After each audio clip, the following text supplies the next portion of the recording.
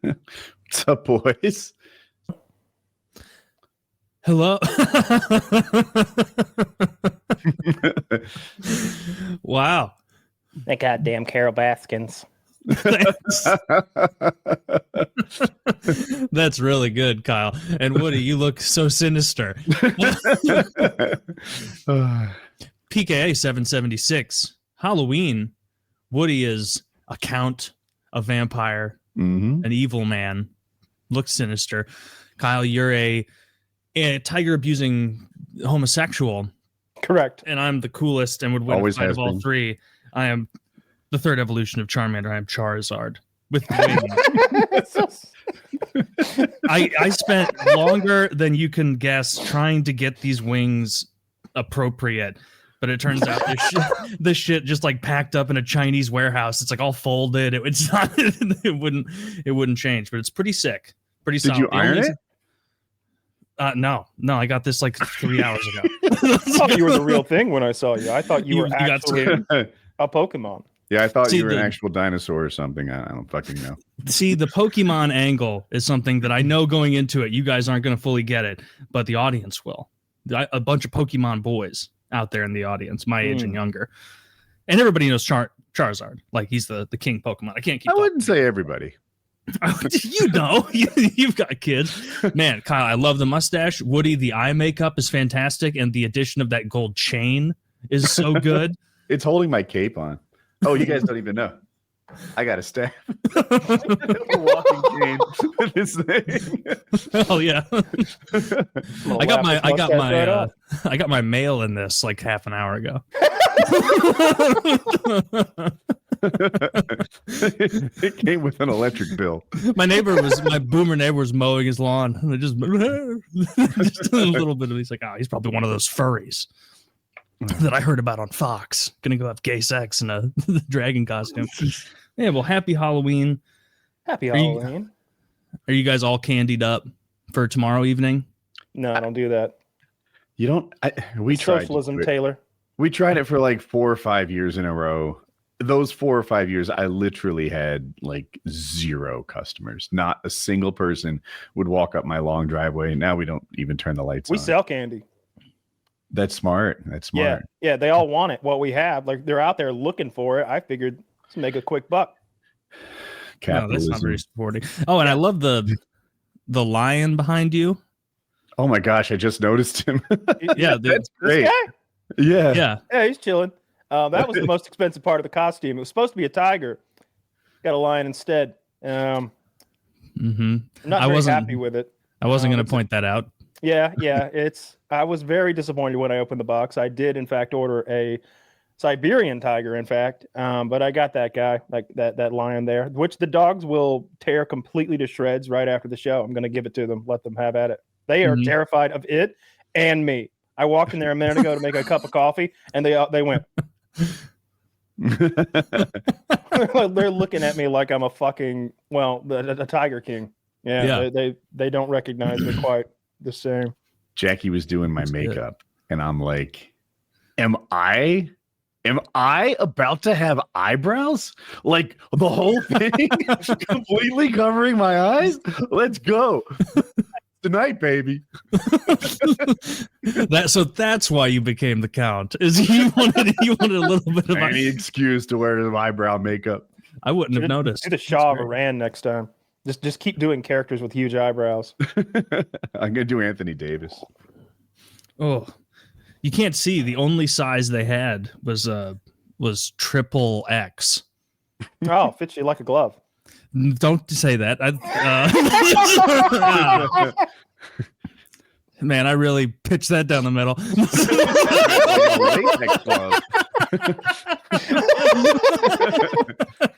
They didn't have quad. Just a big, juicy, underhanded toss right over the plate. No, yeah, the bottoms, I look like I'm wearing Jean Co jeans. It's enormous. The parachute, and I thought it'd be a dress on the bottom. You think there'd be a better supply 5 minutes before Halloween? You'd think so. In the adult costumes, you'd think so. But I have the closet I'm looking at on that side of the bedroom. I have probably 2 feet high 5 feet long on one half of that closet is just the last decade of costumes that we've done on the show. That's all that's in there. And it turns out I've noticed I have a penchant for the big soft suits that you put on. I have a thing with I beefed up one year. This is a few years ago where I dressed up as a squirrel, and I didn't fully appreciate the fact that like this is really kind of a shoulders up costume thing. They can't see my big juicy tail. That doesn't work very well. But man, I love dressing up like this. It's weird not to have Hex here. Shout out to Hex. Wish he was here to appreciate it. Every year I'm like, I should be a Reno 911 cop. And then like, I was like, fuck, I did that. I did the best costume ever. I can't do it again. You were dangled. There was one year I was Superboy, because that was like a story I told and it related. All right. Thing is, Superboy's costume's not that like sophisticated. He wore some like particular jeans, some real tall, like sort of military black boots, a t-shirt, and that's it. So everyone acted like I didn't wear a costume when I was actually done like head to toe. I like dyed my hair extra black for it, which people couldn't tell. And so now I just try to make sure that I never get accused of not having a costume. Well, they're not putting their thinking caps on, because it's a costume where you can't have any mask. You can't have anything covering your mouth. You can't have anything that inhibits audio, and it has to carry itself based on like a bust. Yeah. Like just shoulders up. It can't include a bunch of other shit because no one's going to see it. Kyle's wearing a hat, but there are a lot of hats that don't work with headsets too. And it limits the choices and ideas. Yeah. The headset does hide a bit of my wonderful blonde hair. Oh, it's wonderful. You are right. I noticed it right away. Silver Fox. Looking great. Yeah. And we got a hold of it and tore it apart. My girlfriend had to sew it back on. Well, she did a great job. This confirms how good you would look with a mustache if you would just commit. Yeah, and get a mustache implant. You keep Go to saying Turkey. They can get it done. Every single year when I'm walking through Spirit Halloween, like a day before we do this show, that rabbi costume is like calling out to me like a green goblin mask. Where I'm like, like just do it. Hello there, Peter. Do it. And it's like, oh, no, I shouldn't. They'll love it. Taylor's calling out like, yeah, look at Kyle's hair. Oh, I saw the lion immediately. I didn't see anything. And I'm like, wait a minute. I also can't read all the words in front of me. I feel like my costume doesn't work with glasses. Oh, that's funny. Yeah, you just not realizing you need your specs. Man, you guys did a great job. Love the little side piece there, Kyle. I'm really sorry that they delivered a tiger or a lion. He had lions as well. He had lions as well. It's not that far outside the scope. It's not like they sent me a big dog or something. Did you complain to Amazon? I did not. I'm pretty happy with the lion in the end. Anyway, the dogs are just terrified of it. When I carried it in here, they were just like, "The fuck is that thing? Did you see it? The fuck was that?" They're raring to kill it. I'm excited to throw it to them in a little while. I played a prank on Jackie, you mentioning dogs, and it's totally backfired. So, all right. When we let the dogs out to do their business, they get down to work for me. And Jackie's like, oh my God, I was out there for like 25 minutes. I got like 1 pee out of 2 dogs. That's not good. And I come back 4 for 4, 4 for 4. I keep nailing these 4 for 4s. And she's like, how do you do it? And she watches me. And I'm like, I got an idea. So I start singing a song. By example. Right? There's this, if you follow Formula One, there's this, the Max Verstappen's a driver, and he has a theme song that goes, bum, bum, bum, bum, Max Verstappen, bum, bum, bum. So I'm out there going, bum, bum, bum, bum, boobies, beebies, bum, bum, bum, bum, boobies, beep. My goal is to have Jackie do this. And it is so endearing to me because she doesn't do it like a guy. It's supposed to be like heavy bass. She's with her girl like, ba, ba, ba, ba. just like not hitting it, right?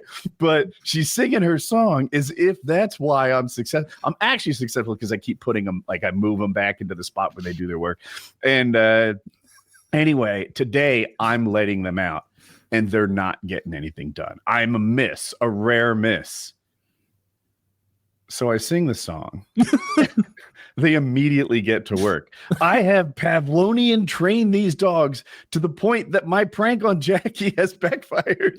And now I need to sing the Poopies Pee-Pee song to get them to go to business. Oh, man. You tried to be the puppet master, and now you're trained. Yes. Yeah. Just sing that song. That is the idea of you like having your coffee, like watching Jackie out there singing. You can hear it faintly through the glass. I love it so much. Into the dew-covered yard, and you're just like, dumbass. That's the scene. That's the scene. That's so funny. Like kitchen door that leads outside has these like blinds built into the glass door, and I see her out there, and I can hear her faintly singing. That's a great prank. Good for you. That's really funny. Actually, there's a dance that goes with it. I wasn't going to tell you. I was embarrassed to show you the dance, but here's how it goes. All right. It's a really specific dance. It's 10 by 12 bodyweight squats. It's a lot of planks. A lot of planks to get them to go. That's great. Well, your dogs are probably like 70 pounds each by now, right? It's been a week. So when you guys saw them, they were 10 and 12 pounds. Now they're both like 18, 20, something like that. They are just turning food into dog at an incredible rate. That's so awesome. Fast. Yeah. And they're getting kind of like bigger paws as well. Like they get through this stage where the paws are really outsized, and that's starting. Nice. Are you going to pick up another member of the clan, Kyle? You were talking about that for a while, then you kind of stopped. When the third dog dies, yeah. I have 3 right now. When one of those dies, I'll get another one. Yeah. Anyone close to expiry? Your dogs are small, and they live like 20 years. Well, one of them's pretty old and has that kidney or something issue, stomach issue. Yeah. The female like shepherd mix is like 6 years old, maybe 7. And kind of chunky. She's been on a diet for a while, but it turned out she has either Cushing's disease, I think they said, or a liver cancer based on the testing. So I don't know which it's going to come back as, but she's on a special liver medication now, and she does seem like she's feeling better, and she's like happier and losing weight finally. So maybe she's healthier, but she'd be the first one to go. Toby's like 3 and 70 pounds, and then Murphy, he's like 2 and 15 fucking pounds. You know, he's just a little ball of fur. Can live like a cat. Mm-hmm. They can. Yeah, Pomeranians live like 15 to 20 years. You've got them for the long haul. Mm-hmm. Not as bad as people who buy birds. I know we've talked about that before, but like parrots can live to be like 88. It's like you want to hand down a bird to your children. Like that's absurd. I'd be so pissed if my dad died and he was like, and now take my 48-year-old cockatiel, and then someday you'll give this bird to your children. It's like son of a bitch. Do you know about that parrot named Alex that was the smartest parrot ever? No. So its final words to its owner were, "You be good. I love you. See you tomorrow." And then it died. Oh. That's crazy. That's really sad. Yeah. A lot of animals are smarter than we give them credit. Some of the birds are up there. The crows, the ravens, the speaking birds. Which ones?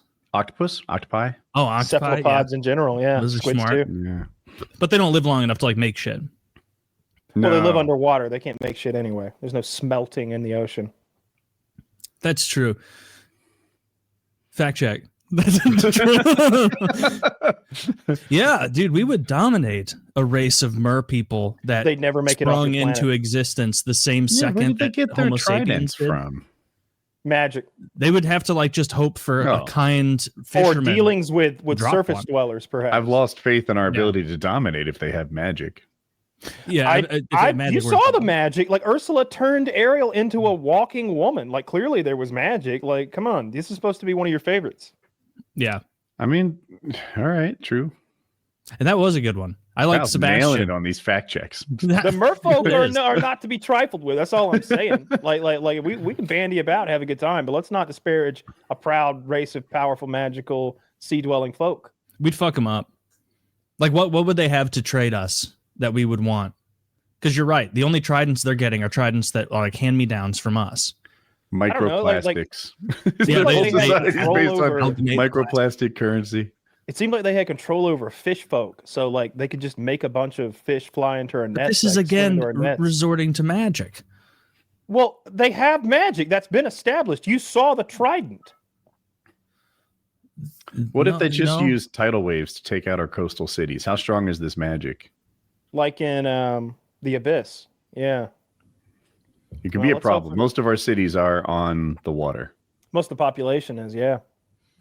Yeah, but we'd build new cities on the new shore. You know, we could do that because we're more industrious. I'm not building anything. Humans. And think about how ineffective your torso would be in the sea. That's not how you'd want to work. That's not how you'd want to be. There's a reason that like fish don't evolve like the cloaca is the best part.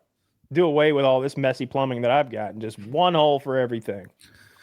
Do you even have a penis then, or do you just kind of like spew out a bunch of sperms? Yeah. You know, if you find a hot lady, you know, she'll be circling her clutch, you know, down in the sea and the seabed, and you just sort of crop dust it from above, whether she likes it or not. You know, there's no penetration, so it's not rape. No, it's really just kind of an air raid.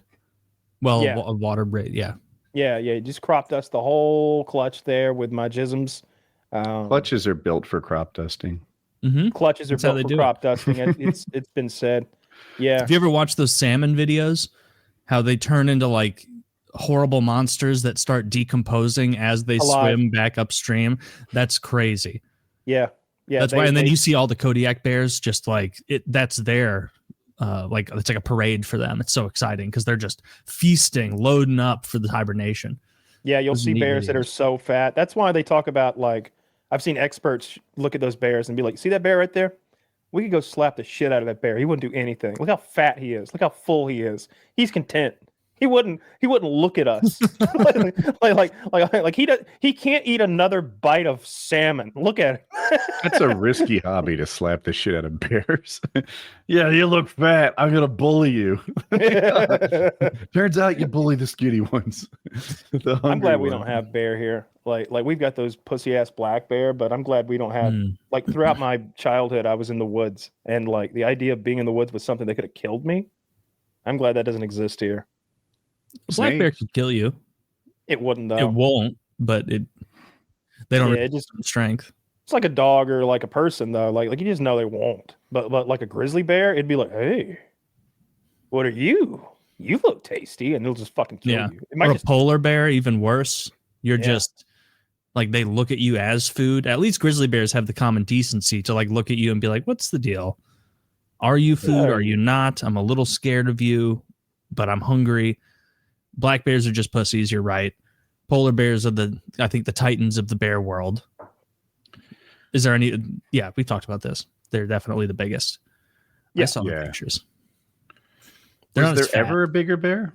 Yeah. There was that giant thing. Yeah. We talked about that. Short-faced cave bear 10,000 years ago while we were crossing the Bering Strait from Eurasia into North America. We'd have had to contend with those. And I bet you say it slower. Short-faced cave bear. Oh, I do remember this. Yeah, they're gargantuan. And I bet there are even bigger ones that we just haven't found yet. That's the thing. Whenever they find a specimen of something, you're like, was that a little one or was that the biggest one ever? You know, odds are it's somewhere in the middle. I don't like their total confidence when they say like the blue whale is the biggest animal to have ever existed. It's like, brother, like there's no way we can for sure know that. It's like billions of years on this planet. Dinosaurs were around for hundreds of millions of years. There could be something bigger down there we haven't found yet. The tectonic plates and everything has shifted so much over that time. There could be like whole layers that we just aren't even aware of. I agree we can't know.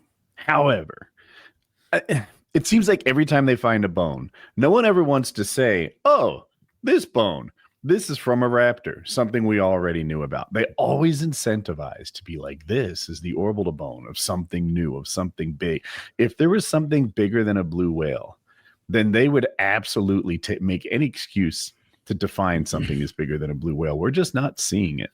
I like that point because we have been hoodwinked a few times by the dino people where they do find like one bone and it's a guy trying to make a name for himself. And he's like, this is actually the sickest animal that's ever existed. And then 20 years later, some other guy's like, no, it's like part of a really gay animal we already knew about. Like that's what it was. Sorry. Like, yeah. So we need to hold those people. We need to hold the dino people's feet to the fire the same way we're holding NASA's feet to the fire now, getting us back to the moon. I hope we make some new animals or bring back some old ones. I'm looking forward to that. I want to see a mammoth. Old ones. Yeah. I want to see a mammoth. That would be fucking cool. Mammoth is a top tier one side. Yeah.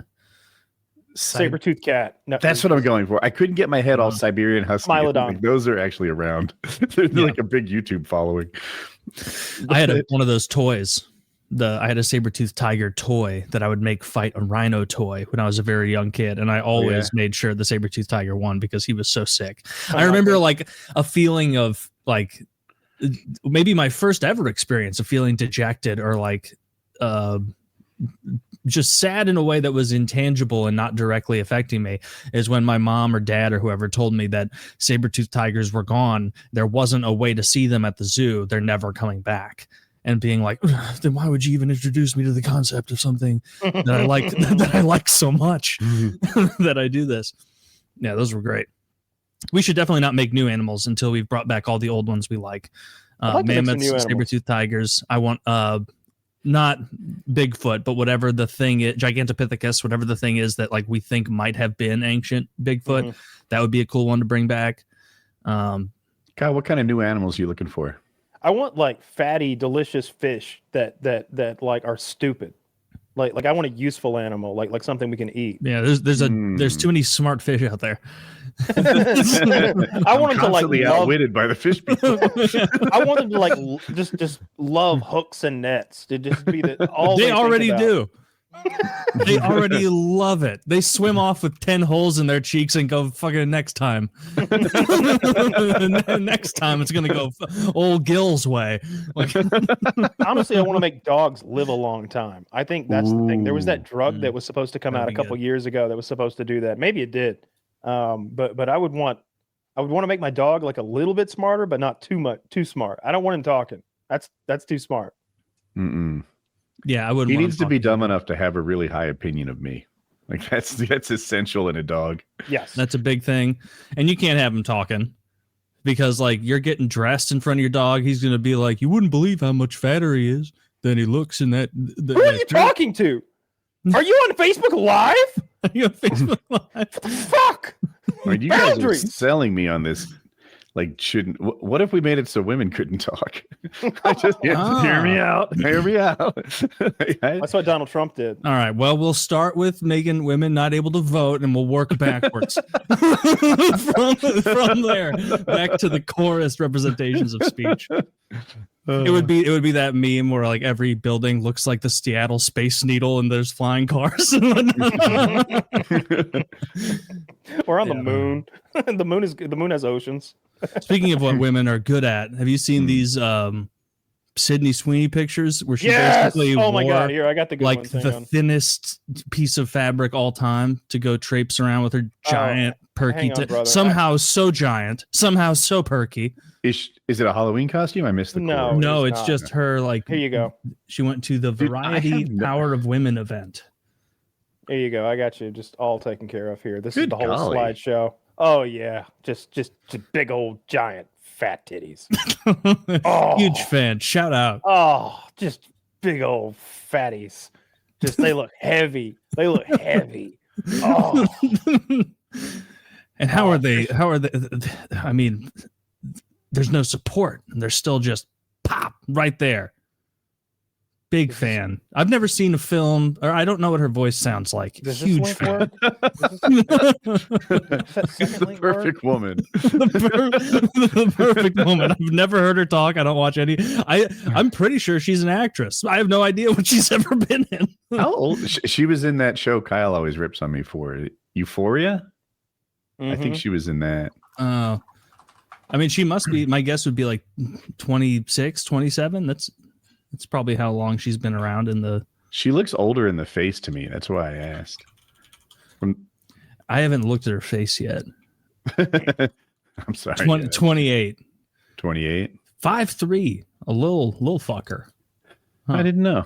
That's all. She's all boobs if she's 5'3".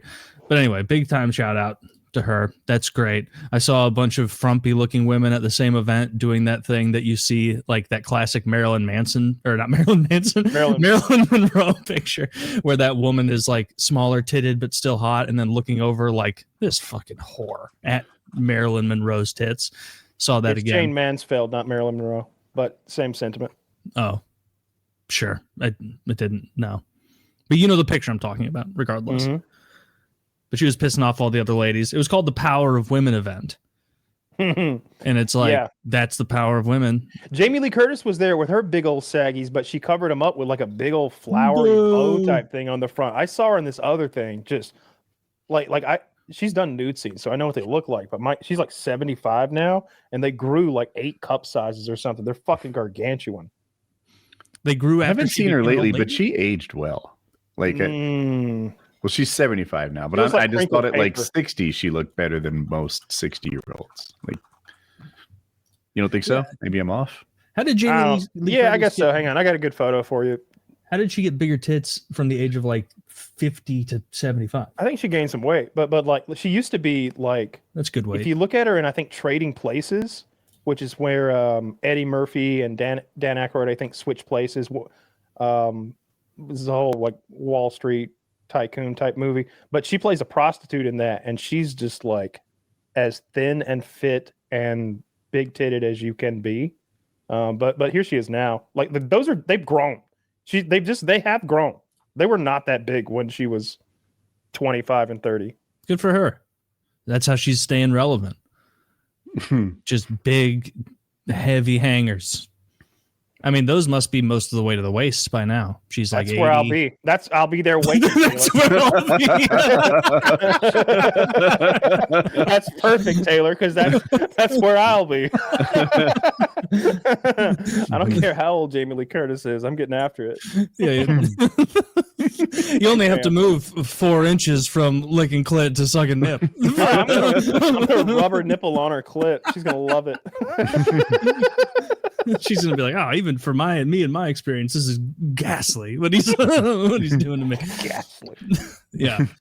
But shout out to Sydney Sweeney. She's great. What's a movie she's been in that I could watch? Couldn't tell you. She was in Madam Web, I think. Like that dreadful Spider-Man ripoff. No idea what that is.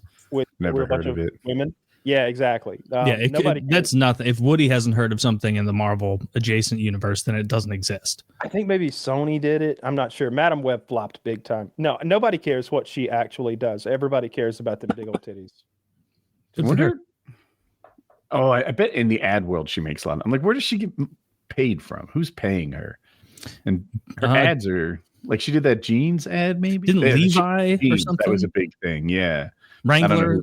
Levi, American Eagle. You're right. Yeah. Couldn't have been that great of an ad, and I couldn't remember the company, but like, I bet they paid her a shit ton. Yeah. She's clearly smart enough, or has an agent smart enough, being like, hey, you're 28.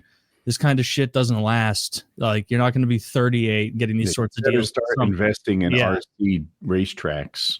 You better start buying inordinately expensive pretend race cars. Yeah, you'll need a skid steer. Plan for the future. Something else you're going to want to do is completely ruin your yard.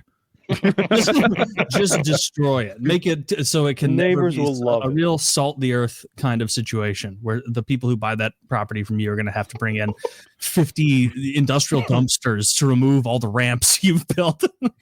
Have you seen that subreddit Zillow Gone Wild? I have. I don't look at it much, but I love it. I follow a Twitter account called Zillow Gone Wild. I'm sure it posts the same stuff. These weird houses, or these like inordinate, crazy, or like really good deals, like or seemingly good deals with a small catch. It's like, hey, would you like to have a $600,000 mansion? Only problem is, and then it's something goofy, or it's the rapper who used to live there hasn't kept it up. It's a mess. It's whatever. There's a body somewhere. They never found the last owner, and technically it's his, but we don't think he'll turn up. We're pretty sure that's what that smell is in the attic. They often have like wacky design choices. they'll be stuck in a decade from 60, 70 years ago or something. I'm often intrigued by those though, because they'll be really good deals, but it's like, I don't know. Do you want to live in a joke house? Do I want a house where none of the walls are flat? All the rooms are circles. Is this? Oh man, it was too good of a deal, and now I'm living in fucking Pee Wee's Playhouse. And have you seen the 3D printed homes? Yes. Yeah, it's kind of a neat concept. I wonder if it'll go somewhere. If people don't know, they use a special kind of concrete and just sort of pour it on in layers and build the walls up. I don't know how they do like the plumbing and the electricity exactly, but they do it, of course. Mm-hmm. And apparently the walls serve as better insulation than the typical walls, which is like drywall and siding with some pink insulation in between. I saw that too. I watched that whole video, and then I saw like a couple different trades people, and who knows, maybe this is like tactical job security, but they were like, I mean, this looks awesome, but what this would really amount to is a large team of people, you know, standing around waiting to go get in and do the rebar placement and the insulation and this and that. Like, this isn't really that much faster because it like makes it so nothing can operate or happen while that thing is printing. Whereas I guess usually because they're doing it like, you know, do this section, then this section, then this section, that like the amount of time is actually faster the traditional way. But who knows? Maybe it just saves so much manpower over time. Right? Like fast is only one of the measures. The other is price and quality. It's like, you know, I could give up speed. What the fuck do I care? If the quality's better and the price is better, let's go. Yeah. They look weird. Cool, though. They from the outside, they look very odd. Wait, what do they? I don't know if I've seen one finished. I only saw the concrete, like that thing that like prints it out in like a roll. So like, check this out. That one does look weird. Okay, this must have been like a demo or something, because there's no way they would want them all to look like this. That does look kind of crappy. I mean, all of them that I'm looking at here look just like that. Okay, well, that's. I'm sure you could put some sort of like outside flashing or something. Like you could put vinyl siding on it or something, but it looks like shit to me, if I'm being honest. Like if I didn't care what my house looked like at all, if I was just like, oh, can you believe this is $150,000? You'd be like, yes, I absolutely believe that was $150,000. Can you show this one, Zach? This one, I mean, it's obviously 3D printed and it doesn't look normal, but it's just different, not necessarily much worse. I don't think it painted that shit. Nice. It would look better, right? Am I crazy? Like, do you see this and say, "Oh, unacceptable"? If this had a lot of advantages, I could overlook the look. If you painted it dark gray, so you see that. I don't know what that is on the left. It's hard to tell. You see that structure, that vertical structure. If the rest of it were that dark gray, I think it would look better. Something about that light gray looks like it might be a fire pit based on the chair in front of it. I'm not positive. You don't think you would enjoy a random gray jutting out piece of concrete to your house? It looks depressing to me, and I'm looking at that house in the background, like, man, I wish I had that house instead. like I would always be. You would come out, like, the neighbors would be like, "How's the bunker treating you?" Like, "Fuck you, Mark. Fuck you." And painting that wouldn't last for 100 years. Painting that is not going to look good at all, because it's going to like pool in little places because there's irregularities in the. I don't know. Spray it. It would still be textured looking on the outside. I'm okay with the texture. Can you show us some of the interiors on this one, Zach? That probably matters more to me than the exterior. You can do a nice interior inside of a shipping container, though. Or I mean, not really. Yes, really. How high is the ceiling on a shipping container? Like 6. They stack them together. You haven't seen shipping container houses. So shipping containers, I don't know what they cost now. They used to be $10,000. You can make a really nice house out of shipping containers. Better than this. I would prefer shipping container house to this. Really? Mm-hmm. Well, I don't know about the other ups and downs. Like I hear shipping container. I don't think it's 100-year house. I don't think the insulative value. Oh, that's hideous. What an aesthetically ugly house. Yeah, I don't know why they combined two things there.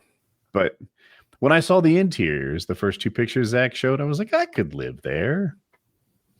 Like there. That's That's fine. That's nice. I think maybe my standards are low, but it seems nice to me. Maybe. I don't know. Ceilings seem a little low. Yeah. Compared to perfect, but I'm hoping it has some other upside. Like it's not just worse. Like, hey, same price, slower to build, but bring that picture back up, Zach. Is this totally fit? Is there like little digital assistances here? Because number one, why did they use flooring vinyl planks in the ceiling? And number two, why is the can lighting so random? It is a bit random. Why would they put a floor vent on the ceiling there? I guess because they used flooring. That's air conditioning. I mean, but it's also a foot away from the side of the wall. Usually, you want a little bit closer. And then look at the weird lighting. Is that even can lighting? Are these?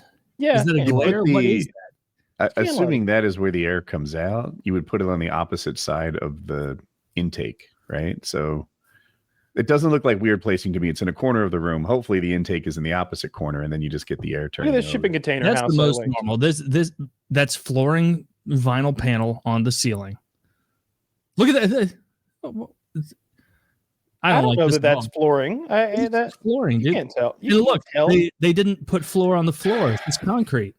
Mm-hmm. I don't like a concrete floor. I don't think I'd live well on that. I don't even like hardwood that much. Like, I get that the whole world values hardwood more, and my house is hardwood everywhere.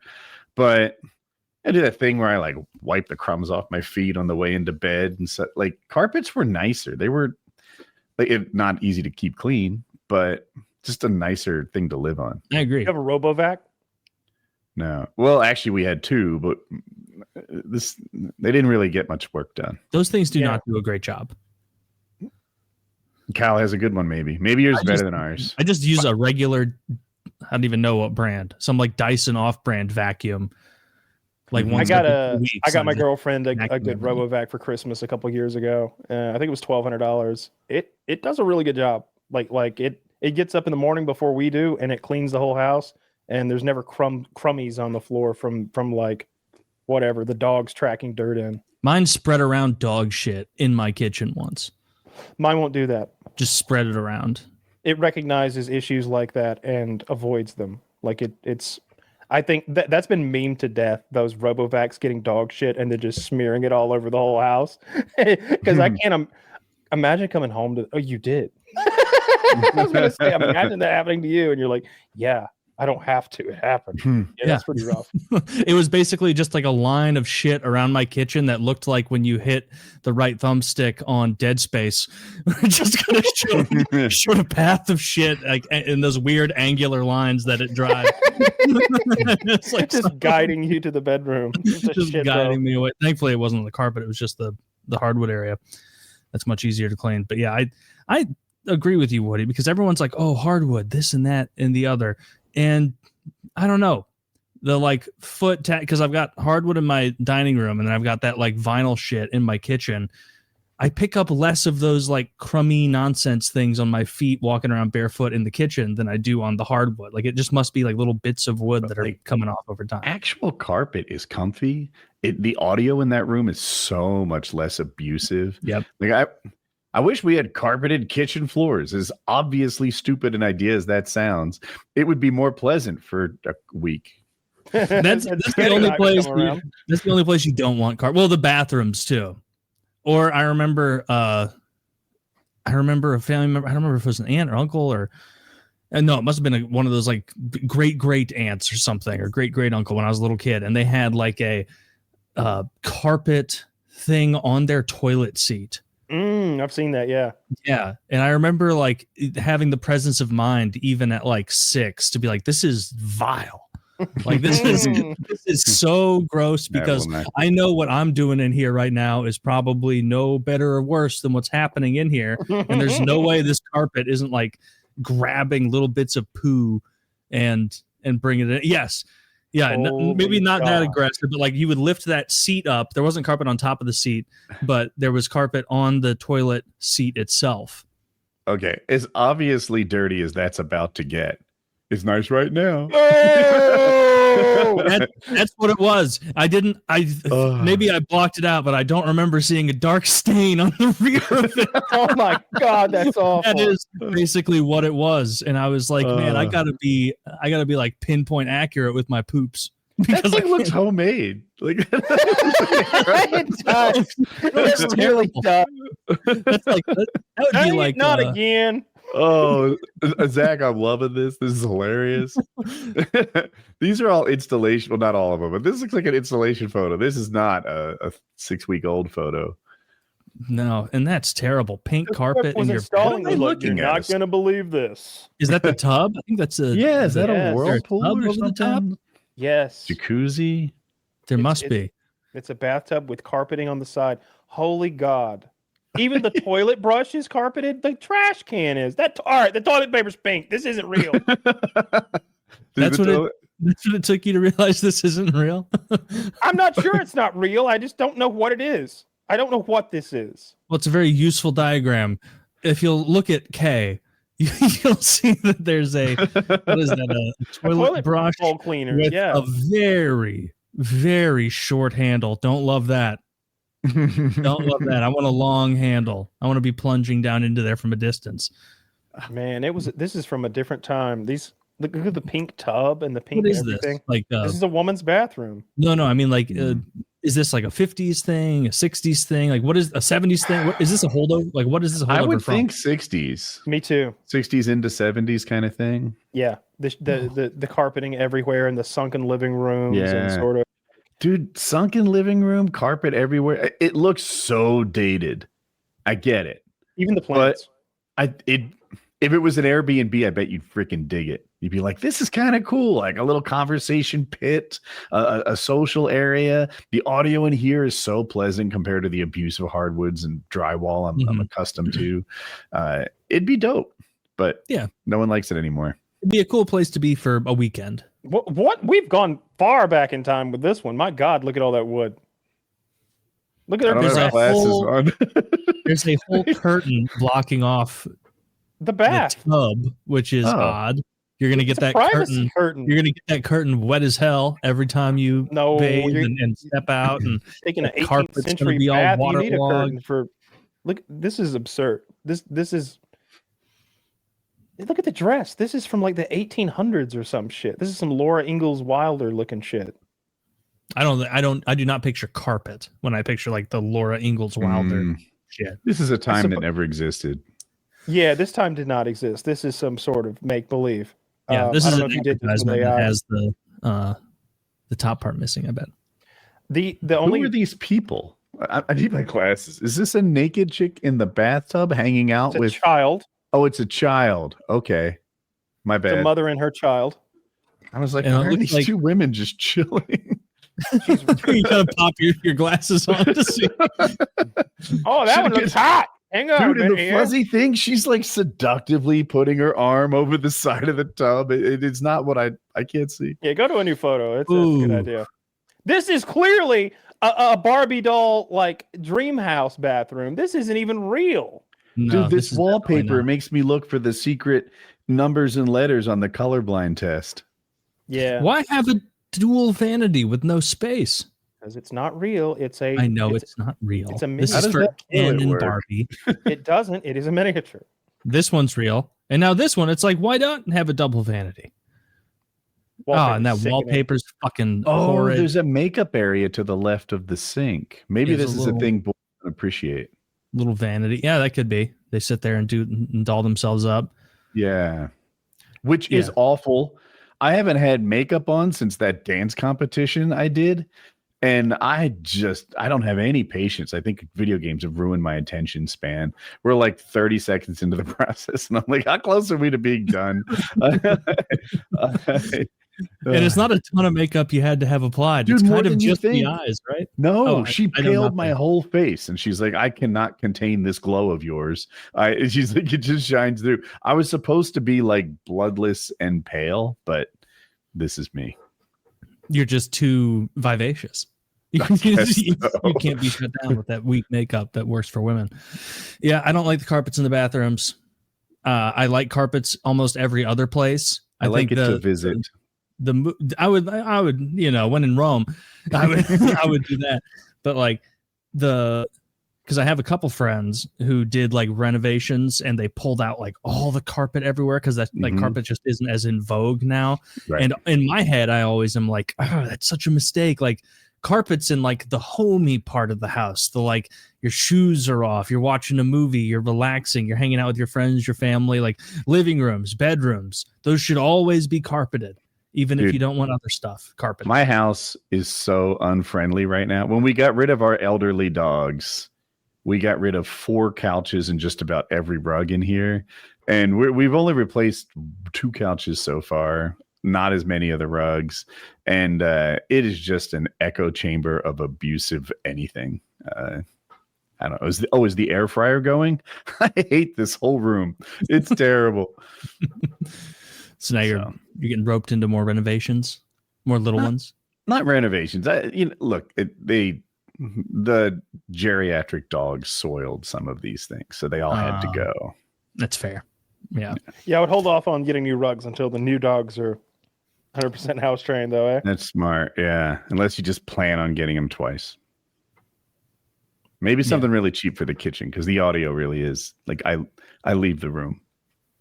I've been watching a guy on YouTube clean filthy rugs. That's the level of entertainment that I've fallen to these days. Do you think it's fake? That's depressing. Looks real to me. I think they put the dirt there.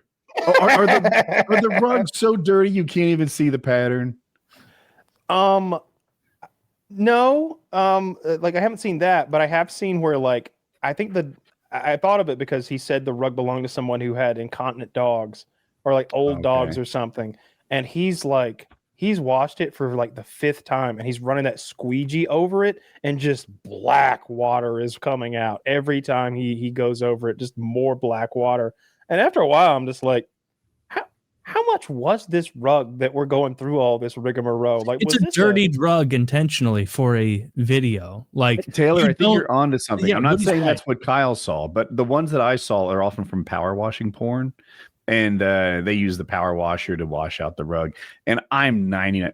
The idea is that these rugs were kept in front of like say the beginning of a Walmart or some convenience store or whatever. And they got a ridiculous amount of foot traffic. I don't buy it. They are solid black. I think they put the dirt there for the purpose of the video and then just went viral with it for whatever value that has. Yeah. I've watched those same videos where it's like, oh, there's a weird shaped rug that's so caked in dirt and grime that it's like an inch taller than it otherwise would be. And then some guy gets to scrubbing and it clearly takes like 50 chemicals and 2 to 4 hours of him doing it through the speed, progression. And then at the end, it's like, oh, that was a rug of Sonic's head. Like what? Why are we saving this? Like, why bother saving this Sonic's head rug? Oh, this is a guy who bought the cheapest rug available on the internet, then artificially dirtied it to make a fake video. Zach, can you show this without showing much of it? Like don't play it, but just like show the beginning, the middle, and the end, perhaps. Like 3 images. Hopefully we don't get copyright claim for that. But this one looked pretty extreme. Who has a rug that ever gets this bad? I don't know. I think of it like the yard service videos where they go and they find the messiest, most disgusting yards they can find and then clean them up. You don't even know there's a sidewalk there until they like shovel it all up and they do the work for free. I think you're right. He is advertising his service. So I don't know. Is he? Okay. A lot of these are for the So look at that. You can hardly even see that it exists. Yeah, Zach, you're doing a perfect job. Oh, we put the green shit on there.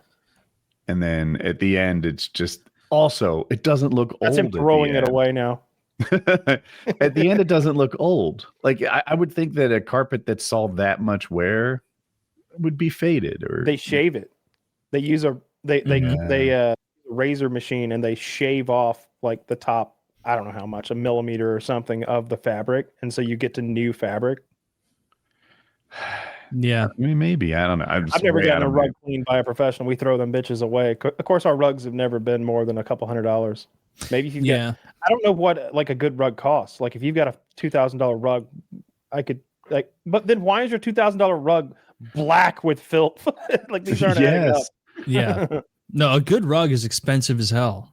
Like you can get the crappy ones for like a couple $100 if it's like an area rug. The actual nice ones, like those big, comfortable, fluffy ones you'd want in like a nice living room, those can be like thousands of dollars for like a fucking 10-foot by 10-foot rug. It's crazy expensive. And they get like the prices are so exponential. You know how it works. We've all bought a TV and you're like, yeah, well, this one's 48 inches, this one's 55. It sounds close, but 55 is like twice as big. Yeah, probably not, but like it's a lot bigger than you think. Rugs are that too. So the pricing goes like, oh, this one's an 8 by 10 and this one's a 12 by 10. They sound close, right? But the second one's like double the price. Yeah. Because you are getting, then you do a little bit, you get mad for a second and then you do the math and you're like, yeah, well, I guess it is much bigger than I thought it was doing these things. Yeah. Yeah. Rugs are expensive as hell, which is why I would not buy a really nice rug ever, unless I knew for a fact unless I was like elderly age and it's like, I know no rampant dogs or like random children or like people are going to be running on top of this rug. Like it's got to be safe. Because that would be infuriating to spend like $8,000 on a rug. The one thing I've only experienced when I like visit places that I would like in a house is heated floors. That's always so fucking nice. I've been to a few places where the tiles in the bathroom were heated, and that's just so nice to not have cold tile to stand on in the morning. I thought you said the towels. Well, there are towels. Like, wow. Well, anybody can get a towel warmer. I'm sure those are on Amazon, but these are the tiles in the floor, But I've also been in a place where I think the hardwood was heated. I think in Colorado we stayed in a place that was like that because the out in the garage they had this whole network of copper pipes and like filters and a pump and stuff. And one of them exploded while we were staying there. So when you open the door to the garage, it's just spraying boiling water. It was great. It was one of those things where it's like, I'm so glad I don't own this house. This is a problem. I don't think I'd want heated floors again. It seems nice, but there are a couple issues. Like one, if you keep a messy room. So I was on, depending on how you count it, like the third or fourth floor of my house. And my father was right underneath me. And if I had my clothes all over the floor, as a teenager might be apt to do, he'd come up there like sweating, like all your heat is coming down. I got the heat turned up because I'm cold, but I've insulated my floor. And it's just baking my father. And he didn't like that. You lived on the third or fourth floor and your floor was heat. This seems like something that could be predicted. That you're heating every layer of the house, and then your poor dad on the second floor is just, you can't have carpets. Carpets do the same thing, so you have to have some sort of hardwood floor where the heat can rise up and through. I hate carpet. That's crazy. Carpet's so comfy, it's so homey. Rugs would do it too. The downsides of carpet are they get messy and they hold dirt and they get stained. Like I don't want to do every 2 weeks vacuum, or you have a bunch of dogs. Every 2 weeks. Like it's a problem. Like every blanket in my house, like every couch cover is always covered in fur. Every day I go around with that sticky roller thing. I have a giant one and just roll the fuck out of everything. Well, you do have an indoor farm cooking in the Kyle household. I do. At least Toby doesn't shed, and Murphy doesn't very much, but Memphis sheds a lot. She's like a shepherd type thing, and she sheds all the time. She'll get her hair will be so loose you can see it like falling out of her, and you can like pluck her, and it's just these big wads of just hair that are falling off her all the time. If you go for another poodle mix next time, I probably will. Then 2 poodle mixes and a Pomeranian isn't going to be a crazy shed house. Like you're going to be good. I like what I've got. I'll either get another Pomeranian or another doodle mix, or maybe a Pomadoodle, and just that would be great if I had a Pomeranian, a doodle, and then you'd have your own little like evolutionary tree, like your house how it evolves up. That would be good. I think you should do. Or I think you should get like a little doodle mix, like a Cavapoo, something like that. That's what Vavity just did. Those Vavity got such good dogs. A miniature Aussie doodle, which is a really cool dog. Those are like the opposite of a cavapoo, and that like an Aussie doodle is like you got to be working that thing out all day, every day, because it wants to. It's a shepherding dog. It's like buying a border collie. If that thing isn't running around all the time, it's going to start tearing shit up in your house. You get like a Cavalier King Charles poodle mix. That thing wants to do nothing but to be like your snuggle buddy, like a little bit of exercise every day, and he's good to go. Yeah, Toby just wants to chill. He loves to cuddle up in bed and just nap all fucking day. And he loves his electric blankets. Since it's gotten cold, I've turned my electric blankets on, and it's a bad idea. Like, it's almost like a drug that you don't want to dip your toes into. Because, like, normally after I sleep 8 hours, I'm out of bed. I'm like, I don't want more sleep. I don't want to lay there anymore. I really don't want to curl up and like, because the bed's kind of chilly. I like to keep the house really cold. I keep the fan going, but these electric blankets incubate me like a little premature baby. So I'm just like, oh yeah, I could do some more sleep. Yeah, let's turn that blanket up to 6. And I'm just cooking in there. I wake up just covered in sweat. It's too much. That sounds awful. Like I could not sleep under an electric blanket. I run too hot. I can understand how not everyone would like a weighted blanket. But I haven't used a weighted blanket in a while. They're really warm, and it's like October, so it's been warm in North Carolina for a while. But in the winter, when I get that weighted blanket, the first time I got a weighted blanket, I was like in heaven. I was like, I get to keep this. This is my life now. This is so amazing. I'm just being smushed. I liked it a lot. My grandma like got me a weighted blanket probably 4 or 5 years ago. And I remember like lifting that package and being like, holy fuck, this is a blanket. It's like 35 pounds. It's so weird. Not that it's objectively super heavy, but like, you know, you grab something that you think is going to be light and then it's not. It like shocks you. And I remember like laying under it and not hearing the lore and being like, oh, this is nice. I feel like pretty comforted right now. And then like my brother's on his phone where he's like, yeah, it turns out that like people on the autism spectrum disorder like really like this a ton. And I'm like, suddenly I'm like, this isn't for me.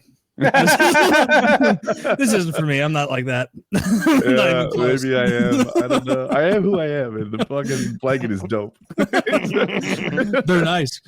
I remember like I'd like have my weighted blanket on, and I'd like kick my legs up on my sofa with the reclining part, and then I'd like get up to go pee or grab a soda or whatever, and then like when you would drop the blanket, it'd be like thud, like it was like a real weight to it dropping.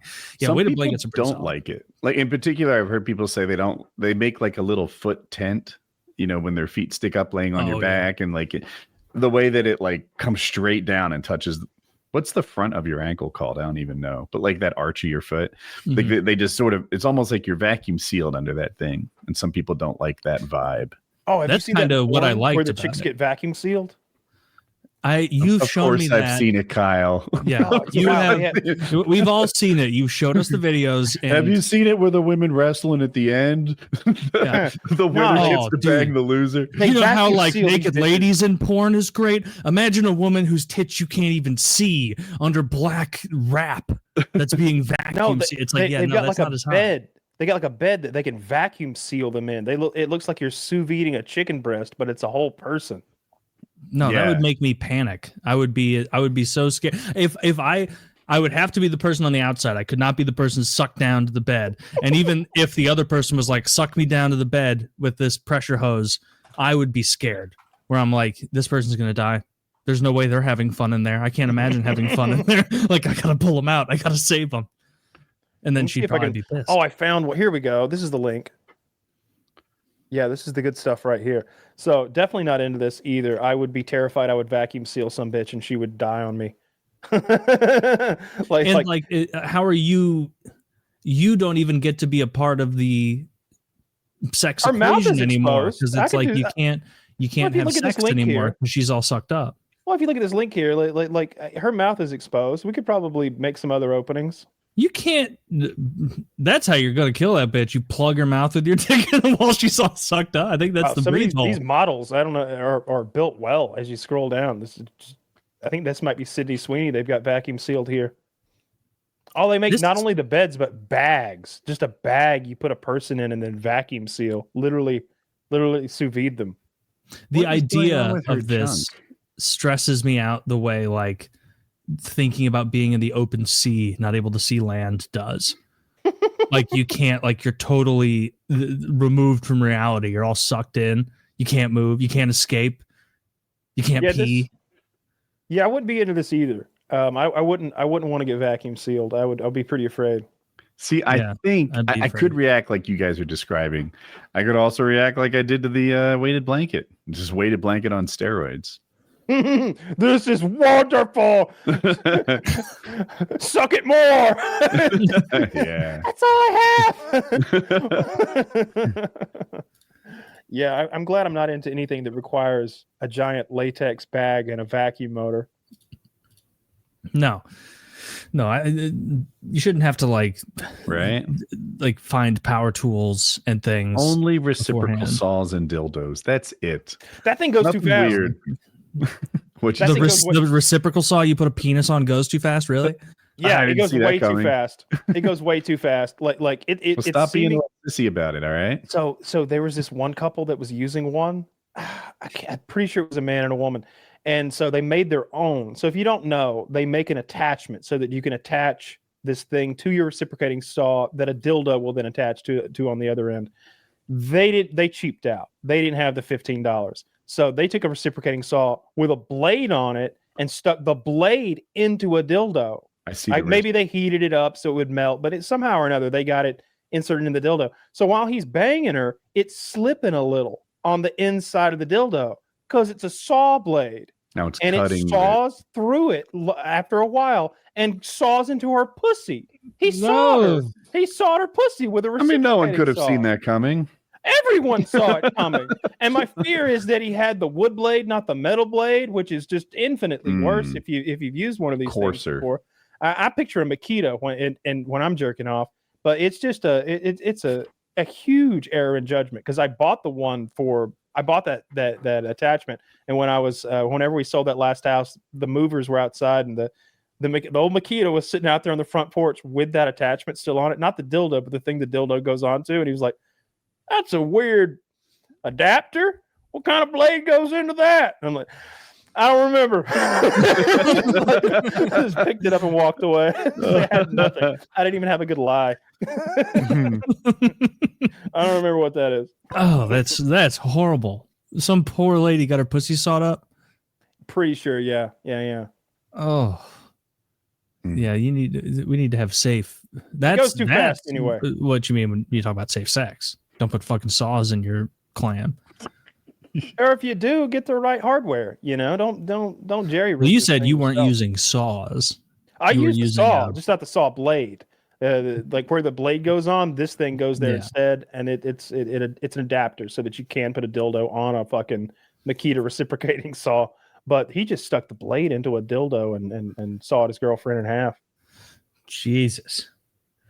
Yeah, I just saw a clip looking over here on Twitter that Trump did the put the candy on the head of the trick-or-treater again. Do you remember that from his first term where there was that kid in like that blow-up minion costume and the kid was like holding out, like hoping for it, and he balanced the candy on top of the minion kid's head?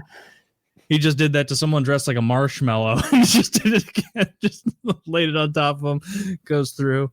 He and Melania having a good laugh, handing out candy to our fat children. Was it a minion this time? No, it was a guy in a marshmallow costume. Here, I'll link it.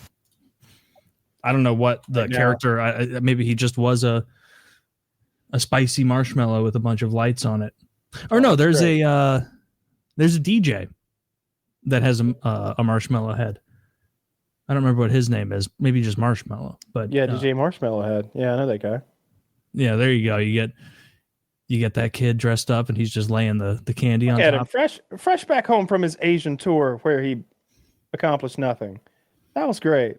Yeah, he got China to agree to buy like the exact same amount of soybeans they bought last year, next year, but this year he has to bail the farmers out, and the farmers still have to pay all the tariffs on their farm equipment and parts.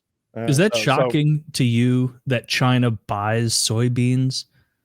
Like they feel like a place that makes fucking loads of soybeans. You know, like I always think of Asia with tons of soybeans. It doesn't shock me, but I've always heard that we're really good at making a lot of soybeans per acre. I think that maybe that's an advanced technique. Like clearly it's cheaper for them to import them than it is to grow them themselves. So like maybe there's an overwhelming demand for soy in China. I don't know. They said something like 20 million tons? Something like that. It was something like that. It was some gargantuan amount that you can't even picture. Like I don't know what 20 million tons looks like. Is that one boat or is it 1,000 boats full? I have no idea. Yeah, that's one of those numbers that's so big. It would have to be more than one boat. Maybe. I don't know though. Like maybe I don't know. The boats are so big now. Boat. They're huge boats. I saw a boat full of coal the other day, and it was so much coal you can't fathom that much coal even exists. And it was just one boatload. It was so much coal. Yeah. Well, that's great. So we owned China into buying the same amount of beans, but I mean, he's having a good time with the candy kids. So he went to Japan. I saw him with that lady Japanese prime minister. She seemed very happy to meet Donald Trump. She was like, she seemed nice. I don't know anything about her, but she seemed to be stoked. Probably glad she's not getting shot by some sort of handmade electro shotgun. Look at ooh, I love that. Oh, Woody, a little cape flutter. Love to see it. Oh, you're muted, but that's great. Love that. He went to Jackie's Cape guy. Woody always does the best job popping in the background and then kind of just stunting, showing the whole costume. Woody, you're still muted for us. Shit, I was. Trust me, they were all bangers. It was a bunch of winners, a bunch of W's. You guys will never know that. I'm not gonna. You'll never know. Yeah. You guys killed it with the costumes. That's hilarious that you spent what I imagine is not a negligible amount of money on a tiger, only to receive probably the only large cat you didn't want to receive. It's $80. $80. Yeah, that's an expensive dog toy. It's a big cat. It is. Dude, the people at fucking Spirit Halloween are getting bold as hell. $65 to dress up like Charizard. Wow. Well, that is a ripoff. This ensemble was like 26 or something like that. The shirt was separate. I just searched tiger shirt and you just had that. Yeah. If you have kids, this is a fun parenting tip. But like that Halloween store, what'd you call it? Spirit Halloween? Yeah. The stuff is like one. 80% off in November. Like a lot. So 80% off is close to free. We got a whole chest full of Halloween costumes that the kids dressed up in all the time. Hope was constantly a dragon just running around the house. It was fun. Yeah, that's great. That's a good move because they have on their front sign like last day, November 3rd. But I've never gone to a Spirit Halloween after October 31st. Like this is what I got to do. I got to go solidify some future picks for my costumes. Yeah. There's a money saving. I was just blowing money. You're saving it. Well, I do the same. Like I walk through the different aisles there, and I always get to like the Pokemon aisle, and I'm like, well, this is kind of fun. Like this is kind of fun for me. I love Pokemon. Today I had the choice between spending $49.99 to look like Eevee or $64.99 or whatever it was to look like Charizard, and that was an easy decision because Eevee is very, very gay compared to Charizard. You guys have no idea. You don't get it. We don't. But do the math. Like a costume that's only $30 is $6. Is that what 80% off is? Yes. And that's not a lot. They're just giving it away. We should. It's that store it for a year. And the employees at Spirit Halloween, like I've never seen people care less about like whether you're buying something, whether you want something. They don't even say words to you while you're checking out. It's like some high school kid that's like, it's like you're not even just bad at your job, like you're actively rude. Like you're watching me standing in line. The two ladies are checking people out. You're looking at your phone. There's like 5 registers here, and I'm standing here. Like what? You think I'm dumb enough to think that your dumbass is like, oh, I got to respond to this fucking Spirit Halloween corporate email real quick. It's like, no, they hired you for this 2-week stint. Check me out. And he had Gene Code jeans on, gigantic Gene Code jeans, bleached blonde hair, some high school kid. Not a fan. Disrespectful, huh? Disrespectful. I was waiting. A man like you commands respect. A man like me commands respect. They go, oh man, there's a 34-year-old man in line with a triple XL Charizard costume. The legs are something. Sorry, sir, no 4XLs. That's not what I was going to ask. That guy Victor Wembanyama or whatever could wear this. The bottoms are there's so much to work with this. I'm wearing pajama pants under this. That was an error. Hot as hell. It's hilarious that he lies about his height and just knocks like 2 or 3 inches off. He doesn't want people to know he's really that tall. Well, that makes sense. Like once you're already that tall, you fib a little bit because you're probably always internally battling that battle of like, oh, if I say I'm 7'7", everyone's going to go, yeah, of course that guy's good at basketball. He's 7'7", but I want to be perceived as a skill guy too. I don't think it's that. I think it's that everyone else who was that tall had short careers riddled with injuries, no athletic ability, stuff like that. That's fair. He's something different, it seems, but it's only his 3rd year. We'll see. Hopefully. Yeah. Those guys have a tough time later on. Other than Wilt Chamberlain. Not Wilt Chamberlain. Who's the other tall one? Kareem Abdul-Jabbar. He's not dead. He's alive. And he walks around without a cane mostly. How old is Akeem Olajuwon? I've never heard that name. I'm not sure who that is. Oh, really? He's a big guy too. Okay. Yeah. We had a great hangout this week. No nudity, but I'm fingers crossed it's coming. Some solid code name battles. Some solid code names battles. I love our code names battles. I want to take it to the next level. I want to start a league. I want us to get money involved. We need teams. We need team names. I'll be in charge of that. I think we'd have a blast. I'll be in charge of that. Yeah, we've got other duties for you. You're going to do the uniform. Neither of you guys can name things as well as I do. I can name. Yeah. What were your dogs' names? Fozzie and Teddy. It's pretty Actually, good. That's more solid than I expected. They were the Teddy. Yeah. All right. Tip of the hat. That's so funny to like earnestly ask that and then give a genuine like, pretty good. Yeah, all right. I want Taylor on my naming team. Taylor and I, can we share these responsibilities? Woody and I can be on the same team. Actually, we should probably split the 3 of us into different teams because even though we are the hosts, we're also higher tier players. We're better at the guessing and the clue giving part. But a lot of that also is because like there's people in there I think who are a little too shy sometimes to speak up about what they're thinking, and we on our teams kind of provide that role if someone can say it, and then we can be the one to be like, nope, that's good, like this should be listened to. Don't, just because he said it quietly doesn't mean ignore it. There's more screaming. My team. He tricked him so. Yeah, I was the spy master, so I couldn't talk. I couldn't defend my team against Kyle's psyops, and I gave the clue. You can vote on the word. The words I'm targeting were all clicked up. Everyone's going, and Kyle's like, I don't know, and I forget the details of what word he sent them to. Bass, and it wasn't what I wanted, and they had some sort of hominin guitar 7 steps away thing. Kyle talked them into it. They ended up ending guessing.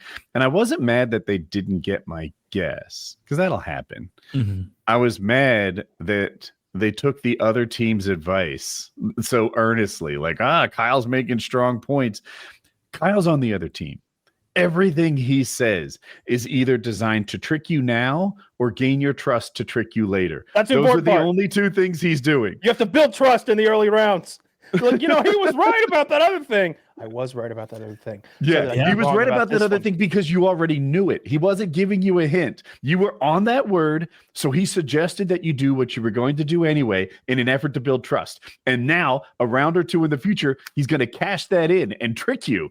And you're giving away our strategy, because that's exactly how you do it. Is like, you on the first turn when they're like, is it this or this? You go, guys, it's Barracuda, wave, and sea. Stop wasting time. You have it. Like, and then you build a little bit of rapport there, and so then when you throw a little nonsense in the mix later, you trick a couple people. Like a police interrogator. Yeah. Yeah. The name of the game is lying. It's a lot of fun. It's so fun, and it's a little bit of an IQ test, and it's a little bit of a personality test, and people. And experience helps too. Like, of course, we're in every 100%. game. We every game, and I play at home, and I love it. But we'll have people that, if they're playing for the first time and we'll give them this whole speech like, don't click anything. If you don't know what you're doing, don't click anything. And there's a button that says end guessing, and they think that by clicking that, they'll be like hands off. They won't have any responsibilities. In reality, they're ruining the game for everybody. And everybody just starts screaming at the new guy. I love that moment. I wait for that moment every week where the new guy is like, "Ooh, I better end guessing so that no onus is on me and I can't get into any trouble." And everybody immediately starts roasting him. "Jason, what is your problem? Hey, the new guy ruined it. Can we restart the game?" Who clicked it? Yeah. You can see their name. They're trying to be extra, like, don't touch anything. Oh, by don't touch anything, clearly they meant touch and guessing. and in the turn right now. No, I love those. I love those so much. That's my... I wish there was a way to play that game with strangers without them cheating, but there's no way to do that. How much cheating do you think is in our game? I think people Google. Yeah, sure, people Google, but my only concern is if the clue master were just directly DMing someone on their team. Oh, yeah. Like red, blue, green, yellow, orange. It's all the colors, or whatever. Just telling them what words that they're going for. That's always because we used to play Trivial Pursuit in there, and there was a time where someone clearly cheated and we called them out on it and they admitted it, and then we could never play Trivial Pursuit again. Oh, yeah. I was at the end. I didn't actually get to use the clue, but we were trying to link skull and ruler. So my word was regicide. And my spy master partner was like, I think a lot of people won't know what regicide is. I'm like, a lot of people will definitely look up what regicide. It's to execute a leader. Like, I think it's a royalty leader. I'm not positive, but I think it's like to execute a king. And anyway, yeah, I was like, I'm totally counting on them cheating. They're gonna look up the definition of that word. Somebody will. Yeah, that's great. That's one of my favorite games. Although I gotta say, this new Battlefield game I have fallen in love with. I've played over 100 hours of this shit. I'm playing every day for at least 3 or 4 or 5 hours or something with the guys. It's really good. It's just old school COD. Like, I see that like old school Battlefield fans aren't super stoked on it. They think the maps are too small. I think they think the time to kill, especially in the battle royale, is too fast, and they feel like they didn't even ask for a battle royale. I'm having a blast. I love all of it.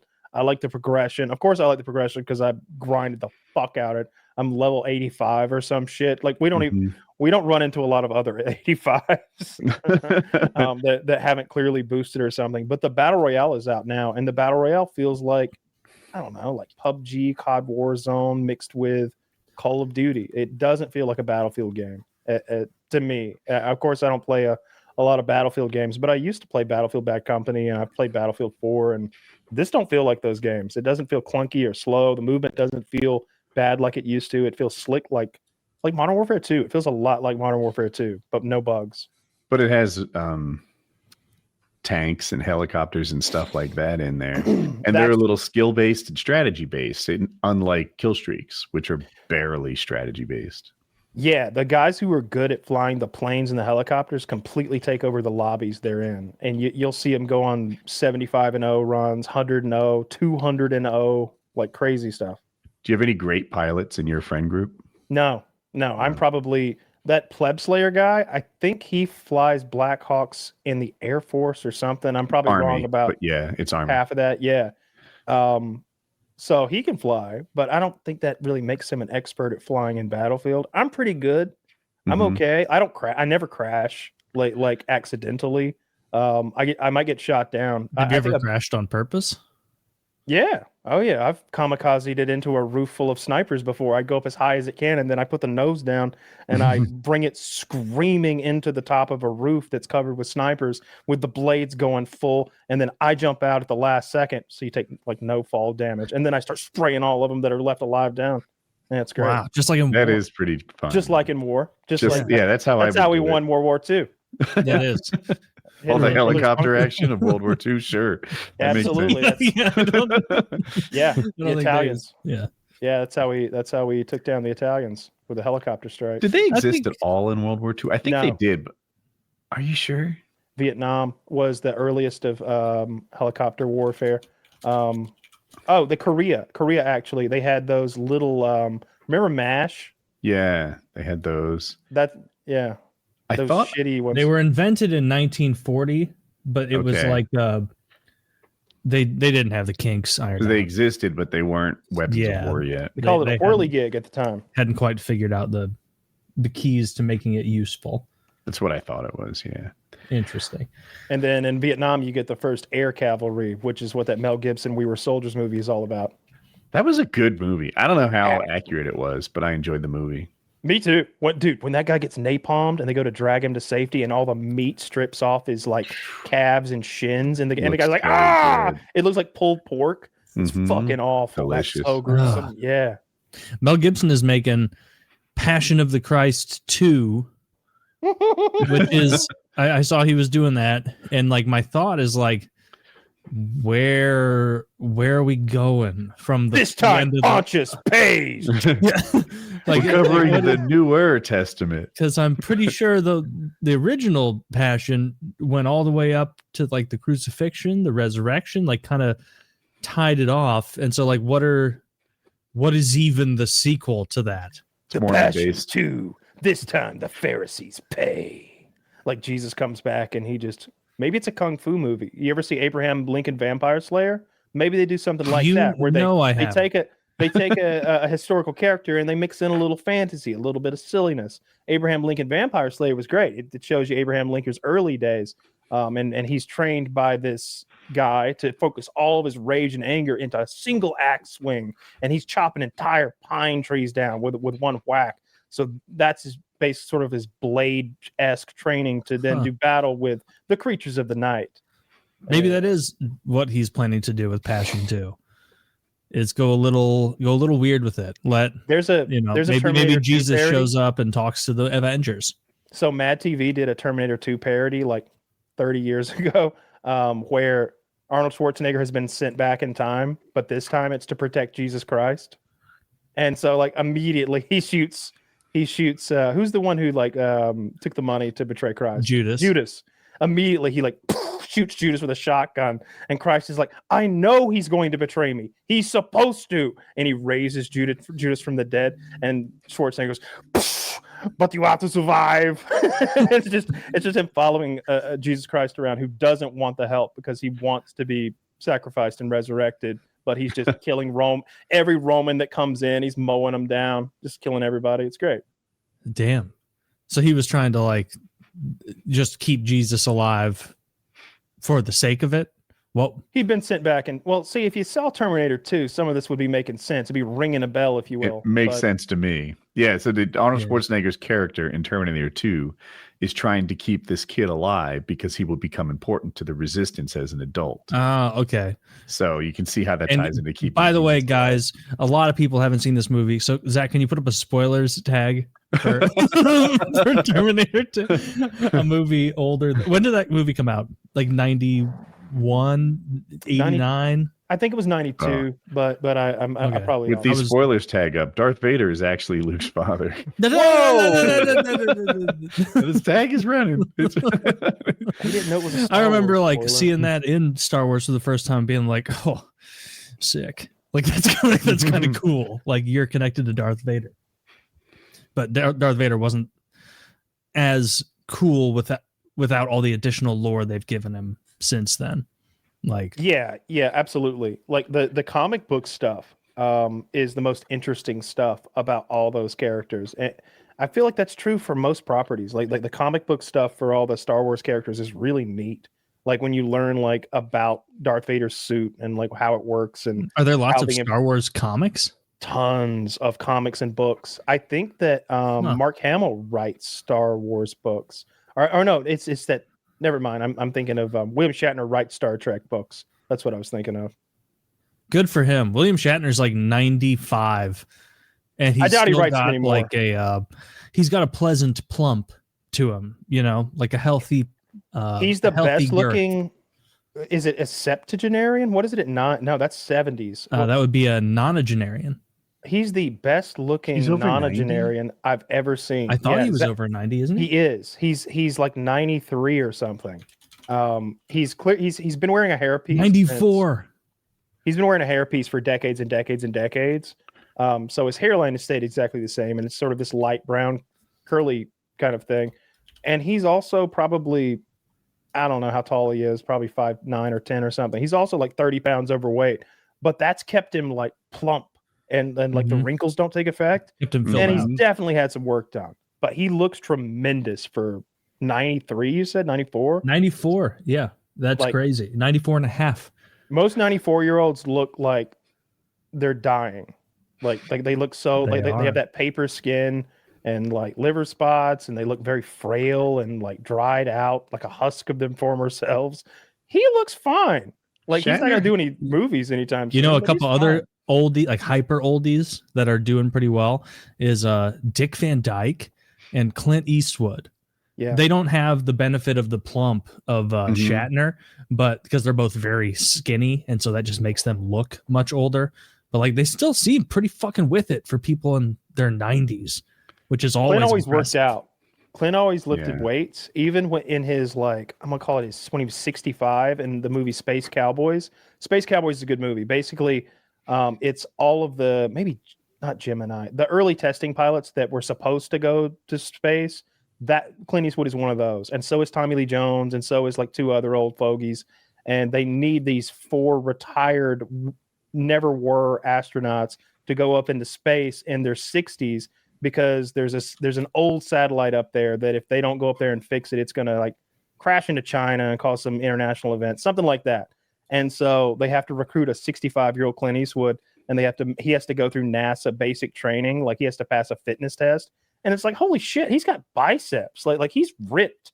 That is like the Y2K bug plot line. Like, yeah. Oh man, we need 1 million COBOL programmers to fix this shit. No one's used that language in 27 years. Did that happen? Yeah. Did they dig up guys who were retired and pay them to come in and fix shit? They did, or people whose skill set had almost no value suddenly became expensive consultants. Okay, so you're the perfect person to ask about this because you were in the industry and you were the right age at the time. How serious would the Y2K bug have been if no one had known about it and it had just done its thing fully? I think it would have been a pretty big deal. I think that because like they fixed it, everyone was like, oh, this is like climate change. It was a hoax all along. Mm-hmm. But in reality, like, yeah, we wouldn't have known a lot of people's ages, right? Things that just assume that if you were born in like, I don't know, I'm trying to do the years right. If you're, they would, I don't know how they fucking do age in 2 digits. I can't wrap my head around it now. But like as the year flipped over, suddenly being born in 03 would make you ridiculously old, but you're not. You've just been born. Mm-hmm. And Medicare probably would have been all fucked up. Social Security payments would have been all fucked up. Banking system, maybe? Banking system, possibly.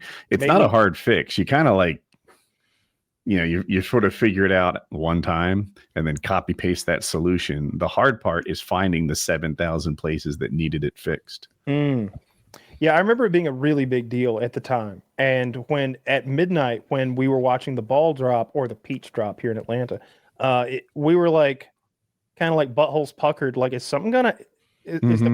Like if the power?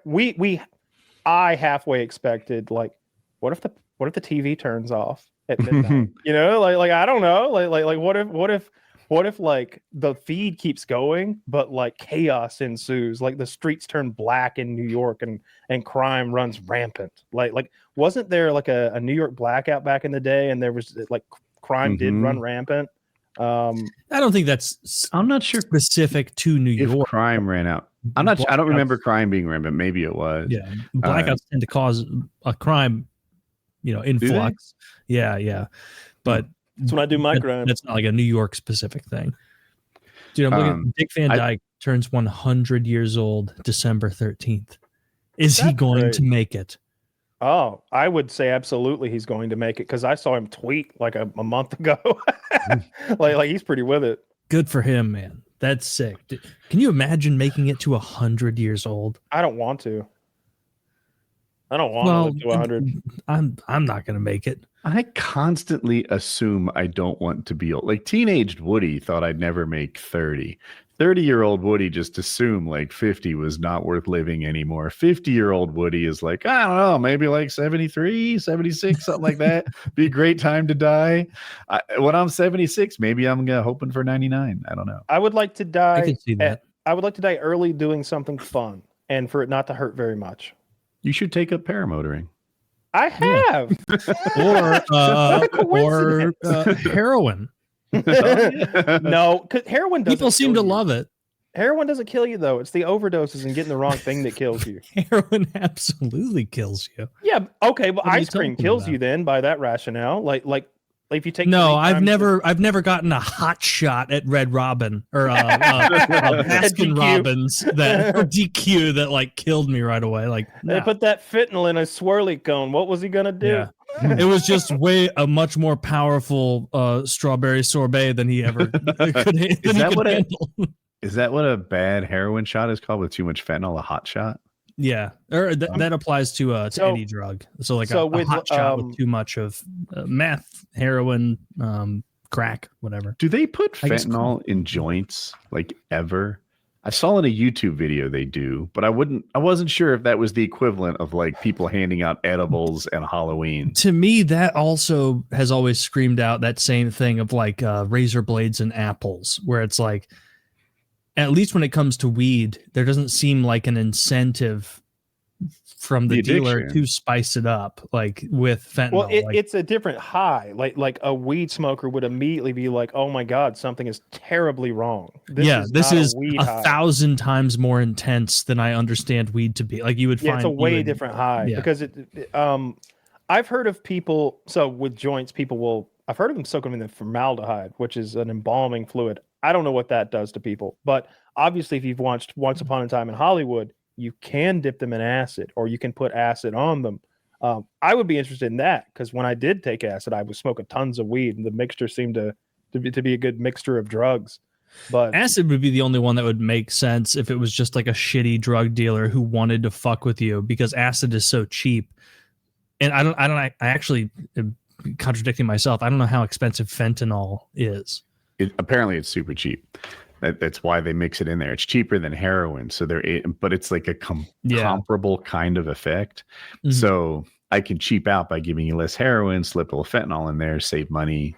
That makes sense. If you're buying heroin, it does make sense for them to splice some fentanyl in. If you're buying weed, I really don't see why you would retain more customers or get more business as a weed dealer. I would never buy weed from that guy again. Yeah, I would never buy weed from that person again. I'd be like, you're a fucking lunatic. But what if it made you an instant addict? What if it was the best high you ever had?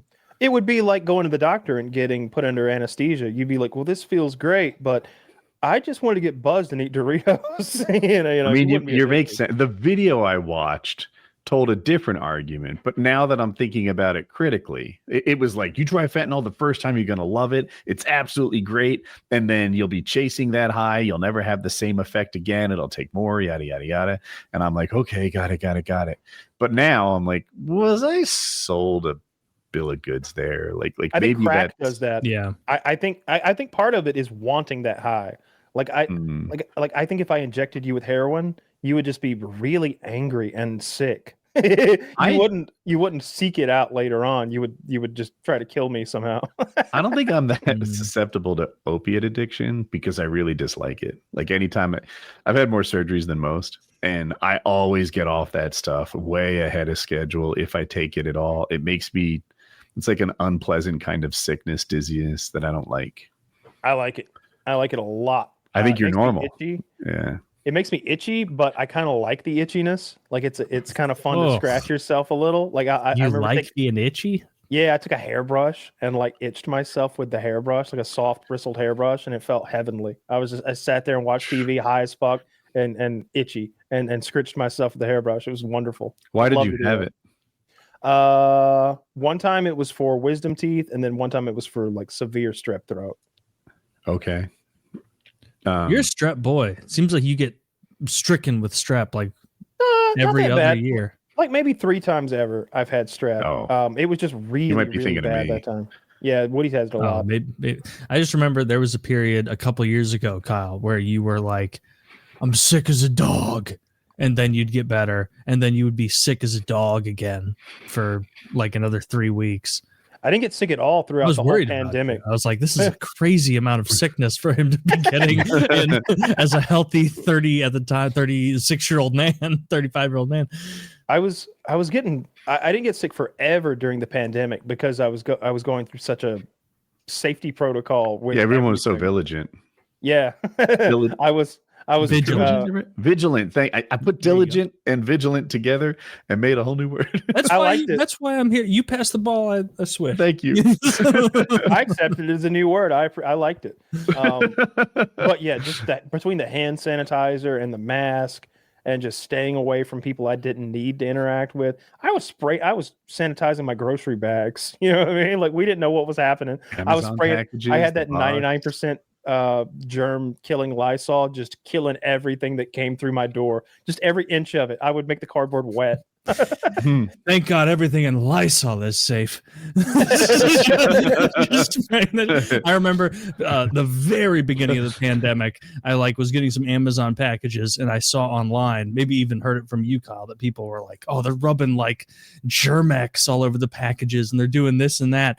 And I remember I would bring a box in and I put like some hand sanitizer on. This is like April 2020, where everybody, there was no knowledge to be had. It was like, this could be really deadly. We didn't know. And I got 2 boxes in and was like, yeah, this is absurd. It's fine. It's probably fine. And then I just switched back to just regular operating procedure. No, I stuck it out. Like when I would go to the gym, especially, I was just, if I touched anything in that gym with my bare hands, I would immediately, like a surgeon, go back over to the entrance and get that hand sanitizer and make myself pure again and go back. I wore gloves for everything. Yeah. And then I saw some douchebag scientist, which I didn't like seeing at the time, where he was like, actually, if you use hand sanitizer all the time, you're destroying the good bacteria on your hands and also the bad, and it's bad for your overall ability to defend again. And I was like, you're fucking gay. No, that can't be right. There's no good bacteria on my hands, I promise. There's some good ones. There's some good ones. There's no good guys on my hands. There might be some of my gut biome. They tell me there is, but no, there's no way I'm all of it on my hands has to die. I heard you could rub your hands together really fast, they get hot. Apparently they're getting hotter than you think, and it could kill germs. Just rubbing? Yeah, if you rub intensely, it gets really hot. It does get pretty hot if you really hook it up. Yeah. That's hot enough to kill germs. Why my penis is so germ free. Yeah. Sterile. It's completely sterile. Just yeah. I'm looking forward to the next pandemic. An insane time that was. I loved it. I loved it so much. I really did. Sucked, dude. It was interesting. New stuff was happening. You know that meme, nothing ever happens.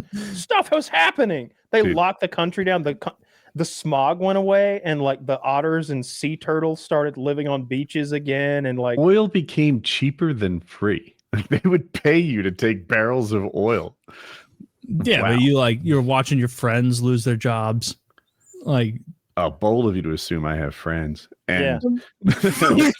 Also, they my were friends like, "We need you to quarantine inside." Taylor. And I was like, "Quarantine inside?" I started this 6 weeks ago. I'm a Tarkov player. That was funny, where both of you were so locked in to the lockdown thing. You're like, I don't see a reason to stop this after 2 weeks or even fucking 8. Who cares? What I do is I hire a slave to go to Publix. They bring me all my cookies and treats. I'm trying to remember her name at the time. Sasha, not cookies and treats. You were you were all in on the getting jacked shit. Which Yeah, was great timing. I stopped going to the grocery store almost entirely. I had everything delivered. I didn't go outside the house much. Do you at go all. now? Like how often? How many? No. What percentage of your grocery store visits are physical versus order? Out of the last 100, I would say 100 of them were ordered. That's astounding. It's really not that bad. Just to like go, because they're like, you also just get to do a little window shopping. Maybe something you thought you wanted, you put in the basket, and then you look around and you go, actually, I'd like that as well, because you're physically there. The app has, he'll take photos of the entire shelf, and I can be like, oh no, that one over there with the cherries. Yeah, that one. He'll do that if I want. But for the most part, I'll order my groceries tonight and have them delivered in the morning. And like when I'm waking up getting my coffee, they'll just be on the front step, and I'll just bring them in. I won't even have to think about it. And going there, you get to window shop, like you said, but that can be a bad thing too. You might see some new fucking cookies. You know what I said? I'll tell you what I did on Amazon last night. I'm ashamed of it. Oreo has partnered with Reese's. Did you know this? Oh my God. Catastrophe. They're in cahoots together. My two biggest. It's just like if they're in cahoots to erase abs. Oh my God! This is like that's like when Hitler secured Hirohito. It's like when it's like the Joker and the Riddler are in cahoots now, and there's no stopping them. And so what they made is the Reese's cup, and it's the white chocolate Reese's cup, which I like. And it's a white chocolate Reese's cup, and they've put Oreo bits of cookie inside of it. And I was like, can I order just like one pack? And they were like, how about 25 packs for $19? And I was like, fuck. I mean, I'm losing money if I don't buy 25 packs of Reese's Oreo cups. And so they're going to show up tomorrow. And I'm actually I'll give them the trick-or-treaters. This is perfect. I'll eat one. I'll give the rest of the trick-or-treaters. They'll be blown away by my unique full-size candy bars. This is going to solve this whole problem. You're going to eat one? I'm going to try to eat one. That's what I'm saying about the grocery store, though. If you go in there yourself, oh, yeah, that is vanilla milk. Oh, that has a little sugar. No big deal. But when I'm at home, I can just like copy and paste. Yeah, my last order. Yeah, 4 pounds of ground beef and like this and that and the other. And that's fair. I do get, just yesterday, I went to the grocery store and I was looking at the jerky, and this grocery store does not have the jerky I like. They don't have any spicy jerky. And so I'm always checking to see if they're stocking like a new SKU. And then in that same aisle, like 2 feet to the left, are the biggest containers of salted cashews you ever seen. Barrels. And I bought one. And last night, big are they? Show us with your hands. It's probably go fetch the bucket so we can see what kind of dent you made. Like that. No. You know what's funny when you said that, Kyle, is my initial response was total no, because I would be humiliated at the amount of cashews I ate. I want to see it. Taylor, you're talking to an addict. I can't like judge you. That big around. It's like the what percentage have you eaten? I've eaten maybe 25%. Those are rookie numbers. You I did look at the calories, and I think that equated to like 1,100 calories. Holy shit. Of cashews that I had last night. It's like a hot chick's day of food. That's 2 Big Macs. Is it? Yes, it is. They're 550 calories. Oh, fuck. You could have. How much is a dozen donuts? I like dozen donuts calories. Donuts and like Uber sweets aren't what get me. I always get caught up in the salty. I would rather eat like if I had my choice between like a big bucket of any kind of nut or legume, I would always go with a dozen donuts instead from just Krispy Kreme, like glazed donuts when they're hot. Like that's the move. I mean, if you're looking calorie to calorie, sure, but at least like almonds or cashew, or like peanut, like any sort of nut actually does have nutrition in it that donuts don't have. Like there's actually stuff that your body likes in those things. I mean, there must be something in a donut that a cashew doesn't have. Probably sugar, an enormous amount of sugar. Yeah, your body needs sugar to stuff. Do you remember as a little kid getting the Krispy Kreme donuts, and then you would just like shove the whole thing in your mouth? Like you just push the whole thing in your. I've never eaten a donut. Me either. What a joke! What a funny joke. That's what we like to do. Or you're a kid, you'd steal a dozen donuts and hide them under your bed for a week. No, Taylor, I didn't do that. Are you guys familiar with the Krispy Kreme 5K? It's a race. No. They hold it everywhere. My friends and all were going to do this 5K race. And basically you run out, you eat a dozen donuts, and then you run back. Bro. Okay, first of all, I had one donut, and that was a lot to me. Not everyone eats all dozen, just the champions do. And on the run back, you are watching your step. It is pile of vomit after pile of vomit from people who ate too many donuts and started running immediately. I am not a good runner. I'm getting passed by like a team of 5 guys in business suits. There was a dude dressed like a bear. Everyone was faster. And you're not allowed to eat donuts on the run there. They all have to be when you get there, shovel 12 in. It's at the midway point. You sort of run out and back, and then there are free donuts at the farthest point in the race. That makes it so much harder to not be able to like get a front load on your donut eating, because otherwise you could be running and kind of like snack on a few donuts as you go, lower that total. I couldn't do that. It seemed like it was mostly downhill there and uphill on the way back. I'm like, that is not the way I would have done this. This is terrible. Do it the way Michael Scott would, just have a 10-kilometer line towards a different location. He couldn't have made it a circle. That was so He's funny. like, where are we? She's like, I don't know, 5K from the office. Just the dumbest way to organize a race you can imagine. Who wouldn't make it a circle? At first, he thought 5K meant 5,000 miles. Like 5,000 miles. You're gonna be running for years. What is it? That's about to New York and LA and back, right? It's about 5,000. Yep. And back? I don't know about that. No, I think isn't it like 2,650, 2,700 miles there? I thought 2,800 was the number that was in my head between New York and LA. Let's see. Ask Forrest Gump. Let's ask Grok. Nah. 2,775. As the crow flies? Is that what you No. And the most direct route. Okay. So, obviously that's not a perfectly straight line. It's fairly straight though, especially as you get into between Oklahoma and like Vegas. It's almost a straight shot. Kyle, you've got too much mustache for that mustache to stick. That's what you're learning from this. I don't think so. I just think it's an Amazon mustache. I have glue somewhere, but I thought it was already sticky, so I didn't think I should glue it down. I also have a backup mustache over there in case this one fails me. You'd be a great mustache man. You just gotta want it. I don't think that's it. I think it's more genetics. Or I don't think so. I could go to Turkey and get one of those Turkish mustache implants. Oh, I bet they do that. It's Turkey. They'll do whatever they'll pluck it out of any man you want and put it right in there. But that wouldn't be good because you wouldn't want head hair in your. Oh no, it's mustache hair. Mustache. Where would they pull Dude, from? There's a marriage made in heaven All here. There are tons of women who don't want mustaches, and then unfortunate souls like Kyle who need them. Yeah. A lot of Italian women out there that could lend me a hair. They could. Yeah. They could lend you some arm hair. Those hairy bitches. I don't like that.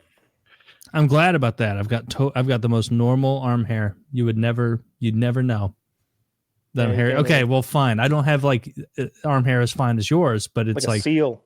It's not at all over here. Rough. It's not at all thick. I glide through the water. How do you compare it, Dale? Are you hairier or not as hairy? I'm probably. Oh, my lighting is a little bright, but I'm in normal lighting, similar to what you're doing. Maybe even a little less. Like I don't. My shoulders are starting to get a little wild, but yikes, the arms aren't too bad, and I don't have no back hair yet.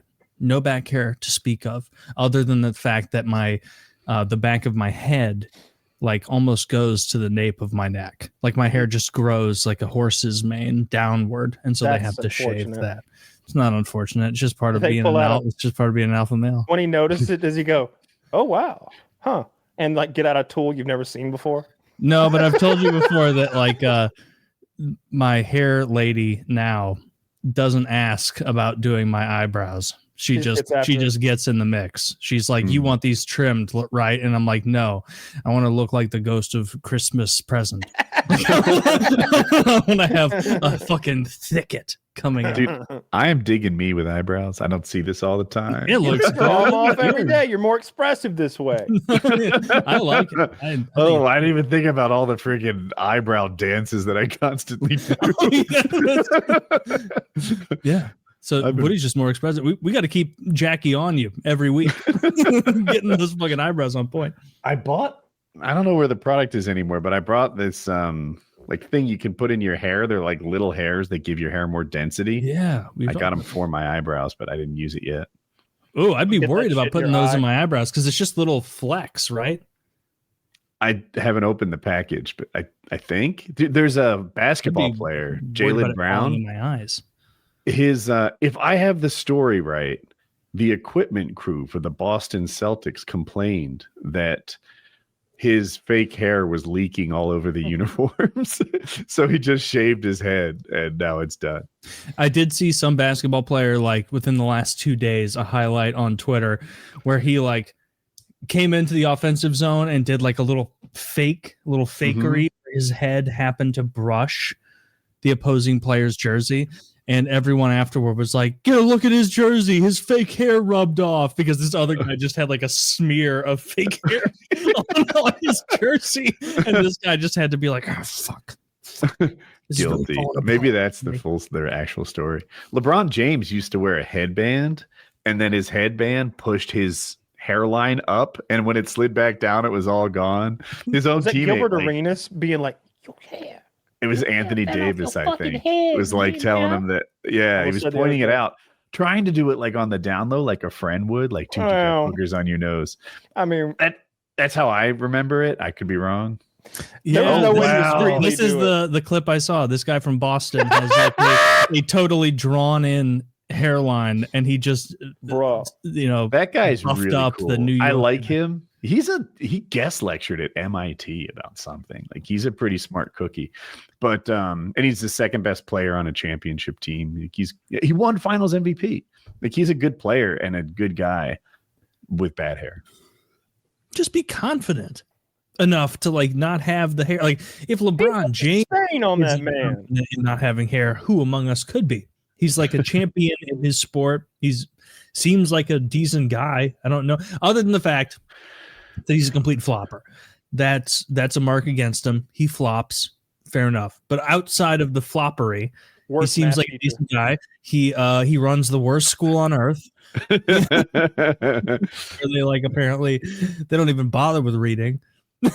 Like just we're more of a vibes based school. For people who don't know, his school was designed to take in the worst students from all the other school and put them in this environment in which they would excel. And it turns out if you take the worst students and put them all together, you make a bad school. Yeah. Who could have seen that? Now known as the LeBron crime family.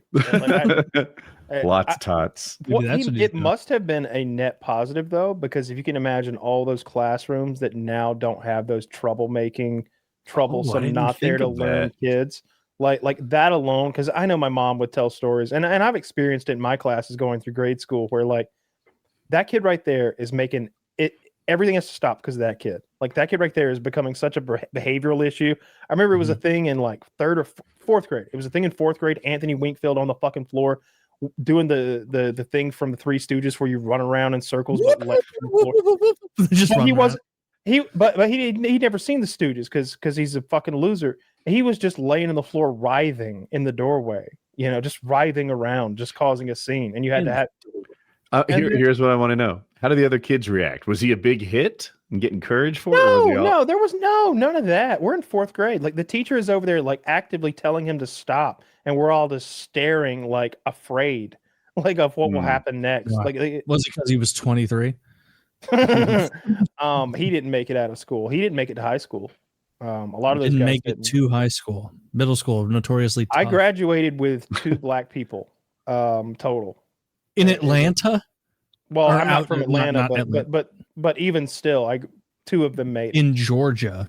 Like that's there were plenty of black kids in elementary surprising. school, fewer in middle school, and almost none made it through high school.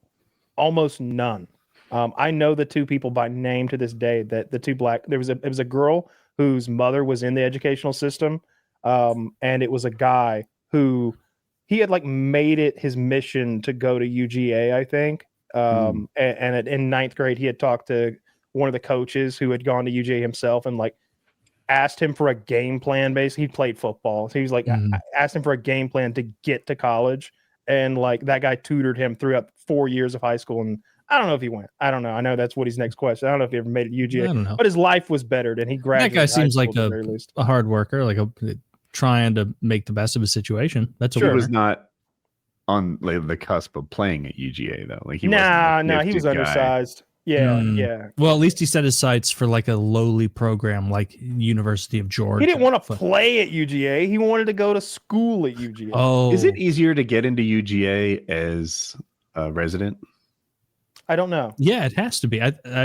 Isn't that how North most Carolina state schools work? is. I don't know. You most get a little schools. preferential treatment. If you're trying to go to Mizzou or UNC, if you're in state, you get a little boost, I would imagine. Yeah, the standards are higher for out-of-state students, which makes sense because the in-state students are the one who pay the taxes that fund so much of the school. And in North Carolina, they have, I don't know what the number is, so don't take this to heart, but something like 80% of the students have to be from in-state.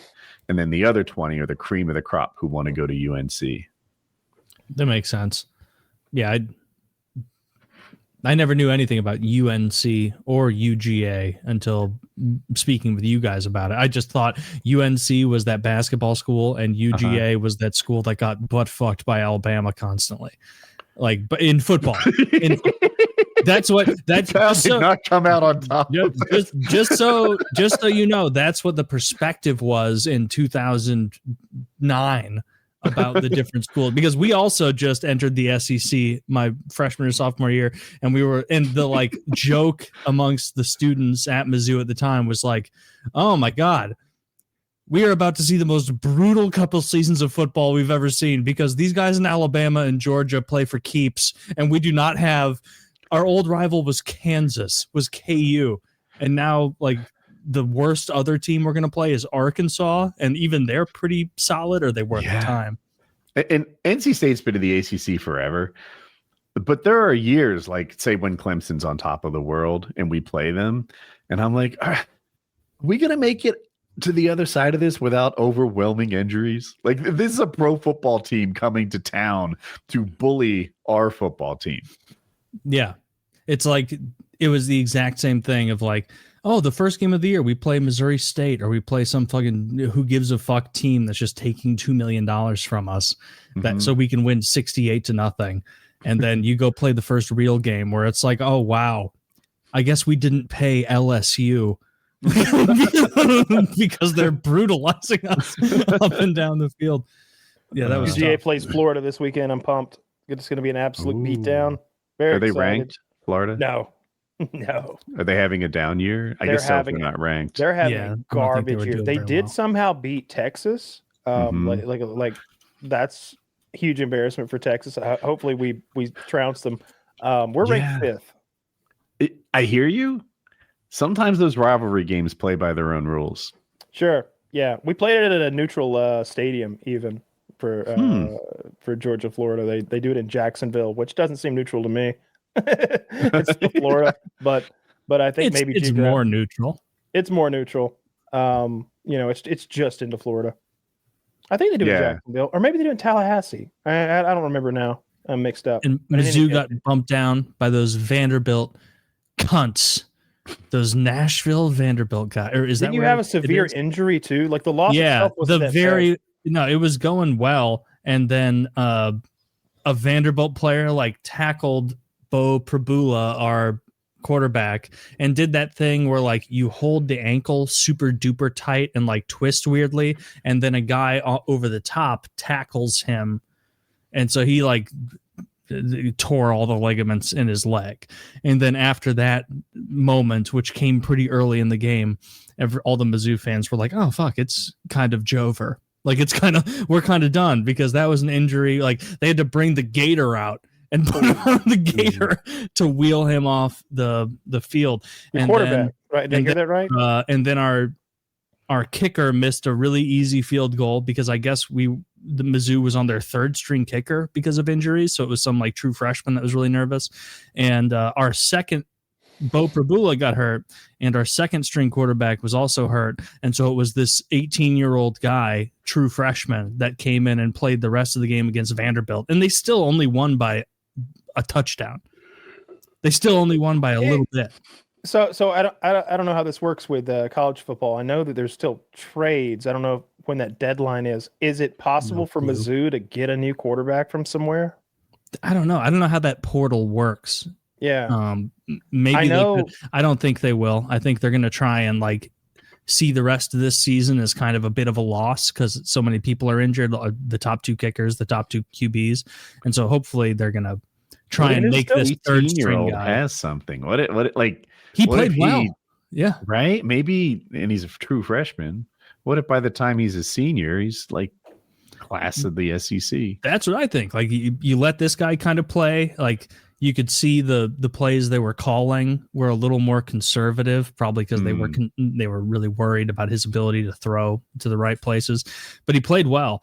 And the Mizzou lost 17-10 because it was like, all the announcers talked about the whole time was like they were trying to like spice it up, but they're like, guys, we're getting to see here the two best defenses in the country. A lot of people are saying right now. But really what it's saying is like, please keep watching this low scoring game. Please. Like, please. Oh, what a great stop. It's like, nobody wants to see stops. Like we want to see scoring. And the World Series went 17 innings or some shit the other day. Yeah. I saw that. Scoreless innings. Who's even in it? The Dodgers and who else? The Dodgers and the Blue Jays. Canada. Oh, go Dodgers. Yeah. I mean, not for nothing, because when I said it, Chiz was like, "Oh, good pick." But I did pick the Dodgers to win the series preseason. The 76ers are still undefeated. We faced 4 teams. We haven't bumped into anyone with a winning record yet, but you win the games you can, and that's good enough. Maybe good for them. The Blues are having a horrible season. I tweeted the other night, I'm like, the Blues are so terrible now that I might have to watch movies. Like I might have to become a movie guy because I can't fill up my time with watching Blues. When you won the cup, you started poorly. That's true, but that same day that Mizzou was up on Vanderbilt and it was looking great for Mizzou, and then they basically tore the meat off of our quarterback's leg like a chicken wing. And then as that was happening, I like popped over to my ESPN app on my phone and I was like, well, at least the Blues are up 4-0. Maybe this is a good sign that the Blues are rebounding. And then Mizzou loses, and I pop back to the Blues game. They lost 6-4 in what is probably historically the worst Blues collapse in history, outside of when they lost to Toronto in the 90s, where they had a 5-0 win going into the third, and then they lost 6-5. Other than that, this is their worst loss of all time. And then I'm like going through the stat line, and I'm like, I'm good at this. I can find positives here. Oh no! Every single percentage is bad. Frustrating. Is Tarasenko out of the league yet, or is he still playing? Tarasenko plays for Ottawa now, but he's like us losing Tarasenko was a great thing because he had 2 botched shoulder surgeries, and his entire use factor was having the best wrist shot in the league. Mm-hmm. And after those surgeries, he just can't whip it the way he used to. And so like he's now like more of a middling is too much. He's a way better than average player in the league still, but he's just not what he would have been.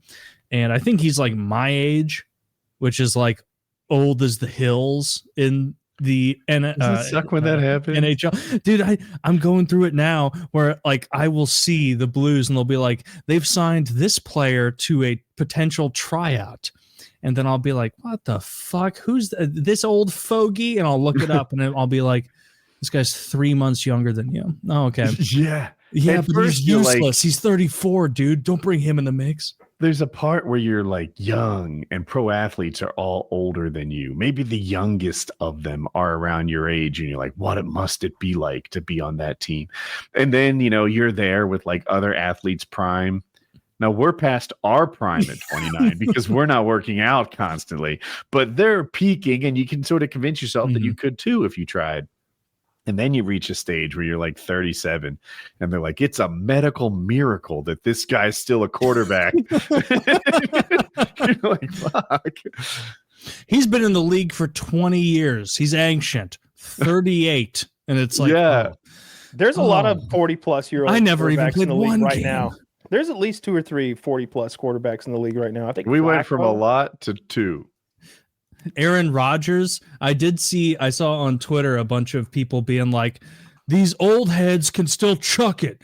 Look at this. Aaron Rodgers just threw a 78-yard pass. Tell me a quarterback today that can throw 78 yards, or that will be able to. How many yards after the catch were there? I might be able to throw a 78 No, he threw it yarder. Into the end zone. It was a bananas throw, and it was I could underhand throw to the right guy for 78 yards. Yeah, if you count all his running, then that would be much easier.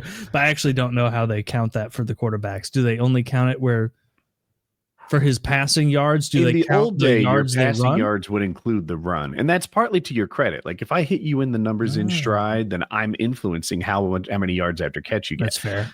Whereas if you are like diving or falling to get my bad throw, then I didn't say it for 6. But nowadays they have much better stats, and they separate yards after catch and stuff, and tell you how much of it is yours and how much of it is the receiver's credit. Okay. But either way, I kind of liked seeing the Aaron Rodgers clips. It's fun to see someone who's like 41 still whipping it out there and like apparently being good or useful, at least. Maybe not great, but useful. He's great. They're 5-1. Oh. They're having a great year. He's doing well. Joe Flacco's like 40, 41 too. I think he got traded from like the Bengals to the Browns, or the Browns to the Bengals. I don't remember which. He's doing well too. Yeah. Holy shit. That guy's got to be like in his early 40s, right? I didn't realize Rodgers was doing so well all season long. I knew he had a good game. I didn't know he was having such a good year. And he came back from, is it ACL surgery? What was wrong with him? I don't remember. I know he was Achilles. Zach would probably know. I saw a clip the other day, and it's they take his Joe Rogan interview where he's like, I don't know, I'm taking this off. They take his Joe Rogan interview where he's like, he's like, oh yeah, I was high all the time when I played. And Joe's like, while you played, what were you on? He's like, Percocet. And then it cuts to him playing, and his eyes are like just dilated and red shot. And some rap music starts playing. He's like, I be on that shit, yo. I be on that shit, yo. And it's just Aaron Rodgers throwing bombs on Percocets, just fucking like hooking up with these like 50-yard touchdown after 50-yard touchdown. And then you zoom in again, and his eyes are cracked the fuck out. It's great. I do remember seeing clips of him on Joe Rogan and just having the confidence of a wildly successful NFL quarterback who's still in the league at 40. And like Joe would ask like some trying to be nice fact-finding question, like, so what did you think when like the younger guys came in and this and that and the other, and you were kind of on the later stage of your career? And he would just respond so dismissive and glib, which is not something that people respond to Joe Rogan in a way. Like you see him as the Khan, the kingmaker. Like you try to appease Joe at all costs. And Aaron Rodgers is there like, yeah, I think that's the kind of question that people don't know fucking anything about our sport ask. It was just like, holy shit, like this guy, he just doesn't. I like care. that. I think it's kind of neat when a guy who doesn't need Joe Rogan is on Joe Rogan. Yeah. Because then they're not just like all Joe Rogan's friends, I think, are kind of hangers on. They're all below him. Some yes men. Yeah. Yeah. But a guy like Aaron Rodgers, or like, heck, even like when a big politician comes on, they're still using that platform, like trying to do a thing. Aaron Rodgers is not in that position.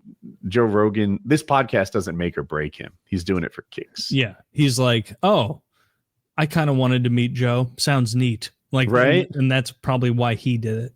Whereas a lot of people are like, this is my chance. This is I've listened to Shane Gillis clips before where he talks about the first time he went on Joe Rogan, and he's like, oh, dude, I like tried a few jokes early and they weren't landing. And I was sitting there and then Joe would ask me another question. I'd be like, yeah, that's pretty cool.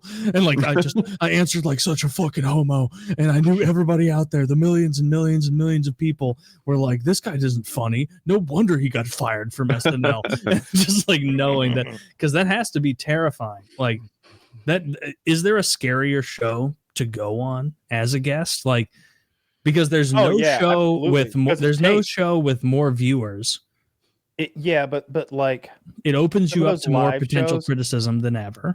I remember I was hanging out with what's his name, Dakota Meyer. He's at the time he was the only living recipient of the Medal of Honor. He just won it in Afghanistan. He like disobeyed orders and jumped on the back of a Humvee or something on a 50 cal and like went into where the enemy was, where his buddies were hurt, and killed a shitload of people with a mounted gun, and then got off to like rescue somebody and ended up in a hand-to-hand fight with a Taliban, and he killed the guy with a rock. So like I'm hanging out with that guy, and he just had done, I think Piers Morgan, or it was somebody like, no, it was the mean one. Who was the mean conservative bald guy? We'll do it live. That guy. Wait, the mean bald guy. Bill O'Reilly. Bill O'Reilly. He had just done Bill O'Reilly, I think, and O'Reilly had like ambushed him and been mean to him, and he was all bummed out. And like I think that would be a worse thing, because Joe won't do that to you. Joe's just gonna see what you're about. I've never seen him ambush anybody or like be mean to them. But this was live. He had just come back from it, and he was just bummed out. He didn't want to. Joe's not going to be shitty to you, but the enormous audience he has might be. And it's like, what was Bill O'Reilly's like max audience? Like 4.1 million, like maybe at its absolute peak. Like it's in not like measured 2014. accurately. Like a lot of times, a TV show, they really look at how many people watched it live that day. And they don't add up all the YouTube like clips that came from it over time. Like there's more exposure than they make it out to be. I don't think the gap is as big as they say it is. It's there, but that's fair to say too, because like and that has been a huge issue in the advertising world for like the past 10 years, because they're like, oh, you want us to pay you X amount to promote on your YouTube channel when it's going to get these amount of views. And it's like, well, you're looking at the first 48 hours, but in reality, you should kind of be taking a bit more into account. And also the kind of the tangential routes that they can take to learn more. That's how it's been for a good bit, but I would still be terrified to go on Joe Rogan more than any other show, because it's just regardless of how you quantify traditional media, they don't even sniff Joe Rogan's numbers. If Fox News was getting Joe Rogan numbers per episode or per Hannity, or I guess Tucker isn't a part of that anymore, they'd be like dancing in the street. Like they would be ecstatic at that. And Joe Rogan's like racking up 20 million people listening over different platforms per episode. That Trump episode, I think, really pushed him over the edge. I think that 60 million people watching Trump, and then the next day, like 15 or 20 watching JD Vance. And then the next day, it was somebody also in the administration or somebody tangentially related. Or maybe it was, I don't remember who it was now. Oh no, it might have been the VP candidate on the other side. It was, I don't recall now, but anyway, that was crazy. That was crazy that he didn't go on Joe. I'm wrong about that. No, that was crazy that Trump got like 60 and then JD got like 15 or 20 or something. I think it mattered. I think people got to see like a sort of a normal, laid back, funny side of Trump, that he didn't seem as mean and belligerent and cruel. He seemed relatable, and that's what he needed. I think it helped. And if you scrubbed through that interview, as I did a couple times, like there were whole segments that had nothing at all to do with politics, which I think, to your point, Kyle, humanized Trump a lot in that way, where it would be Trump asking Joe, like, how do you even get involved in stand-up? Like, how do you even think you're funny enough for people to listen to you? Like, what happened in your life that you thought, I'm so much funnier than everyone else in my world that this is a job for me? And then it would be Rogan. Trump asked that? I didn't see it. Yeah, it was something to those lines. And then it was like Rogan explaining the stand-up world to him in a way. Or like Trump being very earnest asking about UFC stuff, because Trump is clearly a UFC guy, but he doesn't have the knowledge of a Rogan. Casual fan. Obviously. Yeah, a casual fan. And so he would they'd spent like 20 minutes where Trump's like, I'm not sure about that. I don't think he's one of the best fighters. And then Joe's like, no, but this is what you're not seeing. He does this. He does that. These are things that if you're casual, you're not going to pick up on. And, then you hear Trump be like, that makes a lot of sense to me. Interesting. I never would have watched a fight from those angles. So it was invaluable having Trump do that shit. And the Harris campaign made such a blunder not going on. Or like they tried to give Joe like some little rules where it's like, it can't go longer than this. We can't address this, that, and the other thing. And it's like, no, at this point, like the Harris campaign should have been like, we're already probably going to lose. Feed into the fire. Do it. Go. See if we can make this positive. I wish I knew the whole story, because like I've heard different snippets here and there. Like Harris wanted Joe to come to the White House. He's like, no, I do this in my studio, or fuck off. And then Harris is like, okay, I'll come to your studio. And Joe's like, sorry, I don't have any time for the vice president. And she's like, all right, well, we can do this other time. And Joe's like, no, that time doesn't work for me either. And I'm like, what is happening? If you guys wanted to make this happen, you would have made it happen. But it seems like both sides are coming up with rules to stop it from happening. That's, I think, the complete picture, but who knows? It could be. My understanding is that like both Trump and JD had to agree to like nothing is off limits, and the show will not be edited. Editing. There will be no editing of this show. And so you show up, you talk to Joe Rogan for 4 hours, and then that is the show that gets uploaded. There's no requisitioning us for editing afterward. And that was, from what I heard from the news and whatnot, is something that the Harris campaign wasn't willing to do, which again was a huge mistake. It's like, you're losing anyway right now. Right. Like, put your feet to the fire, jump in the pit. Like, if you fuck up, then you fuck up. Like, you're already losing. Like, try. I heard there were a bunch of people in the Harris campaign. Harris herself wasn't really hip to like pop culture, but who were like, no, you don't want to go on the Joe Rogan show. It's bad news. He's racist, white supremacist, whatever terrible thing you might miscast him as. And you gotta fire that and person. Those voices were in the campaign that made her not pursue it like she could have. I believe that fully, that she wasn't familiar enough, and then she believed someone she thought was being wise, and they were really misleading her in a terrible way. Like, oh, he's just going to be racist white supremacist. And it's like, really, the most popular show on earth is a racist white supremacist? Are you sure it's not a fucking goober fighting guy? Like, I think she's going to run again. I think she's going to get smoked again. She won't run. No way. Yeah, she should. She's not. Okay, what I heard is she was almost a slam dunk if she had run for governor of California. They say. And she decided not to run for that. And they think that implies that she's going to run for president. Also, she doesn't say she doesn't want to be president. She's like, well, we'll see where the future takes us, which is what people who run say. So that's a huge mistake. She is not a popular candidate. If you lose to Trump, it's proof pudding that you've got some stink on you. Like that's the only way you lose to Trump in a national election. That's why Hillary lost. Hillary had so much stink on her from the Comey stuff, from the old school stuff, from just the Clinton stink, all those people that died back in the day. And then just her establishment politics, business as usual, her fake leaning toward the black community with I got hot sauce and everything. And then she was fainting, and they were like loading her into a fucking SUV, like a bag of groceries that time. And it was just one thing after another. Kamala was never going to beat Trump. I just really don't believe she was. And the way things went down with that assassination attempt was so perfectly timed. He came out of that looking literally bulletproof. He came out of that looking like maybe God had smiled on him to a lot of his supporters. Like, that's when I think my initial reaction was Trump just won or something like that. I do remember you saying something. Yeah, I think the assassination attempt helped him a lot. And I think Trump has had the benefit of facing 3 very weak candidates. He did lose to Biden, but he was incredibly weak himself, like after the COVID stink was on him. And he handled all his own PR in the COVID times. And he just did such a bad job, like putting witch doctors out there, literal witch doctors who said like miscarriages were caused by astral demons and stuff. And these are the people on his side. The whole inject detergent into your bloodstream or UV lights or whatever, like he would praise himself. Doctors say I pick up on this so quickly. Maybe I should have been a doctor. It was like, you're not presenting yourself well. You should be putting. He's not a smart person.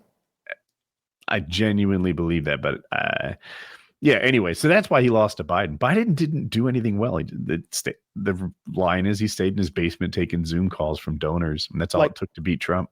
Like sometimes he'll say things, and I'm like, he's being smart here. Like he's in on the joke here. But in that instance you're talking about, where he was talking about, it wasn't just when he was talking about putting detergent or using the UV light to like kill the COVID that was in people. Yeah. And it's like, that is such. That is the thought an 8-year-old has. Like that's the thought that someone who has like no, like I'm not a doctor. He wanted to nuke a hurricane. All right, so that one that one is interesting to me, because if they suddenly gave me a stockpile of nuclear weapons and then they said, "Sir, we're in big trouble. Hurricane Diane is on the way. It's going to cause $4 billion worth of damages." I'm like, man, could we nuke it? Like I might ask that too. And there's a YouTube channel where they're like, what would happen if you fired 1 trillion lions at the sun? What would win, 1 trillion lions or the sun? And they do math to figure out the mass of it and everything. And it's a fun little exercise in mathematics and physics. But I could see myself having a similar thought if I were given a stockpile of nuclear weapons. So that one I didn't hate on him so much. Well, let's do this. He keeps claiming he solved all these wars, but he doesn't know which countries he solved them with. Yes. Or the MS-13 tattoo on his fingers. Like there's a couple real misses. Yeah, I think those are happening. Those are symptomatic of different ailments. I think that the MS-13 thing is a mixture. It is about sycophants around you telling you what you want to hear and never giving you the full picture, never giving you a full diagnosis. They almost like a doctor telling an old person, well, the tests weren't great, but they weren't bad. And what they really mean is you've got weeks and it's going to hurt, like, and you never get that. He's bragging about his dementia test lately. I saw that. He made a mistake and gave away too many details, because the first time he was like in his first term when he was taking dementia tests, I didn't know what was on the test. I wasn't sure it was a dementia test or if that's just what haters were calling it. But when he said, the first questions are easy. Identify an elephant and a lion and stuff. But by the time you get to question 4 or 5, it gets really hard. It's hard. AOC, Jasmine Crockett, maybe they'd never pass a test like this. Okay. So then I've seen the dementia test now. Question 4, not too tough. We'd all do just fine on this dementia. What is it? Identify 2 lions. That's a mama lion. I want to know. You can tell. But they're all questions that like a middle schooler would easily smoke. Yeah, whenever you get a glimpse into like the way the gears in his head turn, like I wish I could remember the guy's name, but he's some sort of fucking UN ambassador, scholar, emeritus, genius man. But he was talking about geopolitics and like every time they'd ask him a question, he was so well versed on it. There was no thinking, there was no hemming and hawing. He was like, "Oh yes, the economy in Bulgaria. Well, what you've got to understand there is, and the Bolsheviks back in the day, they were the core of this whole thing." And he knew everything, and he was so well versed in it, and he knew all this minutia, and he on a broad scheme of topics. Whenever you get to, and he was probably like 54 or something. Exactly. With it in the mix. Yeah, absolutely. And he was evaluating Trump's economy and the tariffs at the time. It was the topic of discussion. But whenever you get a glimpse into Trump's gears turning, whenever you get to see him calculating, thinking, shooting from the hip on something that's technical, not just topical, something that's technical. It's one thing to say, "Oh, Venezuela, they better watch out. We're the big stick. We'll kill them. They'll be like dead." Like you're like, that's what he said. That's a pretty close quote. You're like, okay, all right, he's just talking tough. That's tough talk from a president. He didn't need to break it down to any details. But when he thought that you could use some UV light to sterilize people's blood, it's like, dude, do you think you're the first? If that was you think that doctor's going to go, my God, you've got it, Mr. Trump. We've got to call the fellows at NASA. God damn it, Don, you've done it again. But I think his level of narcissism allows him to say, yeah, I would be the guy who came up with it has to be coupled with vast amounts of ignorance. Yeah. Because I'm narcissistic, but I'm also a narcissist. I could be plenty narcissistic, but I don't think I'm going to teach these doctors a thing or two about fuck all regarding medical health and science. If anything, I'm going to try to talk very little. Before I go in front of the press, I'm going to have the 3 best doctors we can find, and I'm going to listen to how they talk about this thing, and I'm going to try to mimic that. I'm going to try to build, all right, explain this to me. No, I'm going to have the 3 most jacked guys. Your body's your resume here. That's literally how his brain works. That's literally. I mean, like, do you remember? He's like, take a look at him. He's healthy. Fuck you, dude. What are you talking about? When we see other countries with hyper competent, knowledgeable, intelligent leaders, like we, at least in regard to Russia, we made fun of it. Where like some American, like it was like Tucker Carlson tried to show up, talk to Putin, and like do American style interviewing, which is like, I'm a little curious about how did you manage to do XYZ? Because that's something to me that just seems totally out of line. Maybe it's because I'm American, like doing that Tucker style interview, and immediately Putin is like, if we're going to speak about this honestly, you need to understand the history, and that begins in 1600. That is where this begins. And the American response to someone having a very thorough knowledge of their nation's history and the implications therein was to be like, ha ha ha, he went back in history and didn't just say a 5-word answer. And it's like, yeah, this is why our politicians are retarded. Because we have the lowest common denominator voting, universal suffrage. You got everybody voting, all the idiots. And so there's no incentive for them to speak in such a way that would be endearing to higher class, the oligarch class, the tax-paying class, the way Putin does. Like Putin kind of revealed in that interview, he had more understanding of the geopolitical situation of Russia, Ukraine, the fall of the Soviet Union, the Russian Empire pre-existing that, like, he spoke knowledgeably on that in a way that you're in those. No, that's not necessarily true. Ask fucking Trump or Kamala or any of these people about like detailed historical endeavors throughout American history, and they're going to give you fucking 2nd grade level slavery bad, colonialism bad, but America good. Like they're going to give you nonsense. Was a propaganda piece set up by Tucker, being paid by Putin to be an easy pushover. And I'm sure they knew what the questions were. Tucker tried to get him on multiple occasions. I don't think he did. I think on both times. I think did you not hear where Putin owned him? Were you in which was hilarious. Didn't CIA try to recruit you? Didn't your father was CIA recruit? It was part of your dream. Why were you not in CIA? You failed? Life dream kaput? So yeah, that was funny. The reason I was convinced Tucker was there to do a puff piece is after he interviewed Putin, he did a tour of a Russian train station talking about how amazing it was and how much better it was than anything in America. Socialist and communist countries often take some of these public utilities and make them showpieces. So it looked like a palace, their subway station. And then Tucker went to a grocery store and talked about how amazing Russian grocery stores were. And I'm like, okay, what the fuck are we doing here? Like, you're just making puff pieces about Russia at this point. There were 3. That's fair enough. I did like the clips where he tried to seemingly get a little own on Putin, and Putin had much more knowledge about it than Tucker. And Putin was knowledgeable. Yeah, Putin's a very smart guy. We haven't had a. I wish we had a. Could talk about that in a while. Like, think about that though. Like, why don't we have a type of leader that can be as articulate on our behalf, as thorough and knowledgeable on our behalf as Russia? No thanks. Because Russia is a lower tier country than us. Let's be real. Bumbling, self-serving buffoons over crafty, calculating, sociopathic murderers every time. At least our bumbling buffoons won't ruin our country the way Putin has theirs. 0.5%, like so half of 1% of their men from like Thanks 20 to for that. 60 have been killed. Thanks for that. How little respect he has for us, Woody. He was talking to you, I think. 0.5%. Oh yeah, just the three of us here, right? There's half of a whole percent. I think it's important to understand that half of 1% of an entire country's worth of men have died in the last 3 years fighting a silly war that will not end the way he wants it to. That's not a genius. Like maybe we've had a few military misadventures here and there, but like a sizable percentage of our male population weren't extinguished in the matter. They're going to lose because, or even if they win the little Ukraine battle, they're going to lose globally because we're more powerful.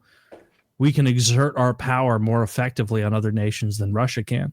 We're a global power. They're you could say global power, but really what power are they exerting on fucking Honduras? What are they doing in the Congo? Like what South Americans want to band together and use a common currency to buy their oil. And then I know China bought oil from, I think, the Saudis with yuan like a year ago. It was the first time in history that it happened. So yeah, I think the hegemony is losing slipping its position that it had. And I think it's partly because he's fighting an economic war with every country at the same time. I don't think it's because of that. I think we're losing our position largely because we've lost our ability to independently create. Like we don't make anything.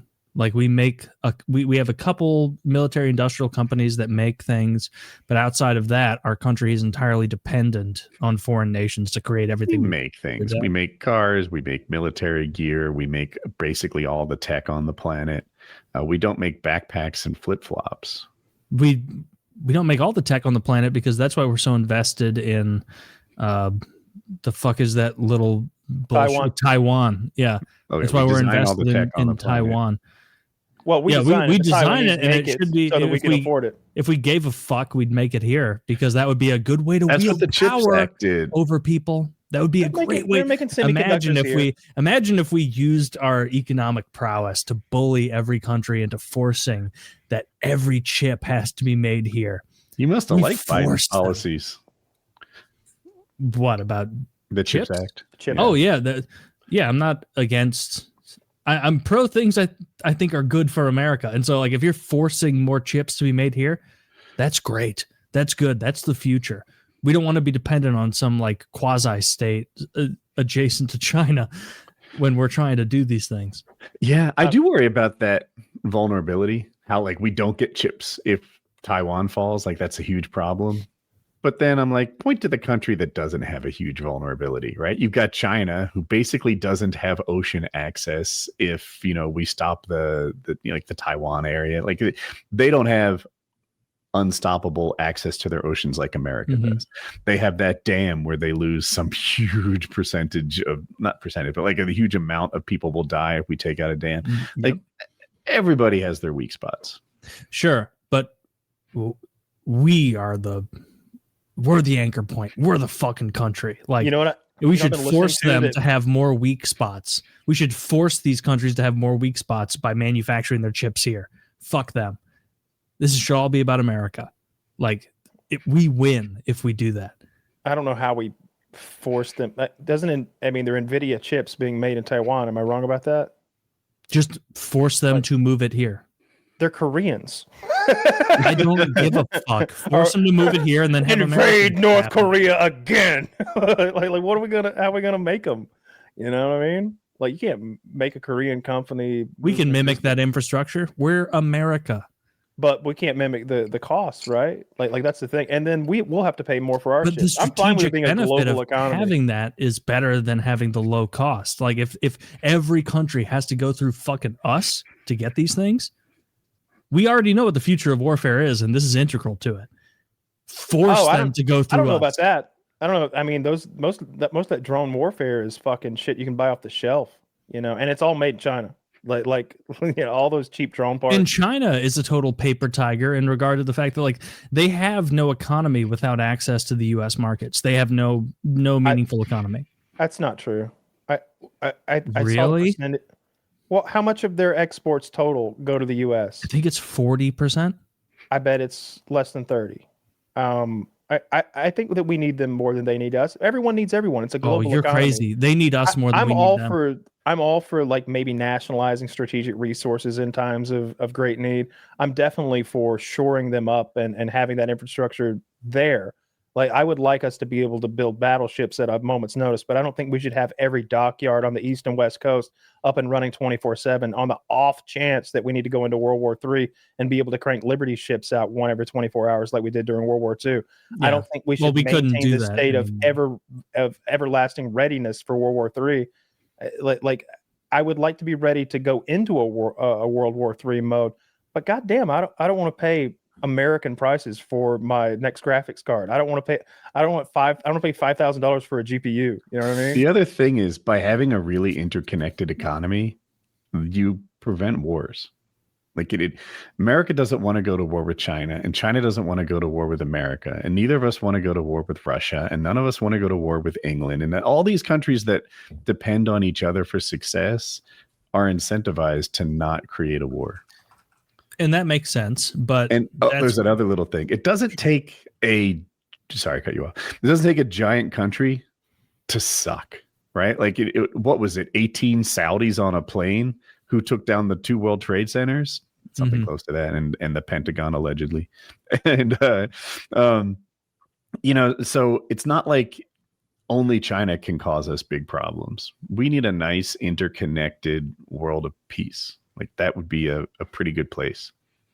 And that's fair. But we also, and this is where I do come down on the tariff side, is like we have been taken advantage of and fucked with in a lot of ways. Like the fact that like Spain can put tariffs on us and force our manufacturing base outside of the US in order to compete, where you have to basically move your manufacturing to India or Bangladesh or Thailand or somewhere with like slaves. That's not good. Like the end goal shouldn't be reducing costs at the expense of American labor. Like if we want to be prepared in the future, we got to have a lot of manufacturing. We have to. That's literally the only way. And the idea that like all of our interconnected economies will keep us peaceful is one of those things that works until it doesn't. And once it doesn't work anymore, we don't want to be the side that isn't dependent on our enemies to create things we need. Yeah, especially for core things. Mm-hmm. But the hope of bringing like muffler, flip-flop, and backpack manufacturing here to America just so that we can have minimum wage employees who hate their jobs here, what is that getting us? It'll be Mexicans in American factories anyway. Not if you deport them. Not if you get rid of them. Not if you. Yeah, they will. Until you start punishing the factory owners. Punish the factory owners ruthlessly. Fuck those people. They could just fly over here. Been curious to me, like, why don't we? Why don't we punish the employers? It's like because the wealthiest people on both sides of our faux political aisle love mass migration. They love huge swaths of cheap labor being imported, and then they make money. Like that's why some like douchebag in Ohio will be like, I'm a big business owner and the Haitians being imported are actually really good. And it's like, no, you're paying slaves. You're paying slaves and those people's lives are subsidized by the taxpayer. So of course you love this and GDP go up, but it's not good for the country. It's not good for people there who are having their lives upended. We'll see what happens. We'll see if it's actually a great move to outsource all manufacturing and become an entirely entertainment and service based economy in a time where war does break out. Not between major nations. No, but dude, we've got all the fucking YouTubers. Don't you see that? We've got all the YouTubers. I doubt that. I bet all the greatest TikTok dancers. We've got the best TikTok dancers. Yeah. Those K-pop girls give you a run for their money. I can't understand. I only get so I didn't know what K-pop was until like 3 years ago anyway. But the only way I get exposed to K-pop is through Reddit, and I always see these like flat-chested, flat-assed, average-looking Korean chicks, hotties, like popping it on stage and shaking their non-existent asses. Tell me more about their flat. I don't get it. It's like Like, and then the other day I saw the first, like, there's like two hot ones. There's one with like some big old titties, and there's one that almost flat shows you your pussy every time. Nice. And yeah, but I don't understand how that's so popular. Those girls don't seem that hot to me. I'm more of a Sydney Sweeney kind of guy with them big old milkers. All right, and every one of these virtually every one of these K-pop girls is just a flat. Do any of them have big milkers? Yes, I'm trying to find the one because I don't know their fucking names, and even if I did, they're Korean names, so they're all goofy. Oh, Jinping. Look up Jinping. It's no way that works. I'm not looking that up. I didn't think you fell for it. I thought you wanted to know what it would do. That's what I thought. Like, all right, I'll see what that happens. Let's see what happens. See what Jinping pops up with. I'm kind of curious. J-N-G? How do you spell that? J-I-N-G-P-I-N-G. Jinping. Yeah, that. Okay, that is the leader weird. Of China. All right. So this girl is apparently named Kwana Nubi. Stupid fucking name.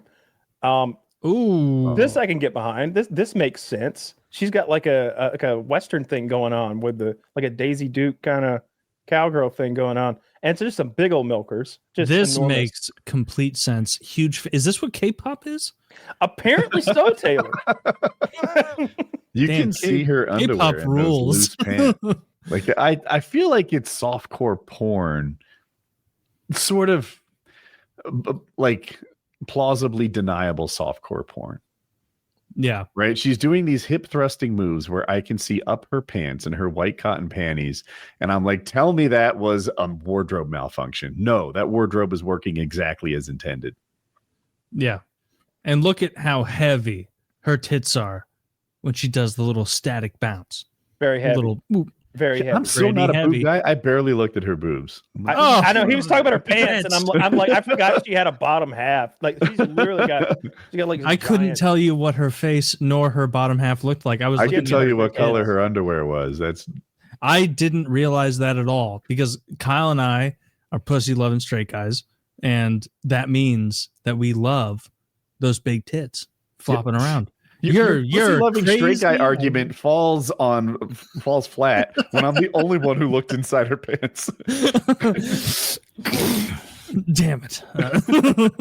No, that she looks hot as hell. I love those big heavy titties shaking around. Those were not almost. They were in the realm of Sydney Sweeney titties, which I'm a big fan of her too. I've heard she's an actor. That's wonderful. Good for her. She dances around and says lines. Yeah, look at it. Familiar with her body of. Look at her wearing that fucking curtain.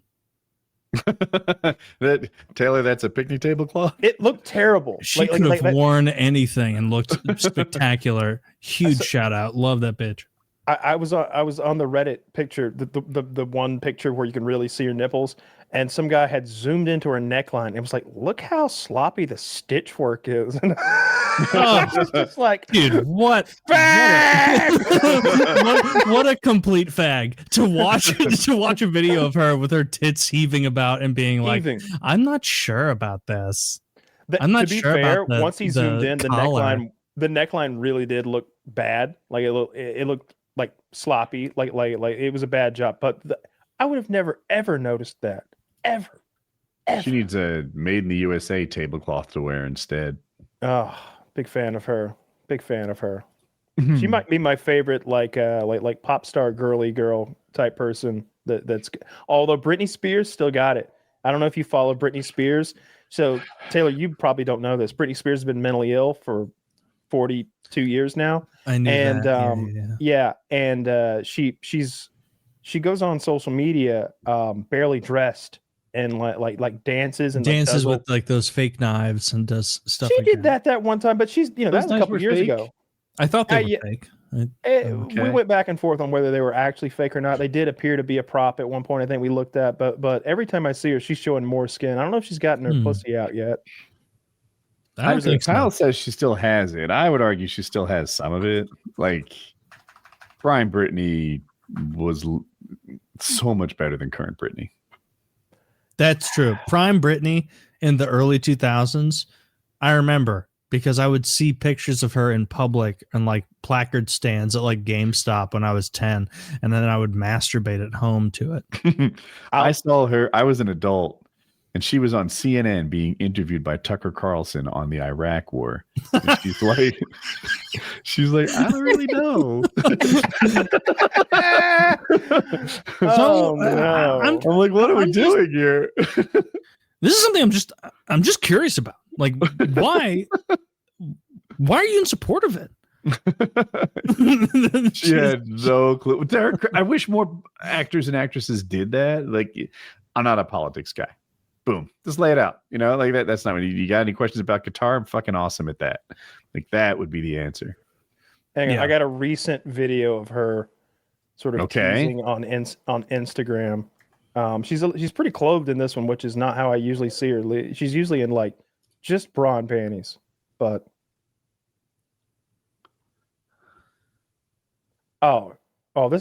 this is never mind. Ooh, she almost lifts up to the point of pussy. OnlyFans adjacent. Hell yeah. Yeah, so she does like stuff like that and stuff like this. Just sort of like flirty, almost nude. She'll like move her panties around so she almost shows her pussy.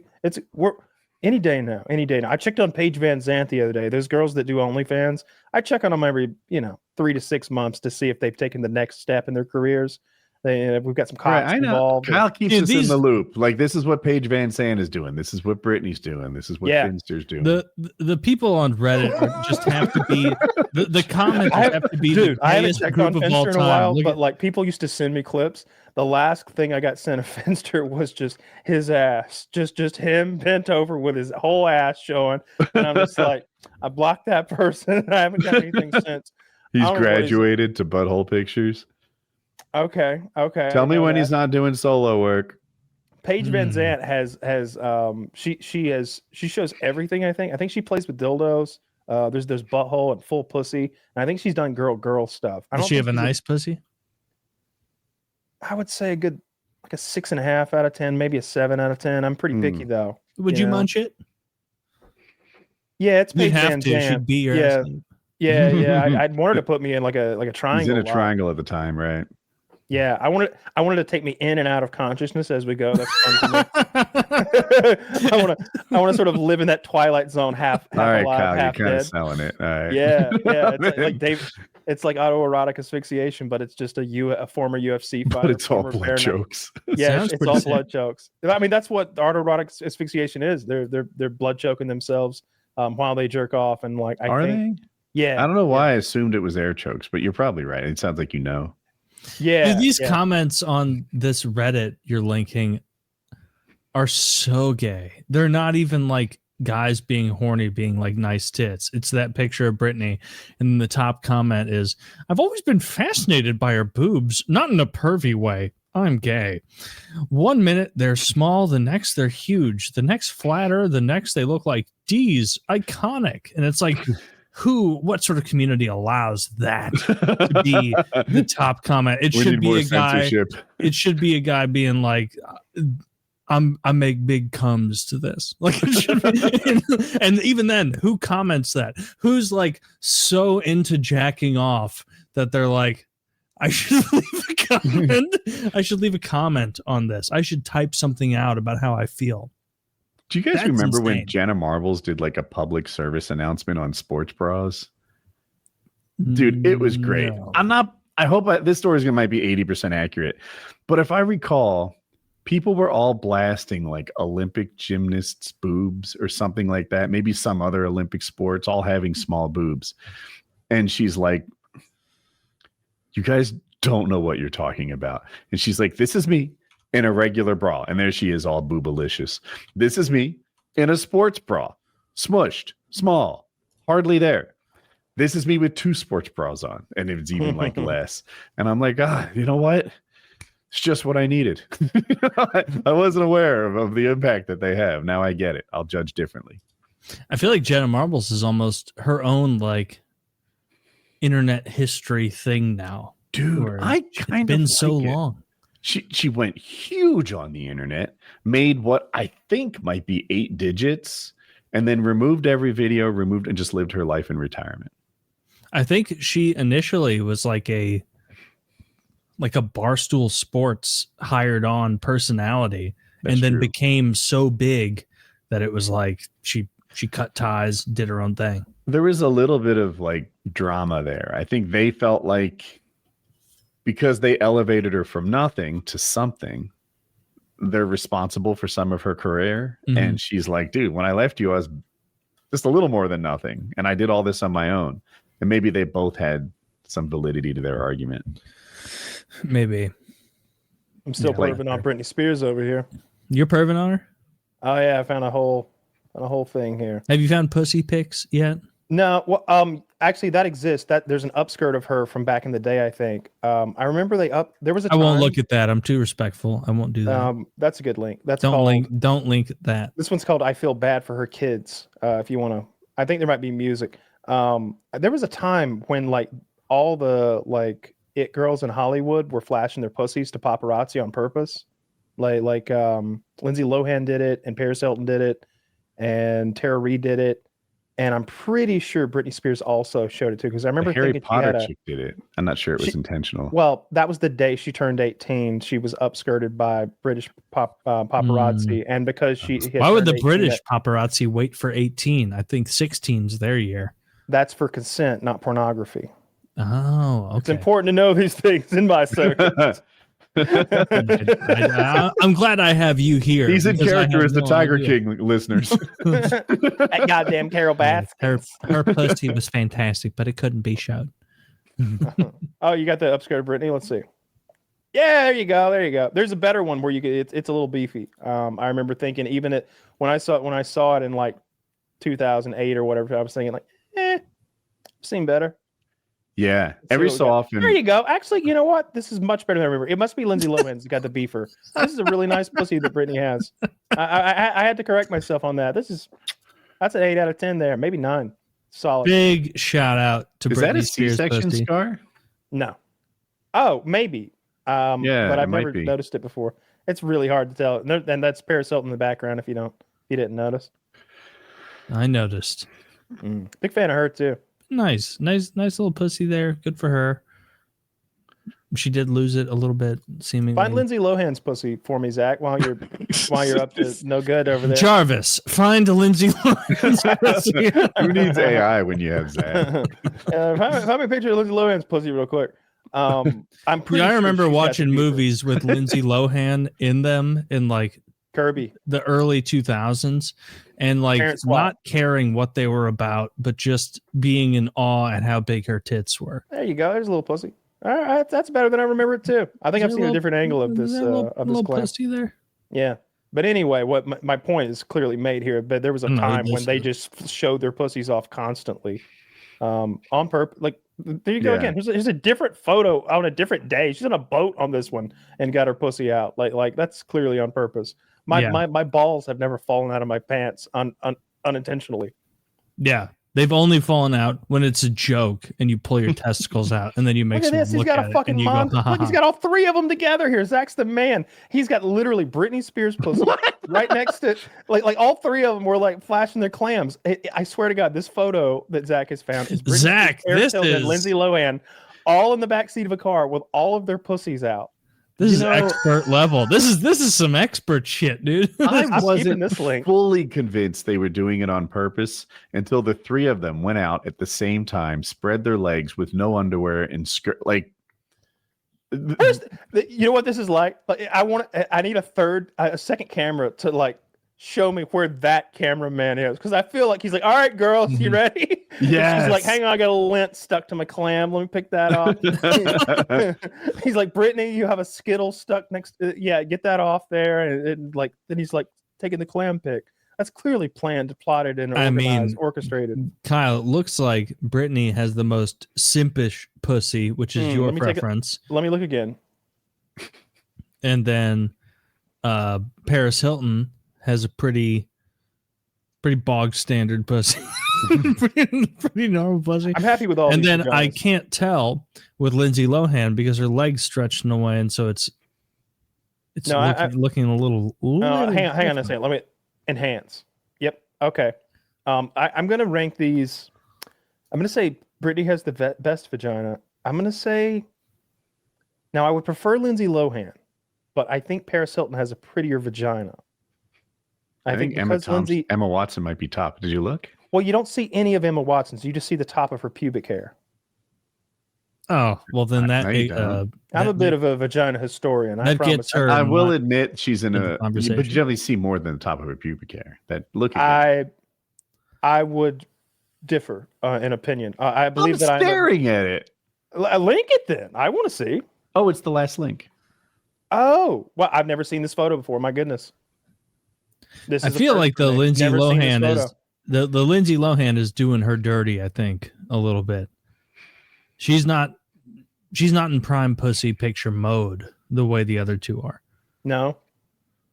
Well, are you comfortable ranking her again? I would argue. Oh, now that I've got the Emma Watson photo, I mean, I don't feel we can't see enough. She could be imperfect, and it could be masked by her body language. And also, is it possible Emma Watson's was not on purpose? It definitely not on purpose. She's definitely not on purpose. I remember she's talked about this before. She's not happy about this. The picture I saw, it's more of a top down, like you see the top of her lap. She's not happy about it. Then fucking wear underwear. She's wearing underwear. Wait, where is it? Where is the underwear? I think it's just transparent. Like that's clearly not nothing. I mean, I can't tell looking right. There's I think she's. You're telling me there's a transparent bit of fabric in front of her pussy? I don't think she's wearing underwear there, Kyle. Oh, I thought she was. Oh, maybe not. That doesn't look like it to me. Now Zach thinks she's wearing stockings. I think she's too. I thought I was seeing her hair too clearly, but I'm not wearing glasses, so you're right, Kyle. She's too primed up for the perfect pussy pick here. I don't think you can include her in the same one. Poor Lindsay Lohan. She was not ready for that picture, I don't think. Her pussy, but who knows? It could have been great. Could have gripped like a retarded kid. Like you don't know. Like all the H-Base Taylor's had, that was the memorable one. That pussy will grab onto you like a retarded kid with a dirty lollipop. He won't turn it loose. Turn her loose. Then I see these other pictures of poor old Britney dancing around like a complete loon. That's good. That's all video. I think there's music, like I said. I'm a big fan of Britney. I hope she escalates into a nudity phase. I would love that. I remember when she was 16 when I was like, I don't know, 12, something like that. So been a fan of her for my entire life. I'm going to guess she's like 42, 43. She's 42, 43. She's 43, but and so she was always, what are you, 39? Yeah. She's 4 years ahead of you. Makes sense. I remember like seeing her being hot as hell as someone 5 years younger than you. And in my head thinking like, oh, I'll never get her. I'm too young. I could never get a woman. You were right. I was right. I was correct. Yeah. I remember when she married that Kevin Federline guy and thinking, maybe there's a chance. And then that guy seemingly made out like the bandit of bandits, where he's like, yeah, we don't have kids, and also I want your money. And then they divorced, and he got real deal Britney Spears money for years. I don't know what K-Fed's deal was. I remember he was a rapper or some shit. What do you got here? This is the other Emma. Oh, yeah, that's the one I was talking about. Yeah. Oh, yeah. I remember those panties. Those look uncomfortable. Do they? I don't have a vagina, but if I did, I would imagine that would kind of gum up the works. It's just panties. A little bit. They have stripes. They look really breathable. Like I mean, I can see there's almost nothing there in that. It's like less than lace. Yeah, good times. I'm keeping both these links for later. Huge shout out to all these. What are you coming up with this link? I mean, all right. Zach's link is goated. All these are Zach's that link. trifecta. I had no idea that existed, and I consider myself a pussy historian. And then Woody's angle of Emma Watson here, where I can that see was Zach. Look again. Oh, I can see all Zach. He's killing it. What a man. Zach has shown us a lot of clam. I can't take credit for the man's achievements, and that's fine. Yeah, good for him. Impressive. Thank you, Zach, for all your works. Is Sydney Sweeney's pussy on display anywhere? That one video I sent you is her getting. I don't think so. No. Zach said, "I'll look." We got our top guys on it. Find it. That would be great. We need to do this show live on Chatterbait so we can share this sort of thing. Ah, I see. Yes, or on our OnlyFans content. That's what we need. Mm-hmm. On our OF. Yeah. That's the place to do that. Well, I'm looking for Sydney Sweeney's vagina, but I'm just finding like let Zach look. Okay. He says tits here. I know her tits are out places, and those are fantastic. Good for her. That might be from a role. She doesn't shy away from showing her top. Yeah, she gets topless in movies and TV a good bit, I think. I know she was topless a lot in Euphoria. If I was as good at anything as she is at having big tits, then I'd be popping myself out there. I'd be trying to get a deal out of it. That's what it seems like. Are you doing anything for Halloween, like besides this? I'm buying candy and then waiting for children to arrive. That sounds sinister, taken out of context, doesn't it? Right? Buying candy. I guess it does. He just keeps it in the van. I just keep it around. Candy and waiting for kids to come around. Waiting for kids to show up. That's what Halloween is. I make sure I buy one of those value bags, but that I buy one of the good value bags that has Twix, Reese's, Snickers, the good stuff. None of the horse shit. I will never give out fucking dum-dum lollipops or toothbrushes. Or toothbrush. Oh my god! What about apples? I would never give. I would never give out an apple. Never. I like to teach the kids a lesson. That lesson being, some people do lace their edibles with LSD. I thought about being a soda house where I would have like full sugar Sprites, Cokes, Pepsis, whatever these kids want, they sip it up. Because I remember as a young kid, those were the houses I appreciated a lot, where there would be like hard work. Yeah, I was doing the hard work. I was grinding. What did you put your candy in? Did you have the basket that was a pillowcase? Yeah. That's what I graduated to. As a little kid, I had a plastic pumpkin with a handle on it that was like served as a basket, and then maybe somewhere along the way, I had a plastic bag with a pumpkin on the outside, a Halloween trick-or-treat bag. But eventually the pillowcase, when we started getting the real hauls. Yeah, the pillowcase is the way to go. That's what you want. I think I always had that orange pumpkin, but then whenever we needed to, because we were driving from house to house, you could dump in a third. Is that even easier? Well, like where we live, like the neighborhoods are separated and stuff. So like my parents would just drive from house to house, park outside. We'd get out of the car, go hit the house, and then maybe they'd follow along if there's 3 houses right in a row. Like I wouldn't get back in the car to go to the neighbor's house. But usually it's like stop at this house, drive down the road, stop at this house, like in the country. Yeah, but I didn't go trick-or-treating in the country. They were towns. And then by the time whenever I got a driver's license, Halloween became a different thing. It became a night of mischief and tomfoolery, where I for whatever reason, like I think I just watched too many movies and I wanted to do things I saw in them but I wanted to TP a house. Like nobody TP'd houses. Nobody TP's houses for real, but we did. We were those kids at the grocery store buying 48, whatever they come in, either 48 or 96 eggs in the giant stacked cartons. We got one of those. Oh, you were egging and toilet papering. Yeah. In New Jersey, that's normal. I didn't realize other states didn't celebrate Mischief Night. And we TP'd houses too.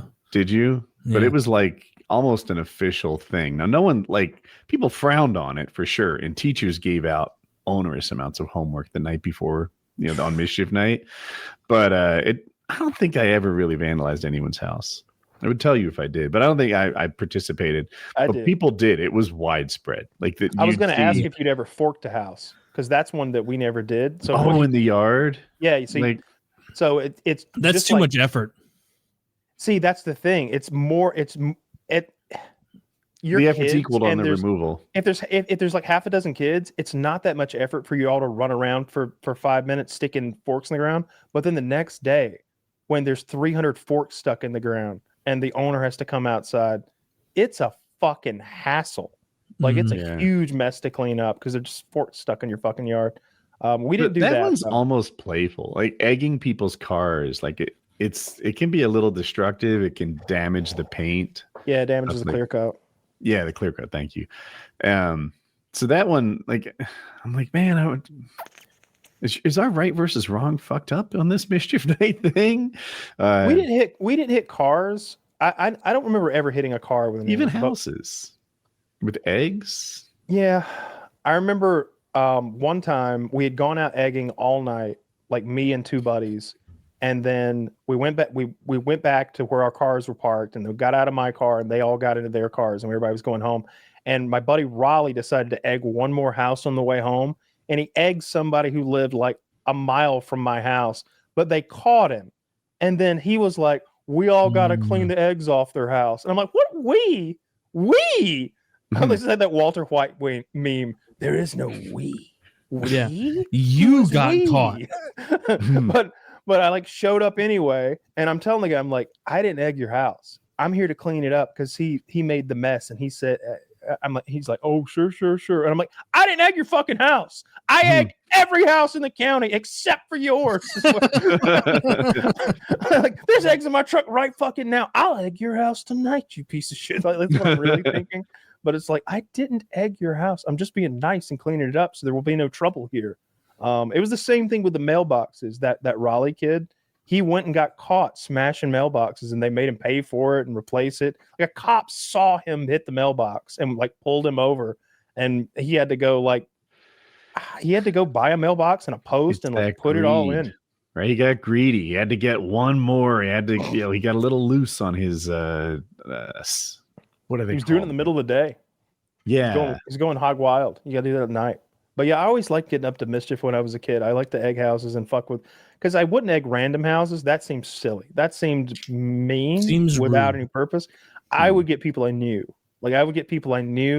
There was one guy we had beef with at school, and we would just, I don't know, twice a week we'd get him. Like twice a week we'd do something to his house. His poor dad. His dad had left him. Just his mom. If it makes you feel any better, he always had a rebel. I knew which bedroom was his when we drive past their house, because his bedroom window was a rebel flag that he had like fucking stuck up to the glass. Anyway, we'd get him every fucking week. We'd egg him. We'd tomato him. We'd toilet paper him. Just anything we could do. He hated us. He knew it was us. And you just kept doing it for years. 2 years, maybe. Yeah, something like that. I would also firework people. I like to do that a lot. We'd go over into South Carolina and buy fireworks and get those big rolls of them. And I'd put it on somebody's doorstep that I didn't like. And then I'd take a cigarette and pinch the tobacco-y part off the butt and then stick the fuse in that torn tobacco-y end. And then, when it burns down, it lights the fuse. So now I've created like a 2-minute fuse. So I'm gone. I've sprinted way off into the night to my truck parked a quarter mile away. And then in the distance I hear like echoing away. And I know that I just scared the fuck out of them because 250 fireworks just went off on their porch. I don't know. I was always getting up to mischief. I'd still, the thing is, like, people think you grow up. I'd still be doing that shit if I could. Like, if I could get away with it, like if I weren't a fucking 40-year-old felon. That is a weird thing about getting older, is I always thought I would grow into an adult. Like that at some point, my silly nonsense thoughts, and I think you do it a little bit without noticing. Like a little. I have this memory of middle school kids singing and jumping to a jingle, like a commercial song, And they just thought it was the greatest thing. I don't know. Call it the Toys R Us Kids song if anyone knows it. And as a 50-something-year-old, that's not attractive to me at all. It just seems stupid, and instantly its charm would be gone. Mm-hmm. So I'm like, God. But on the other side of that coin, I'm literally in the shower this morning. Fresco's better with fun. Fresco's better with life. Mentos fresh and full of life. I'm in there singing the fucking Mentos theme song. You're singing the Mentos advertising jingle from 1998. It's stuck in my head forever, Taylor.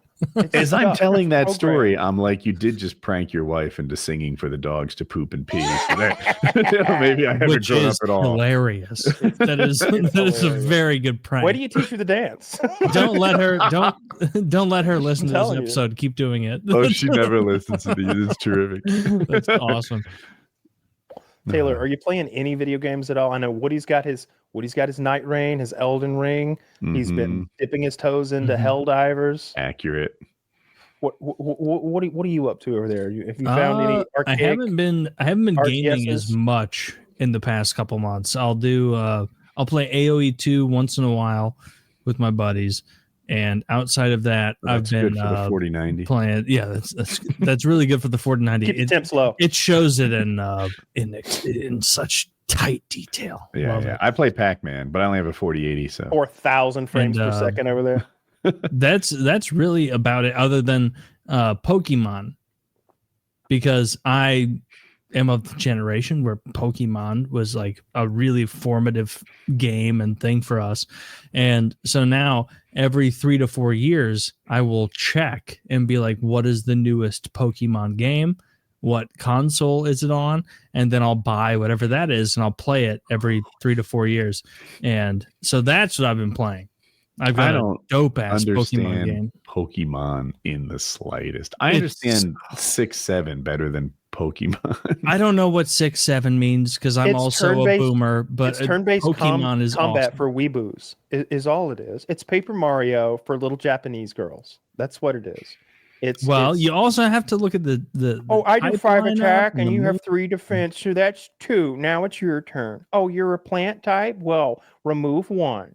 Let's get out of here with that simplistic It's nonsense. basically that. But if they weren't cutesy, if they weren't a bunch of cutesy, flutesy homo characters that all look like pink puff balls, and they're all enslaved too. They're, like when you really, I don't go for the cutesy, flutesy characters. I like the new one. Your costume is unconvincing as you make that argument. I like the Charizards. I like the dragons. The big that's boys. the tough one.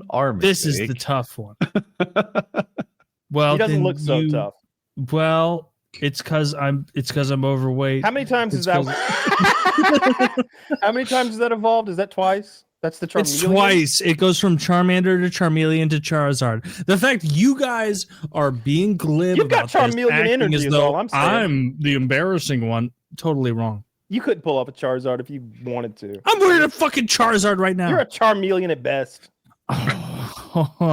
Have you seen that clip? It's on site. I'm gonna come to your house and I'm gonna kill you.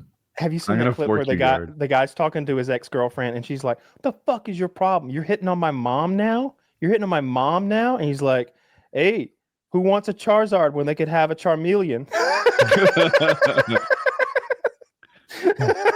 Well, I'm sure that wasn't the way it was said, because it would have been, "Who wants a Charmeleon when you could have a Charizard?" Oh, okay. Which so one? You're a Charizard. The evolved one. I am Charizard. I got wings. I've got. Could you put on a tag that says Charizard so I don't forget? No, that's up to you. That's on you. Okay, I'll write hit your other wing with an iron so it sticks up. Well, that's something we're all dealing with it. Dude, I have 2 eyebrows.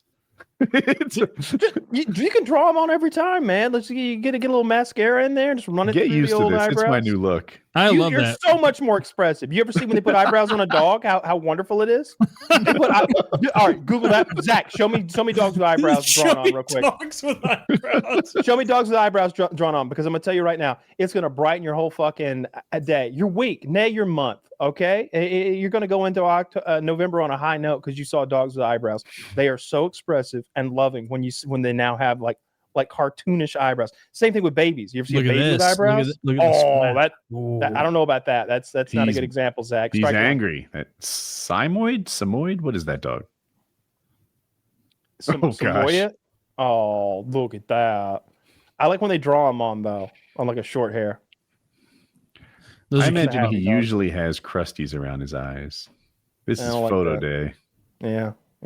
Oh shit! What the heck? See what I'm talking about? That little man's got some expression. Yeah. Look at him. I like He's saying, "What's up?" Please those little snaggle teeth that dogs get are the cutest thing in the world. Where they have like a little tooth that doesn't fit in their mouth right, like the previous one. That's so cute. This is what I'm talking about. This is cute as shit. Oh, I expected more happy and goofy. Some of these are angry and scared. Yeah. A lot of them look scared. There you go. That guy on the left, he's a winner. He's sly. And that guy on the right, he's so pensive. That guy on the right bites children. You can tell. Like he's done some shit. The one on the left has never bit a child. Oh, and this one, he's got kind of my eyebrows. Yeah. I don't like that dog. Where it just grows and grows and grows. I don't like that dog's face. I mean, that's a cute little pup. Oh fuck! Look at that. That's a little palm, isn't it? It looks like a mix of a few things, but yeah, it looks kind of like palmy. Palms are brown. Am I wrong? They can be lots of colors. Really, almost any color you can imagine. Yeah, it runs the gamut. Look at me when I'm talking to you. Yeah, I don't like that. That's an adorable little dog. That's cute as hell. You should get a dog, dude. Go and get yourself a dog. Go and pull the trigger on that. Ooh, and look at that mournful looking old man. Look at how thoughtful he is. What kind of dog would you get, Taylor?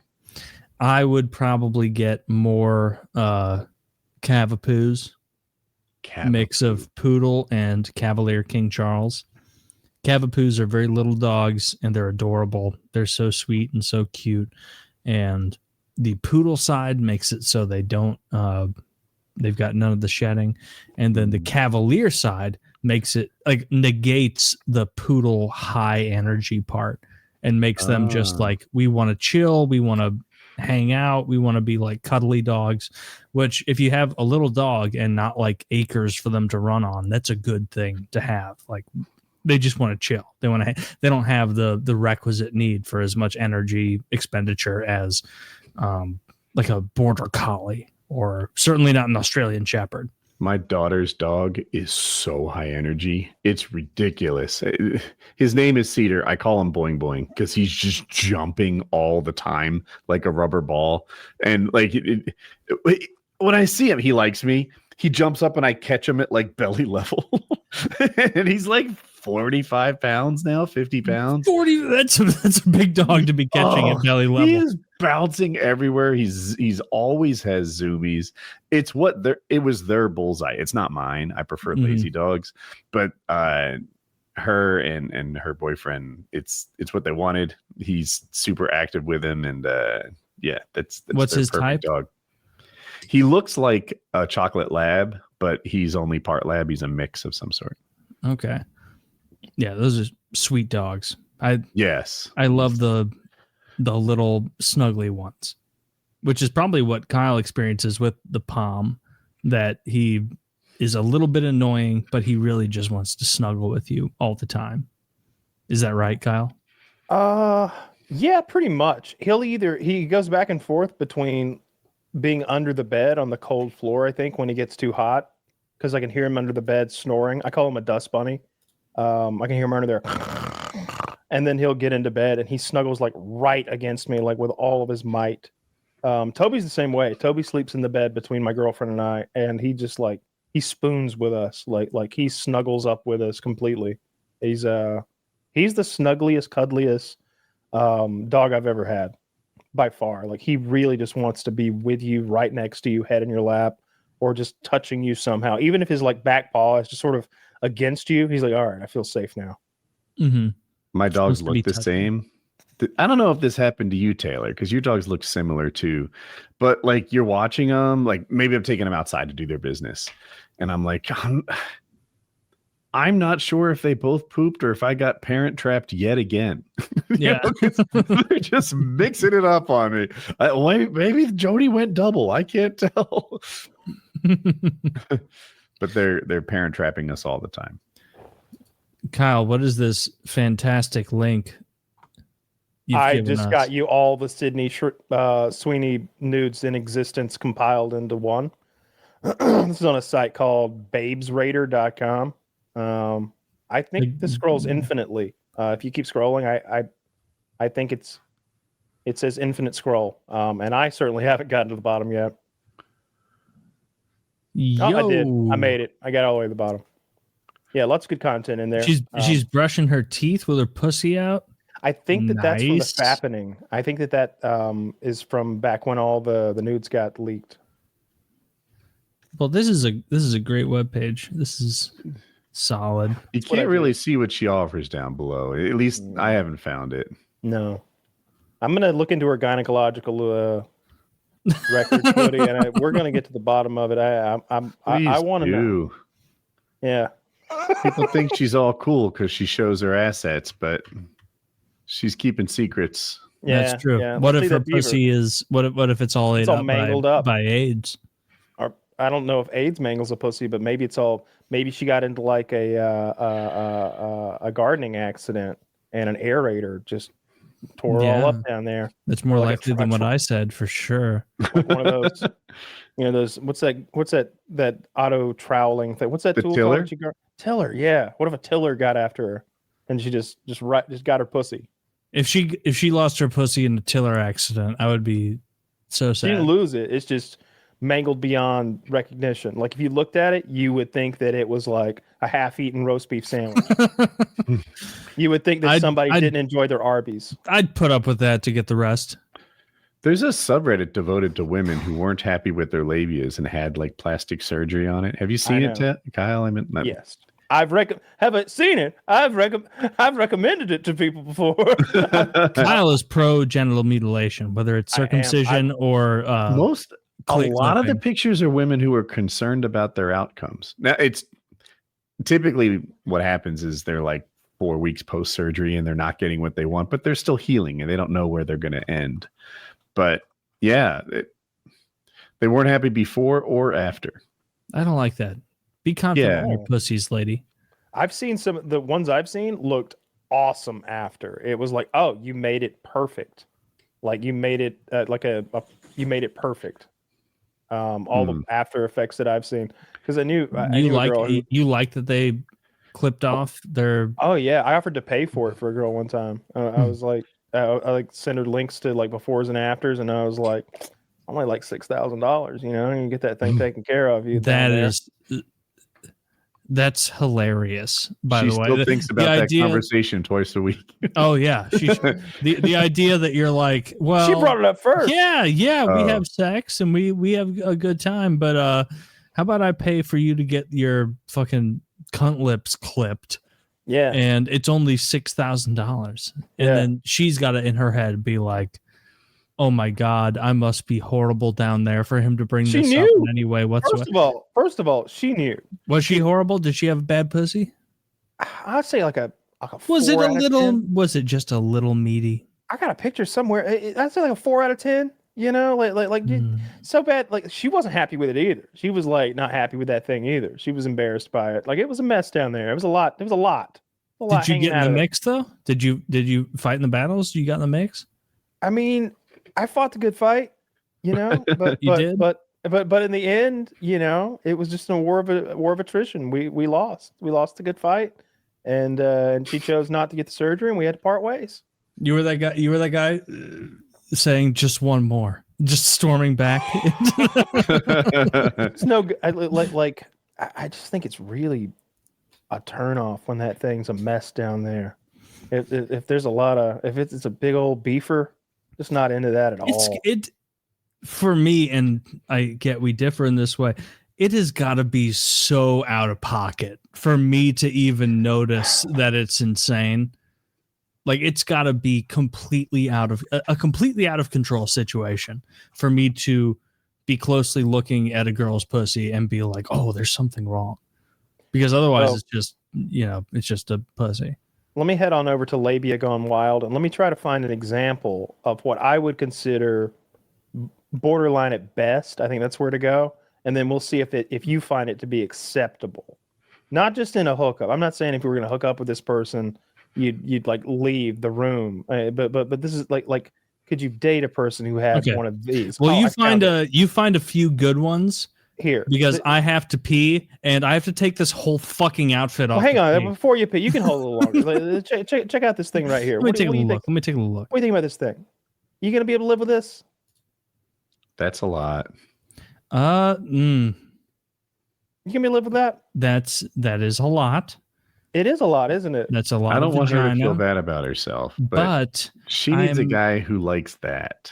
I'm a big fan of those titties on the top, and so you'd suffer through it. I would suffer through that. Yeah, 100%. Okay, all that is a lot of pussy, though. This girl she measured hers. It's 7.5 inches. What do you think about this girl's dangling participle? Because like these girls, a dangling participle. Let's see.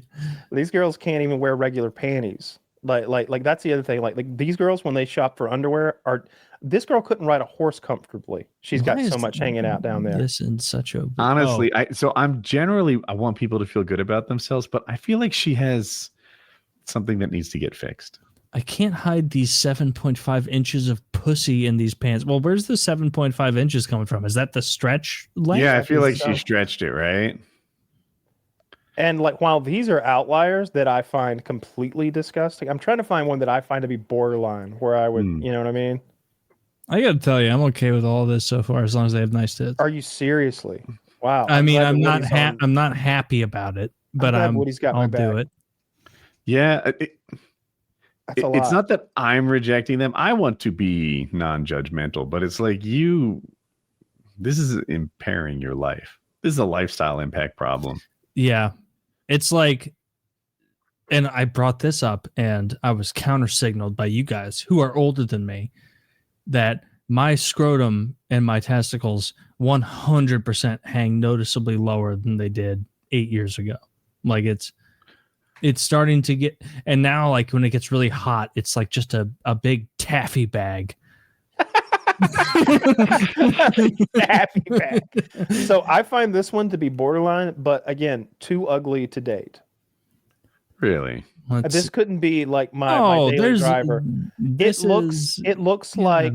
looks like dehydrated beef liver has been stuffed into her. It's like I zoomed in. It's like the texture. It looks like a rotten chunk of porcupine brain has been flicked onto her pussy. That is such a turnoff. I would never eat that pussy. It's just a little bit of pussy, dude. I would feel sorry for my penis going in there. I'd be like, sorry, guy, you got to take another one for the team. You could pull them apart. You could stretch them. Oh my God, stretch Armstrong that thing. That one's just too ugly. It's not that it's too big. It's just that's ugly. If you were gonna hook up with a girl and she had that pussy, you'd be calling it audible. I wouldn't walk out, but I couldn't date her. That's my that's what I'm using for my decider. Like it's got to be pretty bad for me to walk out. Some of those girls with those like hanging participles earlier, like those dangling ridiculous things. Like I don't know, maybe walk out of the room on some of those, depending on how it looked in RL. I don't know. They look bad, man. That's just not a turn on for me. Like that matters to me. That matters to me more than I think some things that matter to you more. Like I would rather have a pretty pussy and an average face than a beautiful face and an ugly pussy. I disagree. Yeah, I think you're in the minority on that one. Yeah. I would rather have a set of perfect, fantastic titties and a pussy I got to work through than the opposite, where it's just horrible tits and then a nice pussy. Yeah, I mean that's also a deal breaker. If someone the other day, there was this picture of this chick with some really lopsided titties. Like one of them was like down to her belly button, and the other seemingly was firm and perfect. And he was like, "Look at Miss Forrest Whitaker titties." You know, that could actually be the ultimate experience. You flip her on either side, you're fucking a different girl. It's like Two-Face from Batman. Yeah. Yeah. Close your eyes and grab both. Pretend it's two girls. Yeah. Yuck. Fucking yuck. Yeah, same thing with the butthole. rough. Like I've told you before. Like I dated that. I won't say what kind of chick. I dated that girl who Just say black, man. She wasn't. She gave those entirely too wet blowjobs, and her butthole was ugly. And I too wet of a blowjob. That's never something. What the hell? Did she take it too deep? Also, there's too much moisture on your penis as she's sucking it. Way too much. First of all, it's like I can't imagine. Let me. This is the gayest shit she's you've ever foaming said. at the mouth. I don't think Kyle there. likes women. Oh, so she's foaming. Puddle. I'm sitting in a puddle. She's foaming at the mouth, sucking your cock, and you were sitting there going, "I don't like her shoes." She looked like in an old Wolfman movie when they start transforming and they start. Yes, she did. There was a puddle of saliva that's like under my balls. Like the mattress has a noticeable soaked spot this fucking big, and I can't feel anything that because happens. there's no friction. It's Tell me more just for another slippy. minute. I'm getting close. I'm not done yet. And then she like wanted me to fuck her in the ass, and she had the ugliest butthole I'd ever seen. It was the ugliest butthole I'd ever seen. And there was like, and I was just like, maybe next time. And then I was like kick the can down the road. And what did you really say? Because that would be funny to me. You didn't say maybe next time. What'd you say? I did say maybe next time. I literally did. I was like, yeah, maybe next time we'll do that. I think I'm almost spent out here. I was just so she was a butthole surfer and a wet BJ giver, and you what a saw her nightmare! as Oh my god, good. the horror! She wanted you to plug up her ass and suck your cock so liquidy that it ruins it was too the much. mattress. It was way too much saliva. Like there was no friction. I couldn't feel anything. Taylor, you're not familiar with the other downside. She was pretty. She had Sydney Sweeney boobs and a tight ass. Oh, yeah. Yeah. It must have been horrid. So most of that's true. She was very. The worst of it was she eurned a lot of money. This is your fucking like Abu Dhabi experience. You were standing there on the box. Do well for herself. The wires.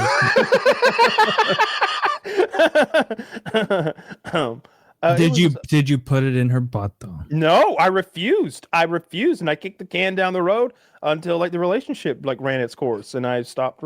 That's fair. Talking to her. I'm largely anti butt stuff entirely. Like even if a girl wants to do butt stuff, it's like, well, there's actually an even better hole. That's what a right downer here. you are. Oh, so your lover expressed a need that she had, and you shut her down. Not everything you do is going to be your favorite thing, Taylor. Not Take everything it. you're going to do is going to be your favorite thing. This is not girls I've been in a relationship with for a while. It's girls I met on the internet 40 minutes prior, and they're like, "Oh, put it in my butt sex. butthole." Oh, that's terrible. Oh, wouldn't that because be the worst? in my head, I think like, what if this girl's getting plugged in the ass by a bunch of other guys, and what if she has some ass disease? What if she has? Did you not think that? I literally do. I think. What are you? What is it? Medieval times, and a wizard told you that's how. I this think shit she's works? got some. She can have the an pussy ass hole disease. will remain clean, though I'm sure. Like, Well, at least that makes sense. We're all STDs familiar. didn't flow through the goddamn bloodstream, they're right next door to each other. It's like they're right next door. Surprisingly close. Some of the asshole diseases are going to jump into the pussy, and vice versa. It's going to be like a pangolin living above a fucking muskrat. You're going to create all sorts of weird STDs. Those two living side by side. Well, I'm not having intricate internal debates. I'm just thinking gross. I don't want to fuck this stranger in the ass. You'd rather. What's the difference between fucking your stranger's ass and fucking a stranger's pussy? Because if a stranger wants me to fuck him in the ass, it means they've been up to a lot of wild shit. So you put it in her other hole, and so I put it in her vagina because that's how normal people have sex. See, that's not a backup plan. You're either in or you're out. Like that. That's the way I see that other hole was no safer. Yes, no safer at all. Yeah, and guess what? Three times less safe. Fair is fair. 3-time chlamydia survivor here. I've never gotten chlamydia. I've only gotten the syphilis, and then that's it. Yeah. I fucked this disgusting girl like 10 years, like 10 years ago. And yeah, it was I got clammed up, dude. In what way What was was she disgusting about her? She was like just the clearest of clear whores. It was the first time I had downloaded Tinder. So this is probably 2016. Not enough to put that on. And he's a veteran. She popped over. I was like, wow, I bet all of her fat is in her tits. No. She had more. She was a great big fat person. I wonder what was going on in her head. Was she trying to make herself like a better package by being really slutty? Like I don't know, man. I was so like depressed and in a bad spot. I fucked her on a mattress with no box spring. Oh my god! All right, so hang on. Let's start from the beginning here. So you meet this girl, you chat her up on Tinder, and she's way bigger. And I'm bullying her right now. She wasn't actually a great big fat person. She was. Oh, she wasn't. No. Well, she was overweight. She was chubby, but she was not a great. Okay, well, all right. Was she from Boise? Because those people aren't good. No. This was the SDL. So when she showed up and she was bigger than you thought she was going to be, what was your immediate reaction to her face? Nothing. You just carried on as if and were polite. I was offered her a Mountain Dew, maybe. I tried to be polite. Some frosting. I tried to. You be look polite. like you like donuts. She would have loved the donuts. How do you feel about Sara Lee frosting straight out of the can? Basically, when I saw her, I hid my snacks because I knew I'd want them later, and she would have feasted upon them. Yeah, she'd eat them all up. Clear you out. But that was a brutal time because I was in a bad place, and I just was like, I need to just get some pussy. Did you go on a date with her, or did she? No. She showed up at my dog shit apartment at the time, and then texted me from the parking lot, being like, "This is kind of sketchy," and I was like, "No, it's not. Just come up." And so then I had to go out to the parking lot as you go past that. I had to walk out to her fucking Hyundai Elantra and be like, "Well, that's sad. The driver's side is sagging a little." Oh, your tires on the side need some air. Yeah. Why don't you step on out, take a look with me? Oh, never mind. So I brought her. She came up to my apartment at the time, and then I had her. I was so distraught at her not being as hot as her pictures showed that I literally she was sitting on the couch, and I had her suck me off while she was sitting on the couch. And so she just gave me head to completion before we had sex. How did you have sex afterwards? And then we had sex afterwards, and I led her. How did you? All right, hang on. We got to go. We take this step by step. Step by step. Because after that, because this has got to be this is wild with post nut clarity. So you're telling me you got off, and then you were like, "All right, well, it's getting late," and she was like, "Not for me. No work tomorrow." No. Is the bedroom this way? Is this where the mattress is on the floor? Like this mattress here? Is this where the floor mattress is and where all of your things are clearly packed up in totes as though you're about to move? Because I was about to move. And so, yeah, that was, she gave me head on the couch, and I was in my head saying like, well, her fucking tits are big enough. Who gives a shit? Like, this is kind of nice. And then did all that. And then after the post-nut clarity hit in, my real thought was like, I'm kind of done with this, but she hadn't got any servicing. She had just been sucking my dick. And so then we went into the bedroom and had sex. And I remember being fucking her and thinking in my head, like, never again. Never again will I set myself up for this bit of failure. It was a little bit of a 9/11 thing. I had my own Muhammad Atta right there, terrorizing me. All right, and so that was a mistake. I shouldn't have done that. But we did have sex to completion, and there were a couple of times mid thrust where I thought, This doesn't smell great. Oh my God. You are this has deflated your entire pussy argument. This encounter. No, I'm very anti-condom. I didn't wear a condom. Any compatriots you may have had with your ugly pussy argument earlier, right out the window and flocking over to my side when they know what kind of animal you actually are. You fucked. That was one time. You fucked an ugly. She wasn't ugly. She was just you fucked an probably uglier than you thought. Overweight. You fucked an uglier than you thought. 40 pounds overweight, stinky pussied girl. Disease. After post nut clarity. No, I'm pretty sure the smell was more of an ass problem. Oh my God. So No, I had this chick. So this chick hit me up on Facebook one time a decade ago or so. And we started talking or whatever. And I was like, I think what it actually said is I had posted on my Facebook, hey, I'm in like Miami for the week. What's fun to do here? What I mean is, who wants to come fuck me?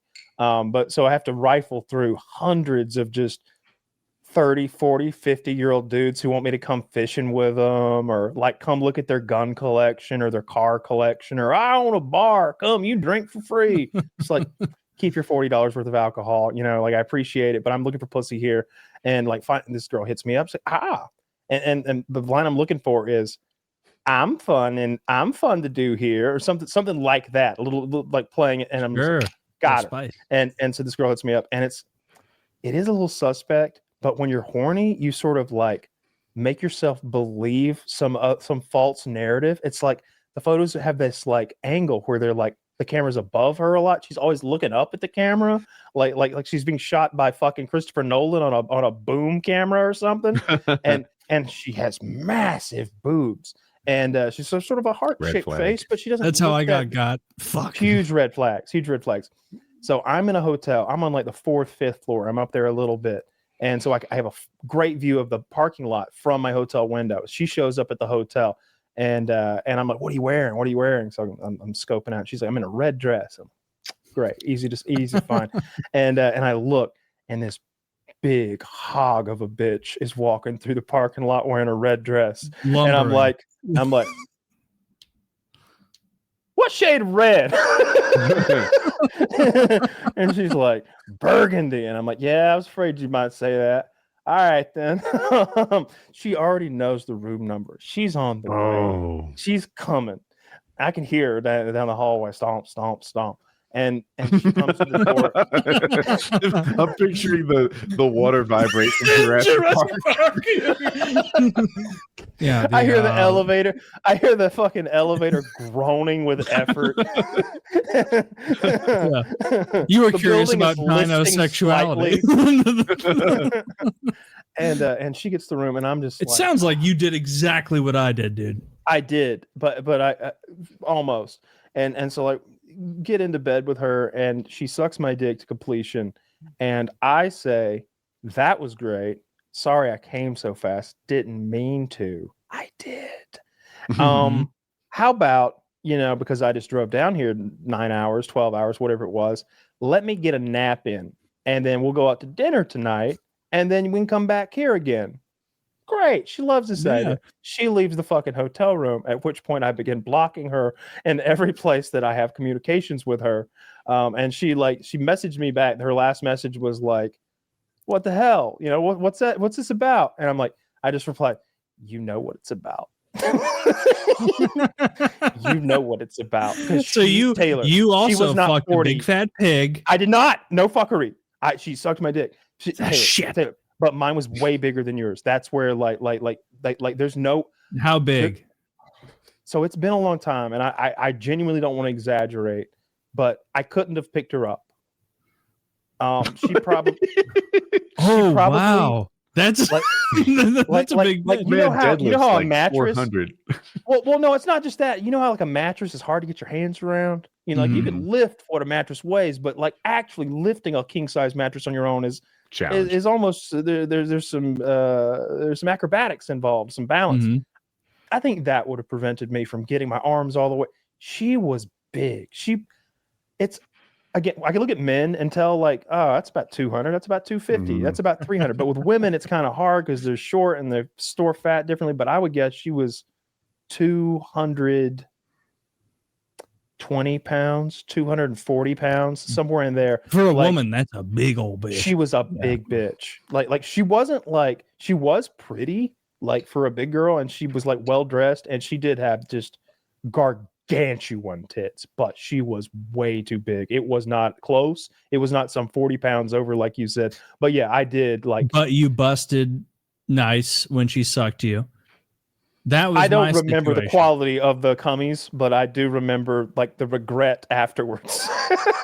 I remember not offering her snacks.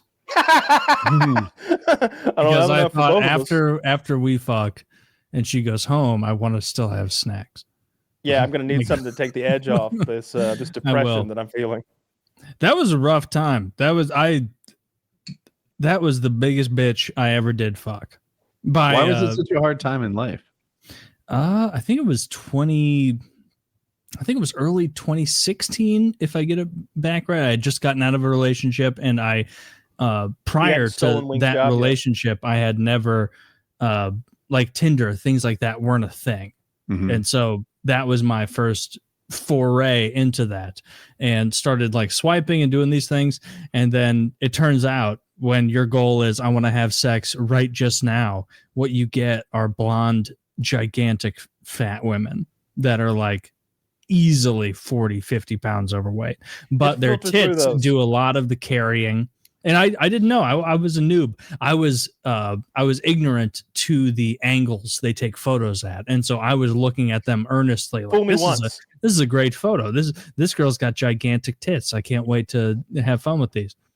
It's not just that. Like if you were an investigator, like looking at some Sherlock Holmes type like clues, and these photos were amongst them, you'd be like, something's not right here.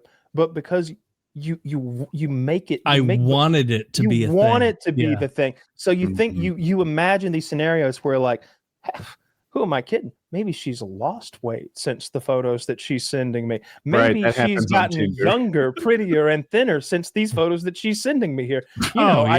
And then you start like imagining like, okay, well my God, those titties are enormous for someone who only weighs 125 pounds. Like those must be quadruple R size titties. Like they couldn't be. This bitch could have eaten two 120-pound women and still not been. That was rough. I was in the moment being like, she's already here. Like, you're too polite. That's what it is. I think it probably is. I'm too polite because she was too big of a bitch for me to have been interested in person. But then once it did happen in person, it was like, all right, well, she's like eager to do anything I want, like, because she knows what the score is too. Yeah. And so she'll suck my dick and let me come on her tits. And then she's going to want to go into the back bedroom area in my shitty little apartment. And then I'm going to have a roast beef sandwich. And I did not reciprocate. No. When I was in the back room, I had I needed like it was like a miracle on ice where they're like, you can do it because I struggled to come. You can hear Mickey in your head from Rocky. He hasn't seen Rocky. Damn it. You can do it, Rock. You can do it, Rock. Pussy. Rock, you're making a mistake here. This pussy is no good. It's an animal pussy. Because when I was looking at her on her back like a fucking walrus, I was like, it was one of those things. I was like trying to come. I was trying to finish it up, like as best I could. Girl. Imagine a better looking girl. Imagine a girl who didn't lie to you. Fucking my 2 bed's hours gonna ago stink after this, that's all I'd be thinking. It probably did. And that was another situation where like after we did that, she was like, oh well, maybe we'll do this again. And I was like, for sure. All right, I got one worse than that. I remembered it now. Again, Facebook, I think. This chick hit me up. It was fucking 2 a.m. It was already way too late. And she lived in Rabun County. If you don't know, Rabun County is the trashiest place that I've ever been to. And I've been to some places. It's where they used to make moonshine in the North Georgia hills. And when moonshine went out of favor, they switched to meth. And so now it's kind of on the way to like Harris Cherokee Casino. It's the only place I've ever seen that has a Confederacy store. They sell everything with a Confederate flag on it. They've got dream catchers with Confederate flags on it. It's absurd. But this girl hits me up and she's like, yeah, I'm in Rape County. And I'm like, she's like, what's Russia like? And I'm just like, I'm like, actually, I'm 40 minutes away, bitch. And she's like, wow, small world. And I'm just like, we could make it smaller. I could be there in a minute. And she's like, yeah, come pick me up. So I get in my car and go. It is about 45 minutes. So at 2 a.m, I drive to Raven County, and it's a mountainous area. It's like a lot of people live up on the mountains, and so you got to go on these little roads that sort of circuitous back and forth, like paths up the mountain into these little communities. It's not like sketchy. It's not like hill country hillbillies. It's like decent houses and everything, but it's just out of the way. And pull up into this girl's yard, and she's like jogging away from the house into the night in pajamas. She is of age. And she gets into my car and she's like, let's go. And I'm like, okay, that was a little odd. And like, she goes, oh, you're not Russian? And then, so now we're having that conversation on the drive to the motel. Like, nope. Nope. Just a goober. We get to this cheap ass motel there in town, and she has self-harm scars all over her thighs. Tell me again how you met her. Was it Tinder? You had pictures of her? Facebook. Okay. She's a fan. Self-harm scars. So all over her thighs. So she sucks. Poor her. All over her thighs. She's all covered up with big, nasty, thick, wide scars all over. She's on top of me riding, and she is grunting like a wildebeest and having the time of her life. I'm not so much. I'm just I distinctly remember looking to my left, like through the like the blinds are open, but like they're kind of like shifted down, and there's like the amber light of a parking lot light like shining through. And I just remember looking over them and like, well, we got ourselves into one this time, didn't we? I'm thinking like, let's just put on a happy face and this will all be over soon. And sure enough, eventually, I think I was like, whoops, I came too early again. Oh, whoopsie daisy, this keeps happening to me. You got the same move. Yeah, you said the self-harm. She was very fit. She was pretty-ish, but she was just those scars and the grunting. She grunted like an animal, very loud. Very loud. Neither of those things would have been red flags for me. Well, red flags, yes, they would have not been showstoppers. And then we get done and we're getting dressed and her phone rings and I can hear on the other side, it's a parent, and they're like, who are you all fucking this time? And I'm like, fuck, who am I here with? You're with a real hoe.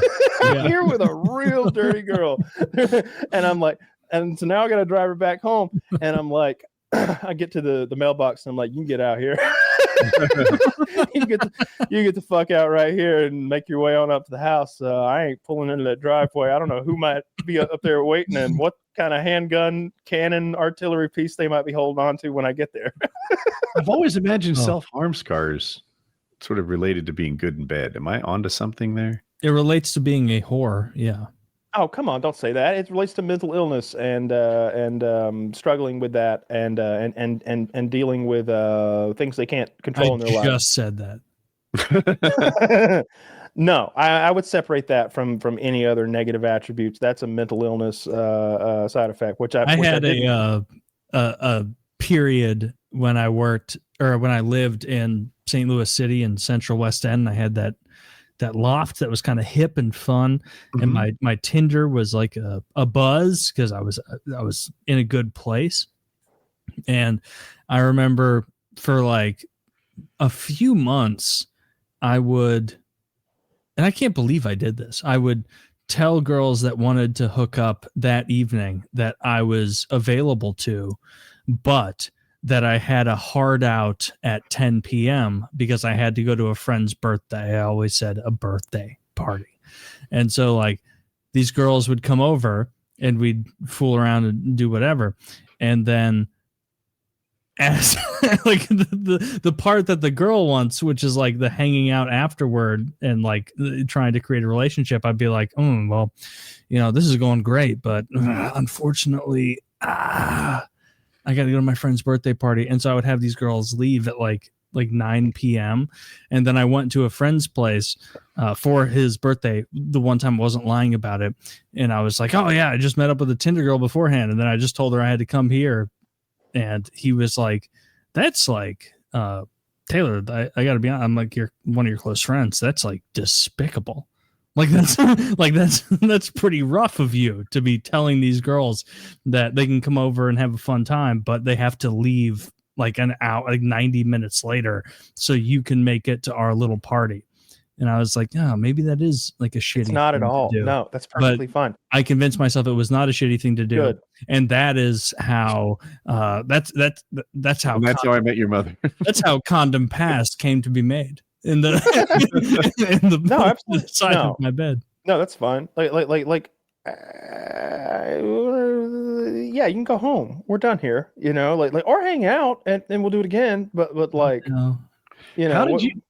Like, I guess you were pretty certain you were gonna bang as soon as she got there. Like, how did they verbalize that?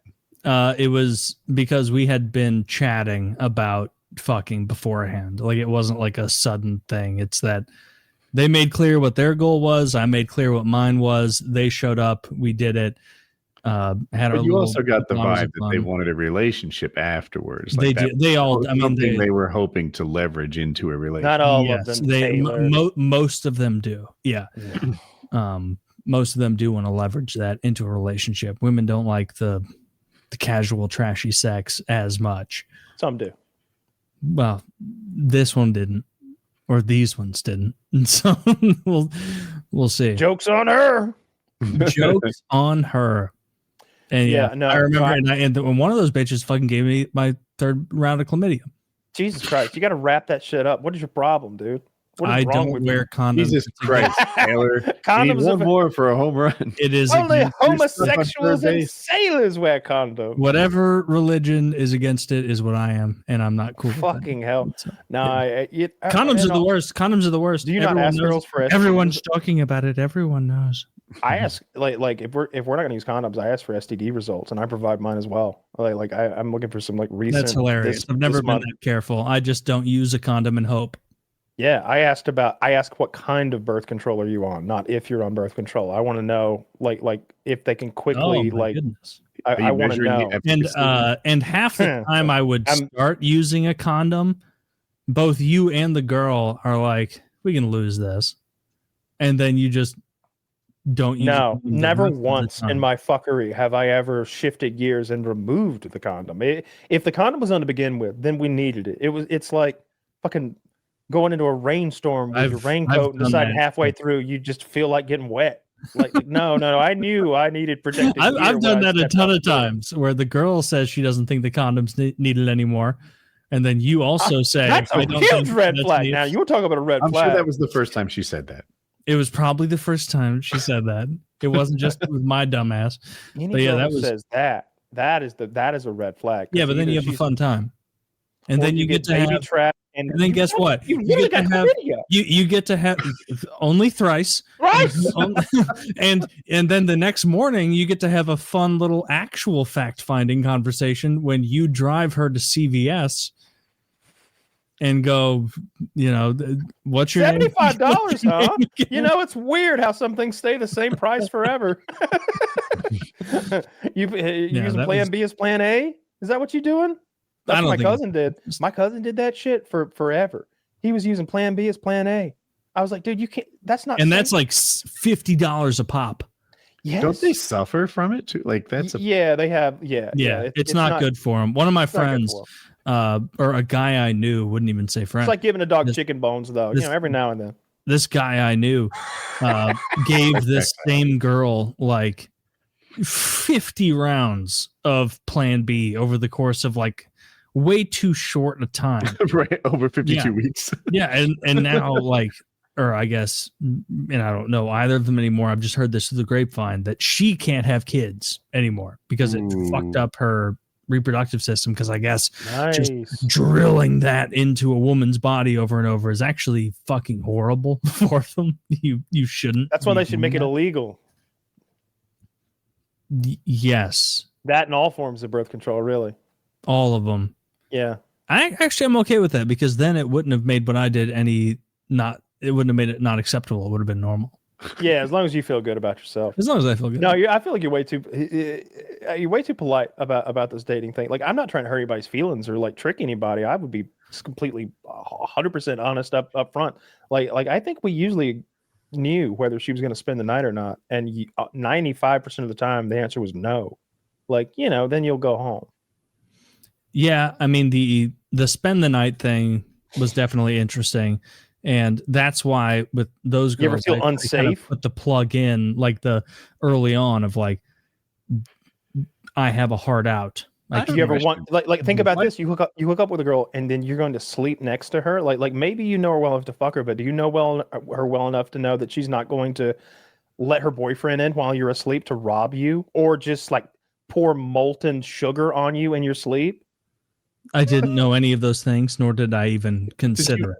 Never want them to stay over? Maybe girls that bang on the first These like girls I did not want to stay over because I was girl more interested in just having a fun little fleeting time than I didn't. The kind of girl who's going to come to my fucking St. Louis City apartment and have sex the second they meet you is not the kind of girl I want in a relationship. Oh, this was the black girl phase. You're like Travis Kelce. You had that black girl phase. Yeah, that's why I got middied up. I remember my boy that I worked at the car dealership with. He was the least successful of us all. He was that guy who had moved from Pennsylvania to like follow his best friend to Atlanta. His best friend was following a girl to Atlanta. So he ends up being like this.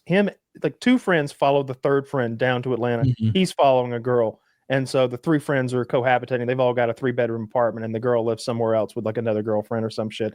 While he's doing all this, he's got all of his worldly belongings in a storage building in Pennsylvania, and his goal is to make enough money in Atlanta to pay to ship it all down. He fails at selling cars so badly he can't pay to have it shipped down. No. He can't even pay the storage fees. So they auctioned off his worldly possessions. This is a 26-year-old man. He doesn't have a lot. Everything he had, his bed, the only bed he'd ever had in his life, was auctioned off. His clothing, like his summer clothes, like his shorts and like his swimwear, like his extra shoes, everything that he didn't have on him in a couple suitcases in Atlanta, gone. And so now he's just destitute and depressed. And the other two roommates have like nice bedrooms. Like they turned me around the apartment. It was a nice place. And it's like, oh yeah, everybody's got, normal first world belongings. You go into his bedroom and dude, it was an air mattress with like stuff around it. And that was it. There was no TV. There was no video game system. Like everybody else had like first world toys and shit for like 25-year-old men. He had nothing. He had the air mattress and he had like a charger leading to his phone next to it and like some empty natty lights or something like that. He got a decent looking black girl off the internet to come into that apartment and fuck him on that air mattress. And I was like, how was it? And he was like, went flat immediately. All the air was gone. we were just on a rubbery mattress on the floor the whole time. Well, there's nothing wrong with his approach. Sometimes you find a sexy ass black girl on those apps, and then you see where it goes. It was so depressing. That was just the guy's got game though. Like I feel like if you like live in the van life and you're still making successful connections on Tinder, something's going right for you. You got it's called lowering your standards. You can get a lot done when you do that. When you you can get a lot done when you do that, I'm sure. But there are a lot of like fatties and a lot of red flags, and more than anything, there's a lot of prostitutes or like weird scammy things. Like I've never talked to them long enough to figure out what the fuck they want, like what their end goal is. My guess is because like my dad had a friend who got catfished by some, who knows who it actually was, but they were claiming that they're like a 40-year-old like army sergeant, nurse or something who's deployed overseas. And they're sending photos of a very good looking middle-aged woman in like military fatigues and like nurse fatigues. And like they have been flirting and going back and forth. And he's been bragging about his army girlfriend for months. This is a 50-year-old man or something. for months, and he's got all these photos of her that he's like, look at my girl right here. And then it turned out she wanted money. And there was always an excuse about why she couldn't video chat. Fucking, oh, the president's actually flying in. Our radio traffic's being restricted. It'd always be something, just a made up something. And at the end, I think they wanted money, but I've never gone down that catfish road to see what they actually want. I think at some point they want money. Yeah, they want money. They want you to like mail them some money or wire them some money to like pay. Oh, rent didn't work out, or like the army didn't give me my check. And a lot of times it'll be like some like Pakistani beauty who has found a fat 45-year-old American she's just fallen in love with on the internet, but she just needs a plane ticket. And so I think a lot of the scams work like that, but I can't imagine biting on that. I remember this girl I matched on Tinder at this point, fucking 8 years ago, whatever it was. She was Asian, and she said to me in like maybe it was Bumble, like one of the ones where they have to reach out to you first, because she was like, oh, I like exotic food. Where would you want to take me for exotic food? And it was this Asian bitch. And I just like absentmindedly was like, we could get pho, or we could get sushi, like things like that. And immediately just sent that off to this Asian bitch. And she was immediately like, am I the first Asian woman you've ever talked to? Why would you suggest pho and sushi to me? And I was like, you know why? Like, you know why? And then she was like, she started to like lose her mind, so I unmatched with her pretty quick. And you got to be like, I got some math problems I could use some help with too, but don't. She was not to come over here. I know you don't want to drive yourself. Not about to play that with me. Yeah, you get reported for racism on there. You don't need that. I probably got reported for racism, and then I had to fuck some fucking fat white bitch instead as a consolation prize. But yeah, she was so mad at me. I love ethnic food. Where should we go? Fucking sushi or pho. Easy peasy. What, you want me? If I would have said Brazilian steakhouse, you wouldn't have been a cunt about it? No, she was a bitch. Didn't like her. Yeah, actually, you probably dodged a bullet. If she was going to be bitchy about that, taking you to pho, you can take me to pho instead. I'm down. It's like I would not be a fan of that. That's just rude. I don't know. No, like pho's good. Seems like you racially I love pho. A lazy message. I Kyle, in the truest sense, I did racially profile and send her a lazy message. Yes. But in the less true sense, she was mean to me. So that's what's important. You're like, oh, you're one of those smart Asians. No thanks. Oh, boo! I thought you were a jungle Asian, but you're a math Asian.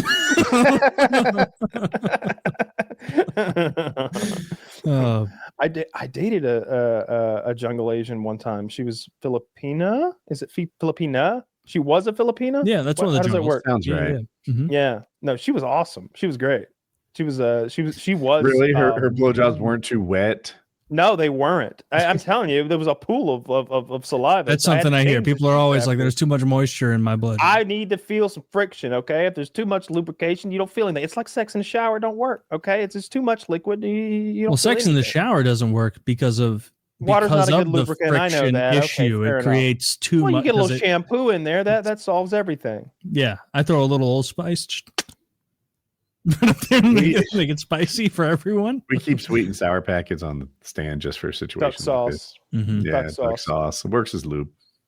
Jesus Christ. Flavored lube is a bad idea. If anybody was thinking about like dipping their toes into that reservoir. I dated a girl that liked using flavored lube to suck your dick give me head. Weird. Oh, okay. And it was so sticky. You tell her you wash your balls if she's just ass nice?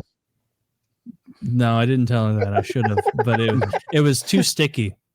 Because even after she had sucked all of it off visibly, there was still a coat of like sugar candy on your penis, and that's not pleasant. Because then after you get head, you have to shower. You have to hop in the shower now because otherwise it's going to be my thighs are all sticky, crispy, and not good if you wake up in the morning. No good. No flavored lubricants. No flavored condoms. It's so stupid. Yeah, any condoms. And it's got to be like a yeast infection or something waiting to happen. Yeah, you're wild with the no. Shout out to my kings out there going no condom mode. Calling themselves the raw dogs. Shout out to Urgent Care who helps me solve these problems afterwards. That is penicillin. Shout out to the urgent care lady that gave me. It was the same lady. Shout out to Louis Pasteur and his wonder drug. Shout out to that veterinarian who didn't ask any questions. No. You just take the penicillin and the sores go away. Like, my fish tank is filthy at the store. No, you don't want STDs. That's no good. You don't want that. We've all had our dances with the devil. Don't act like you haven't. Dude, hepatitis. No, Woody has it, and so Woody can be high-minded. I'm not. You and I cannot. I haven't taken any shots. You just joke. I haven't danced with any devils. Again, I had the syphilis thing. That was awful, but easily curable with the penicillin. But like I would always be afraid of something like hepatitis, like something that's like kind of for life, and you're on some maybe expensive drug all the time, and you potentially are going to need a liver transplant someday. Something that's like life changing. I mean, hepatitis is like a scary disease. Like that, and they don't just cure it. So I think that it depends they on the came type. up with a workable treatment, or maybe even a cure semi-recently. But historically, it's been an uncurable disease that leads to like a liver failure. I think. Yeah, but that's mostly like the dangerous hepatitis is, or the most dangerous is B, right? Hepatitis B. That I don't remember. I remember I knew someone who had hepatitis. That's something you don't tend to get unless you're like having a tremendous amount of gay sex. They were sharing needles, doing intravenous drugs. Yeah. That's how you get Hep B. Yeah, they're doing heroin. I think Hep C you can fix. I don't know. Yeah, I mean, you've never had a tango with the clap, with gonorrhea, with chlamydia. Never. Literally just or crabs or any of that. No, I think I fucked much cleaner women than you. Literally, I must have. Fair. Yeah. I mean, scores posted, right? I fucked it. I did. Oh, scoreboard. Yeah. Get born when you pee. Wait a minute. Maybe not cleaner women because Kyle's more diligent about condoms. The women could be equally dirty. I think that's still a point in my corner, though, Woody. I'm a passing judgment. Kyle, you don't understand. Taylor's just reckless. I didn't realize that condoms were even that important. It was like, well, what are you from Rwanda? I was like, I was basically unaware of the condoms. In my head, I was like, this is to keep her from getting pregnant, but I don't care because I'm going to pull out. So who cares? Like we better have better. And then we go to CVS. Feel better if we do that, and then we go to CVS in the morning, and then you take this and it like fucks with your insides in a way I never knew. It forces a. So I wouldn't do that now. And knowing what I know about the Plan B thing, I wouldn't do that again. All right, it's their body, their choice, right? That's not good for them though. I mean, okay. Fair enough. I mean, I don't use Plan B a lot. I think I've bought it maybe 2 or 3 times in my life. Holy fuck. 2 or 3? I don't come in strange women, Taylor. I don't come in them either. Taylor, sometimes. How many times have you bought it? He's got a punch card, Woody. He gets the 10th one free. Probably 8 to 10 times total, which isn't crazy. Okay. That's not like wildly different. That's nothing crazy. But I also let a lot of them ride where it was like the next morning, it was like, do you want to get Plan B? And I'm like, nah, we're probably fine. You're probably good. Probably okay. I mean, I had a light lunch yesterday. I wasn't shooting live rounds. I can't believe how sexually irresponsible I've been in my adult life, and I don't have a kid. Maybe I'm sterile, especially in that city. I bet I did see one time that Atlanta is like a hotbed for STDs. There's I saw some STD map, and it's like a problem. But like, St. Louis can't be that much cleaner. It's got to be a fucking minefield. A minefield. A minefield that you fucked your way through over there. So to only get the fact that you got the same STD 3 times is some weird like aberration of statistical anomalies in its own right. Like that STD 3 times. It wasn't the same girl, was it? No, I got one from an absolute hoe in college, and I had to go to the Mizzou Health Center to get that medicine. And then the other ones came a little bit later in life. Let's see. Wow. Kyle's in the minefield. That's what I said. Me too, I guess. If I were. Yeah, George is real bad. I'm not allowed to talk about why. Oh, we all know it's the same map. it's the same map. Yeah, this map looks like a familiar map. Oh, I wonder what's poisoning New Mexico's well over there. Do you think it's Native Americans or what's going on in New Mexico? They got a bunch of migrants, bunch of illegals, and they're just fucking like crazy. Those of you with glasses or good vision, is this per capita? It would have to be, or it wouldn't make any sense, right? Well, I just noticed some of the lower populations have less. Yeah, less density would like West Virginia, right there, the lowest income state. But what about West Virginia makes it so low? Crazy. Incest. Who's to say? I know for a fact Mama's clean. And then we got Alaska as number 1. That's just Alaska at number 1 just has to be like one ambitious guy. just doing whatever he can to spread the diseases. Yeah, you don't want to deal with that. Wrap it up, guys. If you listen to this, wrap it up. There's no need for all that. Get a nice high quality condom. Feels almost as good, and you'll last longer. And it doesn't feel as good. And you won't end up with an 8. You know what doesn't feel good? 18 years of servitude, 18 years of partial slavery. You want do the math on how many hours of your daily life would then belong to child support at the point of a gun and imprisonment. It hurts to pee a little bit once, and then you go get pills. That's how it hurts to go pay your taxes every single time. You will be paying a woman and her child that you didn't even like for 18 fucking years. 18 fucking years you will be supporting this person. They will take a percentage of your income. They will garnish your wages. They will imprison you. They will, and that's fair. And speaking of wrapping it up, boys, it's been a great Halloween episode. Love the costumes. I like the episode. That was fun.